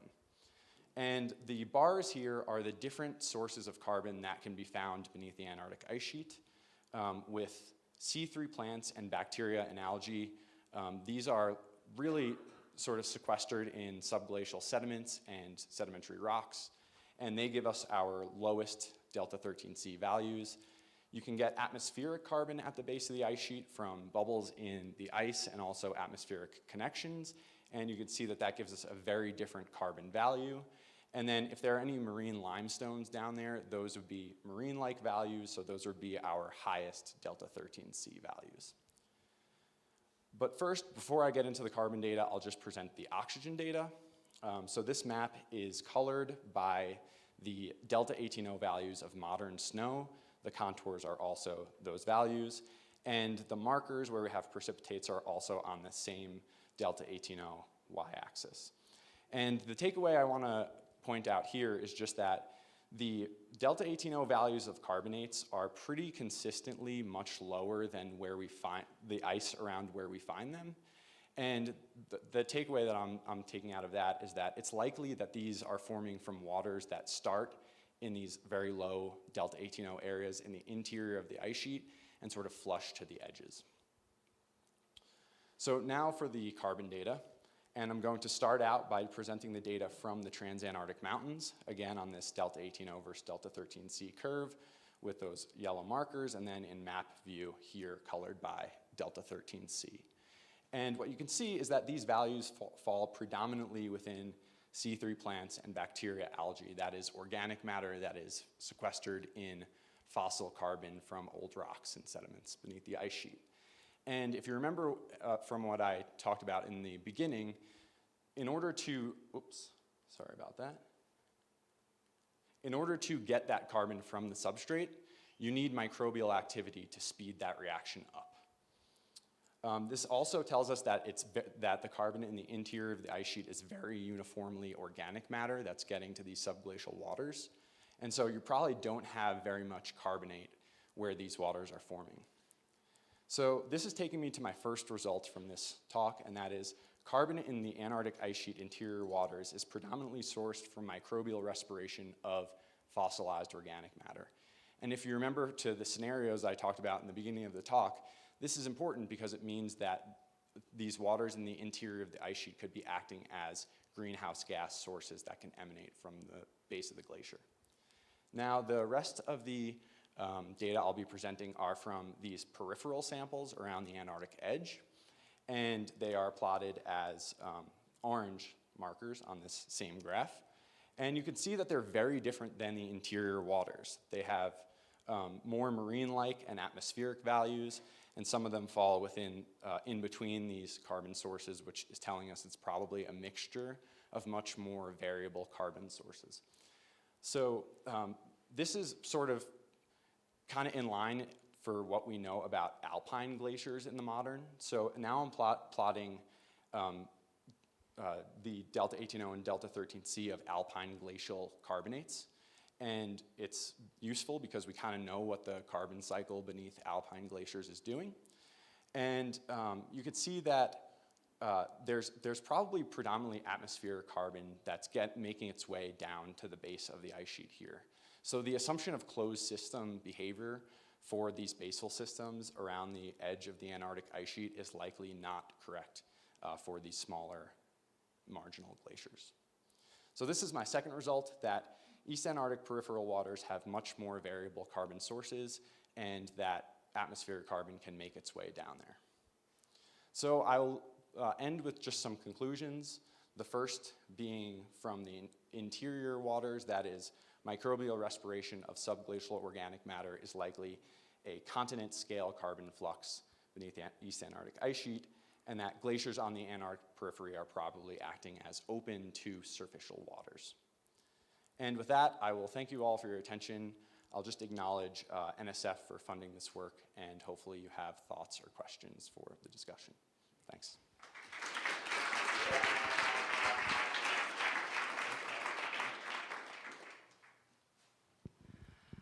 Our next speaker is not with us today. They had a little mishap getting here. But we do have a video to share, and I am probably going to butcher their name, and I hope that they will clarify tomorrow when they're here to answer your questions. Leah Sophie Hoynes. I'm not sure if I said it right, but yeah, we do have a video for you that they have shared with us, so whenever you're ready, Santi. Hi, my name is Leah Hoynes, and I'm a PhD student working in the ice sheet modeler group of the Alfred Wegener Institute in Germany. And I would like to present you basic properties of the WAIS from inverse modeling, including effective pressure, where my group and I have recently worked on. But before, I want to say thank you to NASA for supporting me with funding for the early career travel support. So let's get to the motivation of our study. The challenge that we face so far is that the distribution of the basal drag beneath the glacier is difficult to observe directly, but however it has a strong influence on the sliding and on ice flow speeds. So there is an urgent need to infer somehow the basal drag coefficient and its spatial variability, and this is also our objective of the study.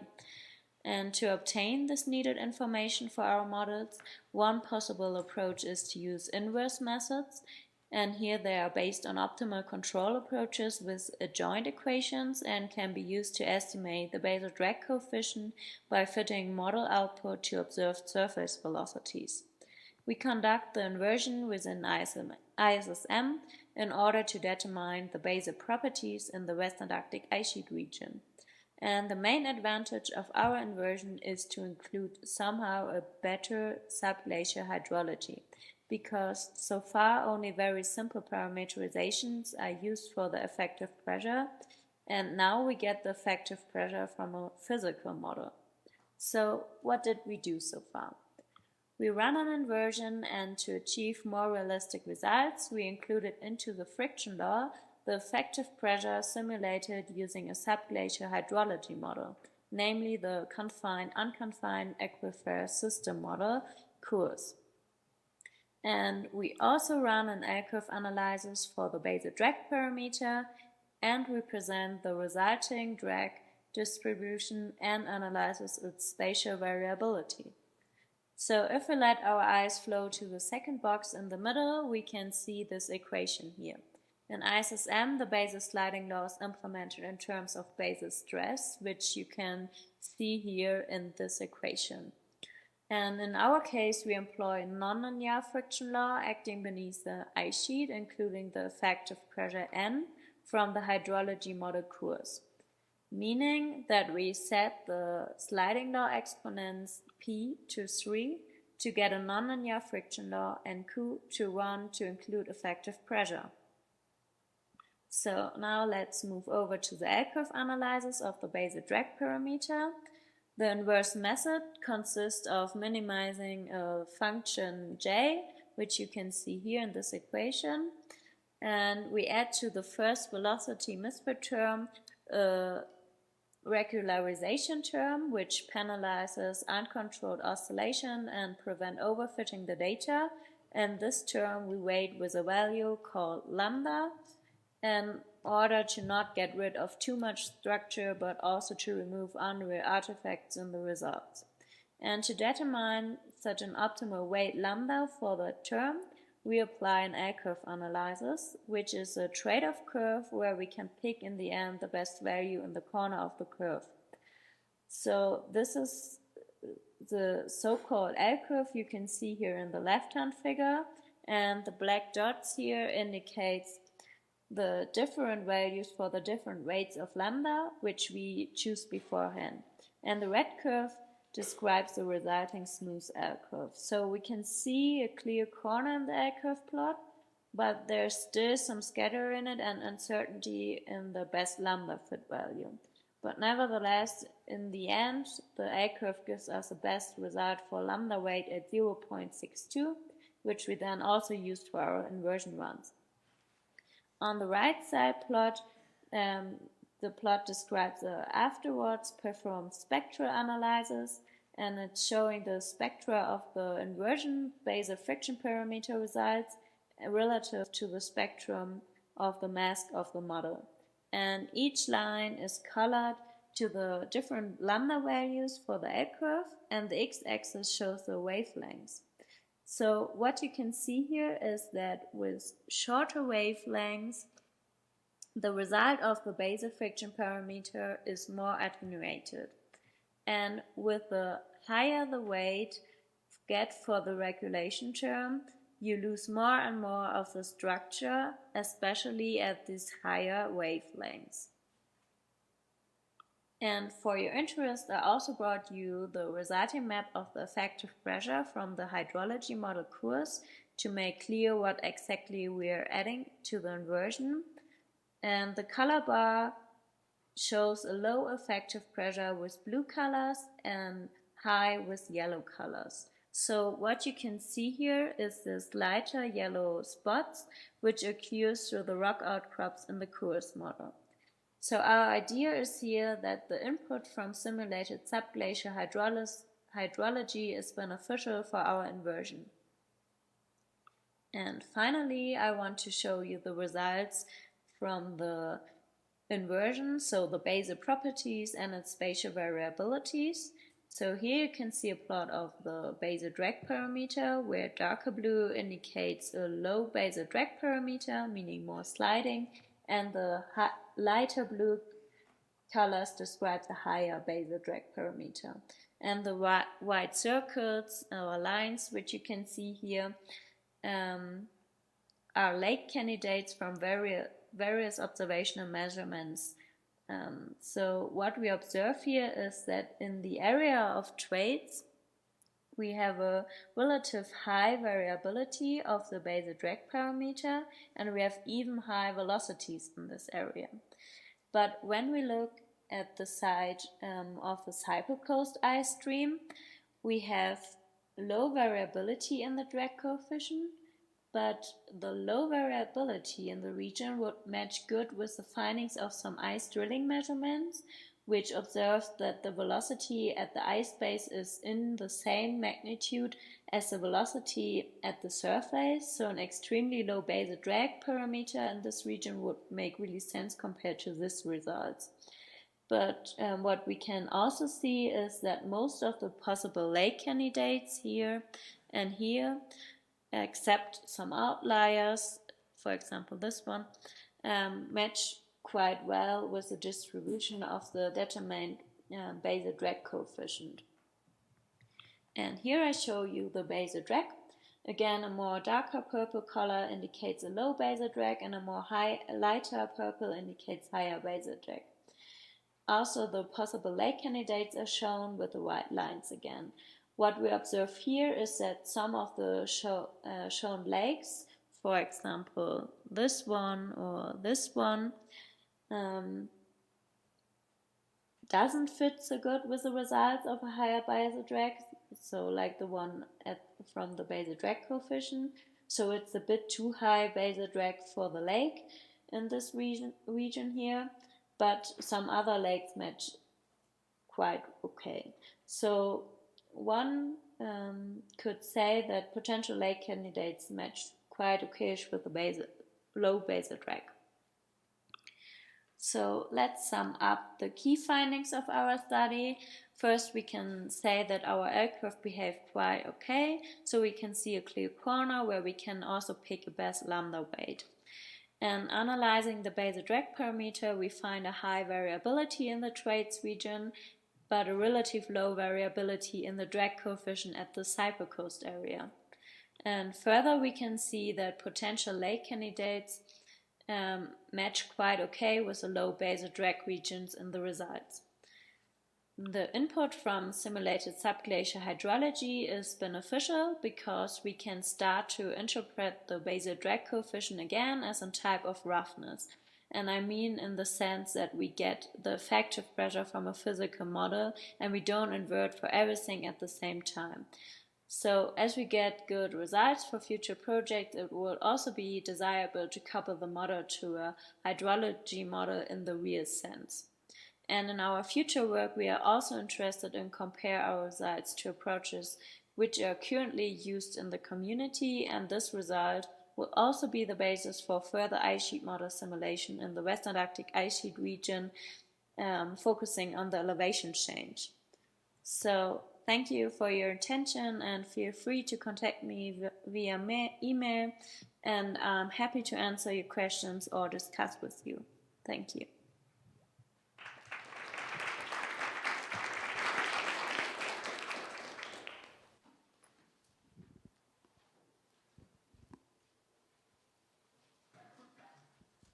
So yes, do save your questions and send them. And it's my understanding that they'll actually be here tomorrow, so you'll be able to ask in person as well. So make sure that you have those ready. Our next speaker is Mira Bedrock, who will be telling us about under what conditions did WAIS collapse during the last interglacial. Thank you. My name is Mira Bedrock. I'm a postdoc at the University of Washington. And before I get started, I want to thank NSF and NASA for their early career funding to be here. This is my first WAIS workshop, and I've had a really good time. Today I'm going to tell you a little bit about some global climate model simulations we've been doing with a specific focus on the Southern Ocean and its response during the last interglacial, and implications for waste mass loss during that time. And this is work I've been doing with, in close collaboration with the people listed on this slide, from University of Washington, NCAR, Brookhaven, and Washington Sea Grant. So first, let's motivate why we might be interested in the last interglacial. It was a period that occurred between 130 and 115,000 years ago. So it's recent enough that we have a fairly good array of paleoclimate data. And so we know that the globe at the time was slightly warmer than it is today. So it provides a really nice analog for what we might expect the world to look like in the future. At the time, global temperatures were about 1 degree, possibly 2 above pre-industrial values. Antarctic cores indicate temperatures maybe more than 2 degrees warmer on average annually. Greenland cores are even warmer, possibly greater than 4 degrees. So they're, importantly, global mean sea level at the time was significantly higher than it is today. So ranges of estimates go from 4 to possibly up to 9 meters higher than present. And it is believed that Greenland likely contributed about 2 up to 5 meters possibly during that time, which leaves a residual that is believed to have come from WAIS. So let's think about the mechanisms that might have led to WAIS partial or full collapse during the last interglacial. So the predominant line of thinking is that the Antarctic mass loss during the last interglacial is a result of AMOC reduction or collapse. On the right, you see a nice schematic showing what is thought to have happened at the end of the penultimate glaciation. So on the far right, oh, there it is. Number 1 there's a large freshwater anomaly that occurs in the North Atlantic as a result of sudden and fast melt of large ice sheets. And that is referred to as a Heinrich event. So throughout the rest of this talk, when I say H11, I'm referring to the Heinrich event that occurred during the last interglacial. So this freshwater anomaly reduces or impedes the freshwater or the deep water formation in the North Atlantic. That allows the ocean to accumulate a heat in the southern hemisphere, and that's thought to lead to waste mass loss. So that's the sort of default train of thought, right? That the H11 is a forcing on the system. It leads to a chain of events that causes the ocean to warm and waste or mass loss to occur in Antarctica. So this northern hemisphere, southern hemisphere cooling and warming that you see is evident in both the Antarctic and Greenland Iceland cores. But this sort of default train of thought isn't necessarily a foregone conclusion. And I think some of the modeling results I'm going to show you today were surprising to us, and I figured they're worth sharing. So what we did was we set up a pair of CESM2 global climate simulations. The first was what I'll refer to as 127 control. So it's basically a simulation of the last interglacial without any freshwater forcing. So the orbital parameters, vegetation, greenhouse gases, those are all prescribed to last interglacial levels, and all the other forcings and boundary conditions are the same as during the pre-industrial, and that's run for 1,000 years. So on the right, you see the solar insolation anomaly between the 127 and the pre-industrial. So there's a large, whoops. No. How do I go back? There we go. There we go. So this large positive northern hemisphere summer insolation anomaly compared to the pre-industrial. So that's what's largely responsible for the warmer climate during that period. And so we ran another experiment, which I'll call 127H11. So this is basically an identical simulation to the control run, except that this one includes a freshwater forcing in the North Atlantic. And we run that one for 4,000 years. So let's take a look at what happens in these simulations. On the left, you see this is the AMOC strength. In red is the control, and in blue is the H11 run. And what we see is a very sudden and sustained AMOC reduction, which is as we expected.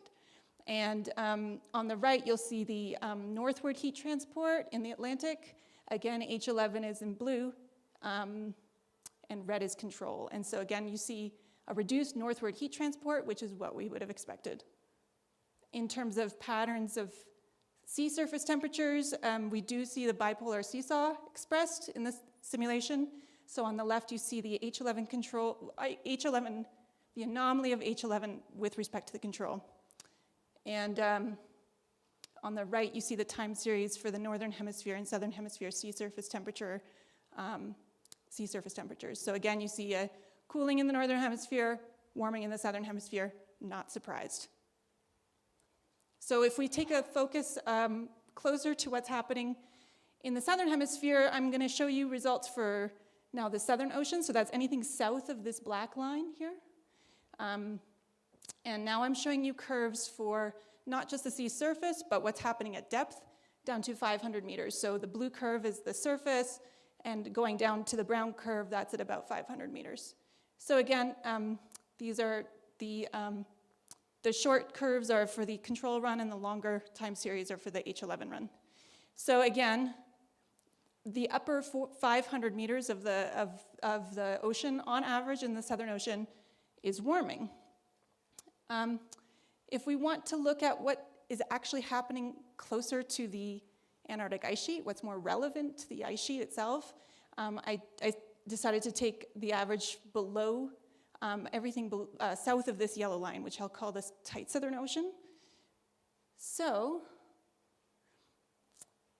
these are the upper two levels in the ocean. And again, we see sea surface temperature warming, as we saw earlier, and that occurs also close to the Antarctic ice sheet. But below this, we unexpectedly saw a cooling, and a sustained cooling at that, at depths that are really relevant to the grounding lines around Antarctica. So a few things to point out. This cooling lasts almost a millennium, and it rebounds very slowly, but it never quite reaches the original value. And so I'm just going to spend the next couple of slides trying to tease apart that initial cooling and that rebound and figuring out, potentially what might be going on to cause these things. So first, we know that when you dump a bunch of fresh water into the North Atlantic, there's going to be a global wind pattern response that's going to impact your ocean circulation. So on the right here, I'm showing you the anomaly in the wind stress curl field between the H11 run and the control. And so basically what you need to know is areas in blue indicate areas of negative curl anomalies, and that implies a positive Ekman upwelling. So basically, in other words, those areas are going to cause the surface water to move northward and allow colder, deeper water to come up from below. And so we believe that initial cooling is facilitated by this wind-driven response. So what might be happening in this slow rebound? We think, well, first of all, there was a really nice paper written in 2018 by Joel Pedro and others that argued that the thermal reservoir during Heinrich events is actually north of the ACC because it's really hard to propagate anomalies across that ACC. And furthermore, that you need eddies to transport heat from north to south across that ACC. And so we decided to look at a metric for eddy heat transport in the deep Southern Ocean. So this plot is showing you the eddy-driven flow in the deep Southern Ocean.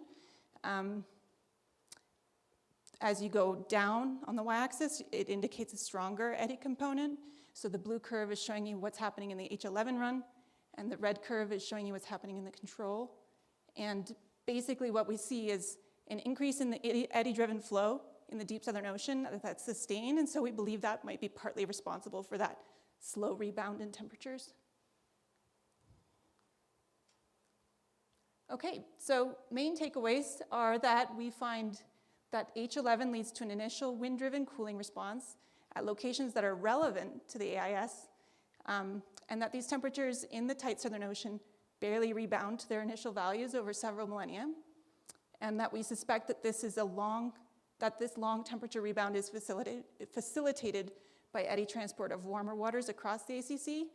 And so ultimately, I think we would caution that it is not necessarily a given that the freshwater forcing in the North Atlantic or Northern Hemisphere leads to actual relevant warming around the AIS, and that there are sensitivities here that deserve a little more exploration. So thank you.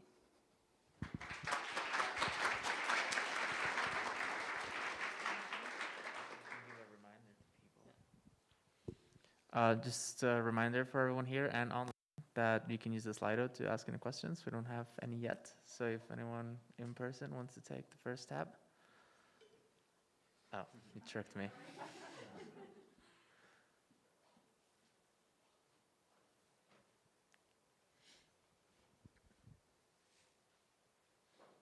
I have a quick question from someone who's a complete ignoramus in like ocean transport, so this may be completely off, and so explain it like in 5. But at the very end, you were talking about this ring of vorticity and its effect in heat transport. And I'm curious, is there in general a correlation or a causal mechanism where heat is correlated with vorticity and therefore eddies are generically a transport mechanism?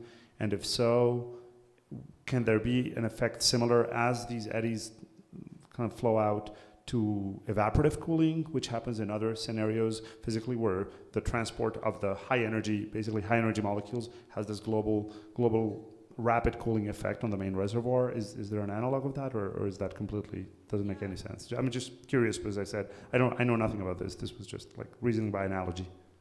Well, that's a good question. I don't think I'm an oceanographer either, so I might refer you to an actual oceanographer. But I don't know that I follow the question. Are you asking whether or not those eddies are sort of responsible for other cooling processes? Is that what you're... Well, I guess whether in general there is a correlation between heat concentrations being expressed in eddies, and therefore if the flow of those eddies, the evaporative cooling mechanism in samples, in salt samples, is the following. You basically have a way of grabbing the high energy, the particles in a sample that have higher energy. If you pull those out, pulling a few particles out rapidly decreases the mean energy stored in the main sample. That's how laser cooling works for optical tracks. That's how Bose-Einstein condensation is achieved. And there's kind of the similar, you were kind of high, basically these things that seem to act as like quasi-particles of high energy in a sense, and I'm curious if there's similar mechanisms at play or not. Right, they're really effective at dissipating heat quickly, if that's what you're, yeah, they're extremely effective at that. Is that what you're, yeah. Yeah, no, that's a good analogy.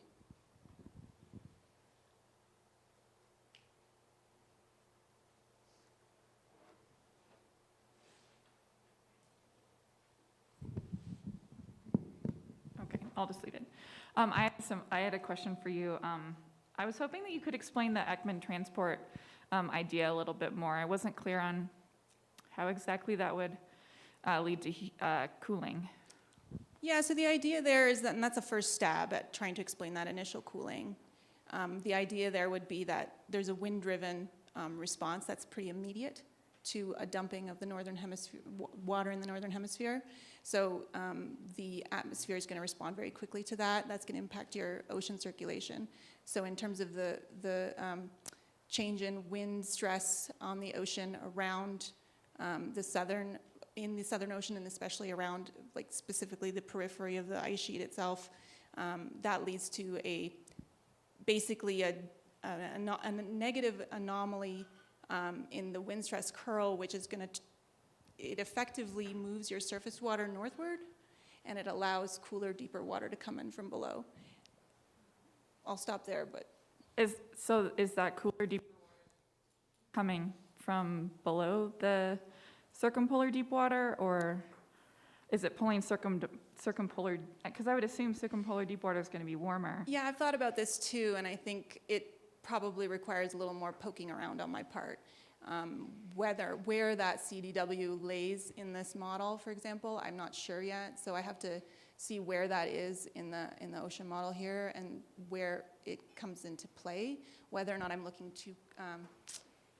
too broadly around still, even with that sort of tight Southern Ocean domain, might be a little bit too broad still, that I'm not capturing the CDW in there. Okay. But that is something that's on my mind. Okay, cool, thanks. Yeah. I have a question for Gavin. So similarly, treat me, I have no idea about geochemistry, so you can say something, I might say something that's completely stupid. But when you are comparing, you're trying to find the origin of those carbonates, and you had that graph up that kind of was in those ranges, are you not slightly concerned that maybe, you know, you can pull out certain samples and they could be a mixture of high and low ends instead of just extrapolating and saying, because they're in the range of atmospherics, that could be the case, if that makes sense? Yeah, that's a fantastic question. So what we do, that map is basically like the end value of us looking, basically we're able to plot a bunch of different delta 18O versus delta 13C measurements. And for most samples, we see if there is a mixture of two components, we can see that as a mixing curve. So we basically take each sample, data from each sample individually, and then we look for the end member values.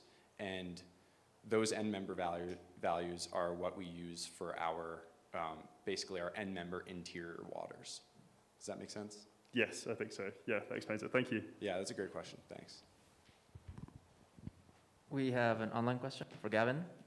Is there a good spatial distribution of the subglacial precipitates? And if not, what are other ways to fill in the oxygen and carbon isotope records? Yeah, so I'll admit, we've never actually gone down there, and I don't think anybody has, looking for these precipitates. So these were all serendipitously picked up by other folks. And so I would say that to a first order, we have decent spatial resolution in that we're capturing waters from the interior, and we're also capturing samples that are at the base along the edges in several different sectors. But I think that with more sampling, we could definitely increase that coverage. And the second part of that question is an interesting one. I think that offhand, I would think that we're kind of left with tills that are, or sediments that are exposed to the surface. And so that'll kind of handcuff us in terms of what else we can do to fill in those data. But yeah, it's a good question, one worth considering. I have another question for Gavin. Sorry to be bombarding you with all of these. Okay, so the last question was a great lead up to what I wanted to ask you. If you were planning to go find more of these subglacial precipitates, where would you look and why? Yeah, that's a cool question, one I've considered. So the vast majority of precipitates that we found, and Jessica kind of touched this morning, if you saw her talk, on morphology. And so I'm really excited about these thick, sort of centimeter scale precipitates. And those seem to be all concentrated in blue ice regions where we have supraglacial moraines. So for folks not familiar, those are areas where you're exhuming basal ice, and that basal ice is lost via sublimation, and it just leaves all of the samples that it's carrying on the surface, all of that sediment and debris. So this is where we look for meteorites, but it's also where we find the best precipitates. So a lot of the samples I showed are from elephant moraine. Just going there and looking would be a great start. Any blue ice regions that have these supraglacial moraines. And then on the other hand, some of the single layer precipitates that we're excited about now are also in areas that were previously deglaciated and are kind of now being exposed as ice retreats, or it has retreated in the last couple of thousand years, and those precipitates can survive. So yeah, that's what I would say. Thanks. Cool. I have one more question. In your isotope plot, you had delta C13 and then delta 18O water. Mm-hmm. Are those back calculated from measurements of the carbonate, or okay? Yeah, thanks for asking for clarification there. Those are, so we measure the delta 18O of the carbonate, and then we take the experimentally derived fractionation factor and we back calculate that, yeah. So there's some uncertainty in that calculation. I may have asked you this before, but have you thought about clumped isotopes to use a measurement to kind of back calculate that out? Absolutely, yeah. That's sort of something I'm thinking about for postdoc work. We've tried it on one sample before, and it seemed like it was somewhat out of equilibrium. Okay. But it seems as though we're now able to sort of get rid of the ones that, and try ones that we know are close to equilibrium. So it's I think there's a little bit of, there's promise there. Yeah, I guess if there's a lot we can do with out of equilibrium samples now. Have you seen the Hemingway and Henke's model for disequilibrium clumped samples? Yeah. It'd be really cool to see how it falls in there. We should talk about this later. Yeah. Okay, cool. Thanks for a great talk. Thanks. There is one more online question for Gavin, and is, what are your next steps for carbon sink or carbon source exploration as it relates to more specifically to WAIS? Yeah, that's a good question. So in terms of actually putting numbers on that source or sink value, I think it's gonna come down to us understanding how much alkalinity is in these subglacial fluids, and really which lever is being pulled more of the two scenarios I presented, the chemical weathering of the bedrock, which would make it a sink, and the amount of carbon that is being sourced by microbes. So I've sort of only just started preliminarily thinking about that, but it may be an unanswerable question with these samples. We might just be able to put ballpark estimates, but yeah, it's going to take a little bit more data and more thinking about budgets and stuff. I also have a question for Gavin. Can you elaborate on your comment about the peripheral glaciers appearing to be open to the atmosphere? Because there's this prevailing assumption that surface melt does not drain to the bed really anywhere in Antarctica. So is that basically what you're saying, or is there some other sort of openness that could be responsible? Yeah. I would basically say there are a few ways to get atmospheric carbon to the base. If just by melting the ice above it, you can get atmospheric carbon. But we're seeing reasonably high carbon values that seem to be indicative of carbon that was able to be exchanged with the atmosphere. And so there are some modern areas where this is happening under thinner ice. I think a lot about like Barry Lyons' work that shows like what happens when you flush water out of a lake in the Taylor or the Dry Valleys, and the Onyx River itself has these really low carbon values, but then as they're exchanging with the atmosphere, they become more like an atmospheric value. Okay. And so there are a few ways to do this, but if you get surface waters to the base, that's a really easy way to do it. So, and I didn't show this, but a lot of those samples that are on the periphery are in areas where we have modern surficial melt. And so it's not out of the realm of possibility that you're getting waters to the base there, I think. Yeah. Can you define how far you mean by peripheral? Is this just a few kilometers or tens of kilometers? Yeah, so this is an uncertainty in our data because we really don't, these samples are sort of left there. So we don't have perfect ability to say where exactly they came from, but we are pretty sure that we're able to say that they're coming from, ones to tens of kilometers away from their source area. So they are being precipitated under relatively thick ice, but really I would have to look specifically around where exactly these peripheral samples are coming from. Okay, thanks. Yeah. It's an intriguing result to maybe reevaluate the possibility of fracturing and moulin formation. Yeah, absolutely, definitely. All right, thanks. Thanks. Okay, I think that concludes the session. If you have any more questions, feel free to speak to the speakers later. Anyone have any announcements they want to make before we wrap up? Okay, I think that's it for the day, isn't it? So YMCA activities are next. So enjoy yourselves.